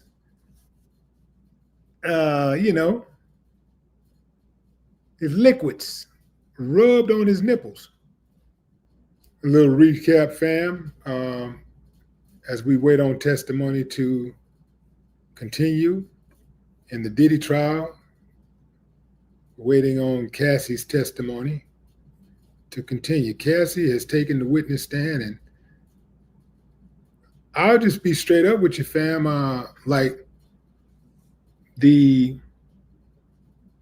What I heard yesterday from the male escort was probably more shocking than the stuff that I've heard from Cassie thus far.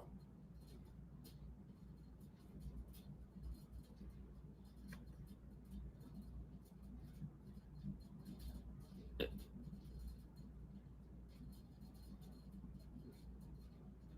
lot of these accusations against Cassie that Cassie is making has already made its rounds.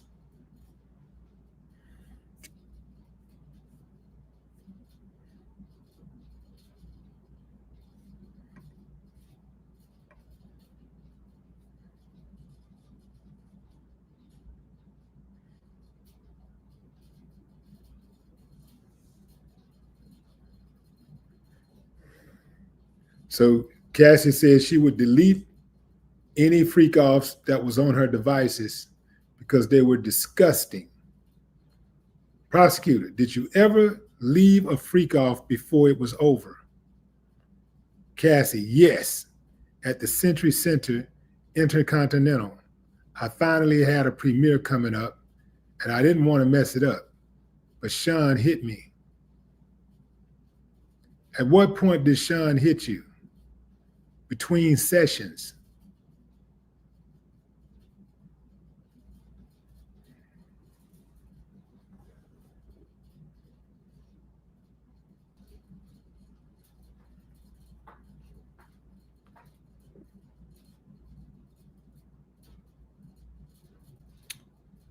Cassie said Diddy brought up voyeurism at some point in their first year together, and she was 22 years old when she agreed to her first freak off.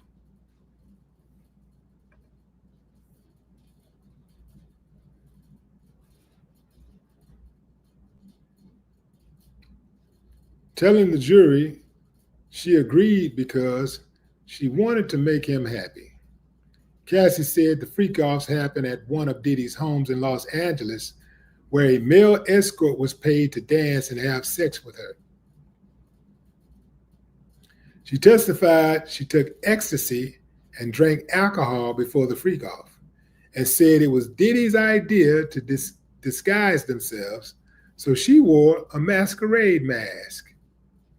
Last year's federal indictment against Diddy cites the freak-off parties, calling them elaborate and produced sex performances that Combs arranged, directed, masturbated during, and often electronically recorded. Cassie says there were at least 2 sessions in the first freak-off, and a session was over when the escort finished. She told the jury she felt dirty and confused and knew that Diddy was happy with her. She was also said to be feeling like she couldn't say no to the freak-off because she didn't want to make Diddy angry or upset after he shared this part of himself with her. He shared this part of himself with her, and she shared that part of herself with him. Yeah, tell the truth and shame the devil. Cassie testified the freak-offs became more frequent, happening weekly for years. She says her first freak-off was in 2017 or 2018, and she never slept during the freak-offs and would take ecstasy, Molly, and cocaine. She told the jury it was impossible to recall all the freak-offs, and she wanted them to stop because she felt humiliated, but she didn't have anyone to talk about it with. Cassie testified she told Diddy she didn't want to participate in freak-offs, gently broaching the subject with Diddy because she didn't want to anger him. She says the freak-offs happened in Diddy's homes in Los Angeles, Miami, New York, as well as some of her homes, plus locations in Atlanta and Ibiza. She says there were freak-offs in hotels too. Cassie testified about the supplies needed for freak-offs: Astroglide personal lubricant, condoms, and Johnson's baby oil. She said Diddy told her she needed to use baby oil so she would be glistening. Cassie testified there was once a kiddie pool filled with baby oil during a freak-off at a hotel, and she got into the pool at Diddy's request. She told the jury Diddy expected her to do freak-offs on her period, even though she didn't want to. Cassie also said she got urinated on during freak-offs, but she didn't want to be peed on, and it was disgusting and too much. She said she choked from having too much urine in her mouth, and no one could think I wanted it. She testified Diddy urinated on her, and she didn't want anyone to urinate on her, but it still happened often enough. She was asked point blank why she didn't say no to being urinated on, and she said it was obvious I didn't want to be on the ground being urinated on by 2 men. Cassie also testified they found escorts for freak-offs by searching Craigslist, at least initially. For his part, Diddy's been staring at the jury during all of Cassie's testimony about urination, and his kids and family looked unfazed at the courtroom. Say, fam, oh, they absolutely have been coached. Ain't no way everybody, all of those family members could sit there stoically, not crack, have a poker face. They've been coached and coached well. Cassie testified she needed drugs, Special K, GHB, mushrooms, cocaine, ecstasy, Molly, at every freak off in order to disassociate and become emotionless to make it through. She told the jury Diddy took drugs at the freak offs, and sometimes so did the male escort. She said she hated the freak offs, and the drugs made her not be present with the experience, and the ecstasy and Molly sometimes made her vomit, though she added that Diddy would tell her to continue with the freak off anyway. Cassie testified she did not want to continue having sex when she wanted to vomit, that GHB made her feel drunk and tipsy, that cocaine made her heart race, and that mushrooms made the walls come alive. She was asked what would happen after the escort ejaculated on her, and she testified that Diddy would want it put on his body in the next room, and that she would spread the semen on Diddy's nipples. Yeah, God. She said she did not want to do so.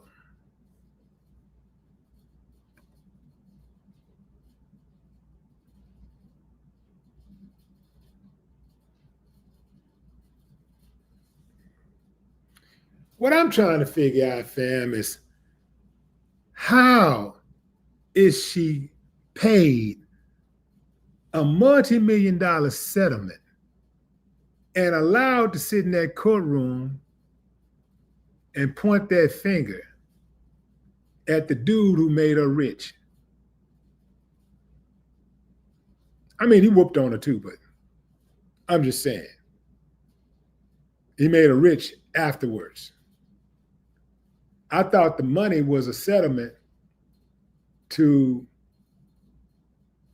let bygones be bygones, although nothing can really replace the trauma that a person would go through if they've been wronged. Fam, I just don't think that should be an arbitrary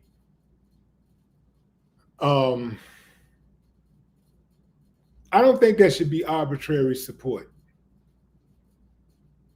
for someone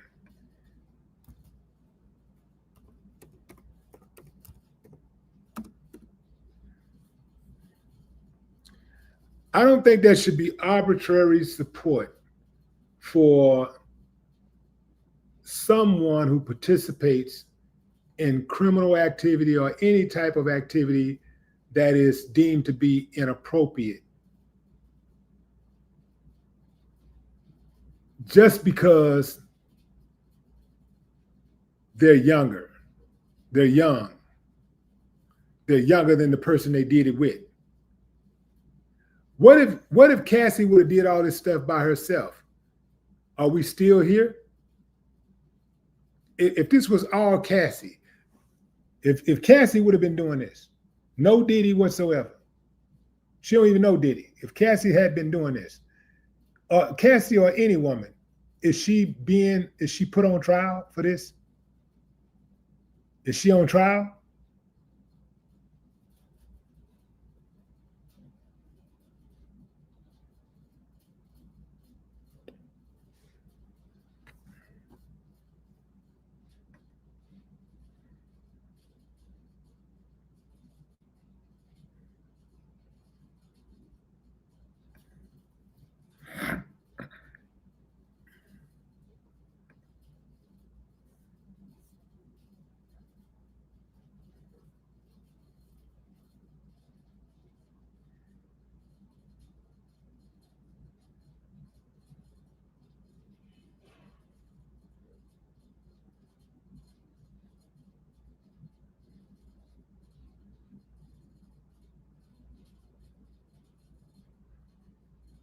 Prosecution to Cassie Ventura. What happened next? I got to the elevator. Next thing I knew, I was thrown to the ground. Who threw you to the ground? Sean. He grabbed me by the neck and my hoodie. Prosecution. Let me show you the video. Hotel halfway video play. The prosecution asked Cassie, what are you doing? Trying to use the hotel phone. Prosecution, what is Sean doing? Cassie, taking my phone and my bag.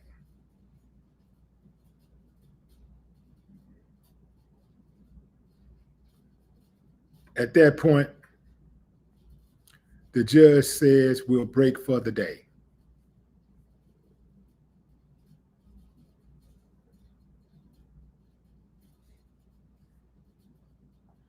So that concludes the second day of the Diddy trial.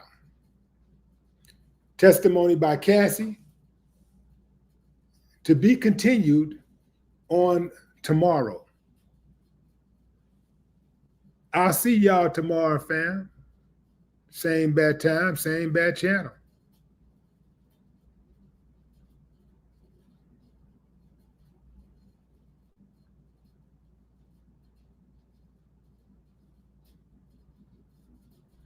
Leon Smith, what up? Ray Johnson.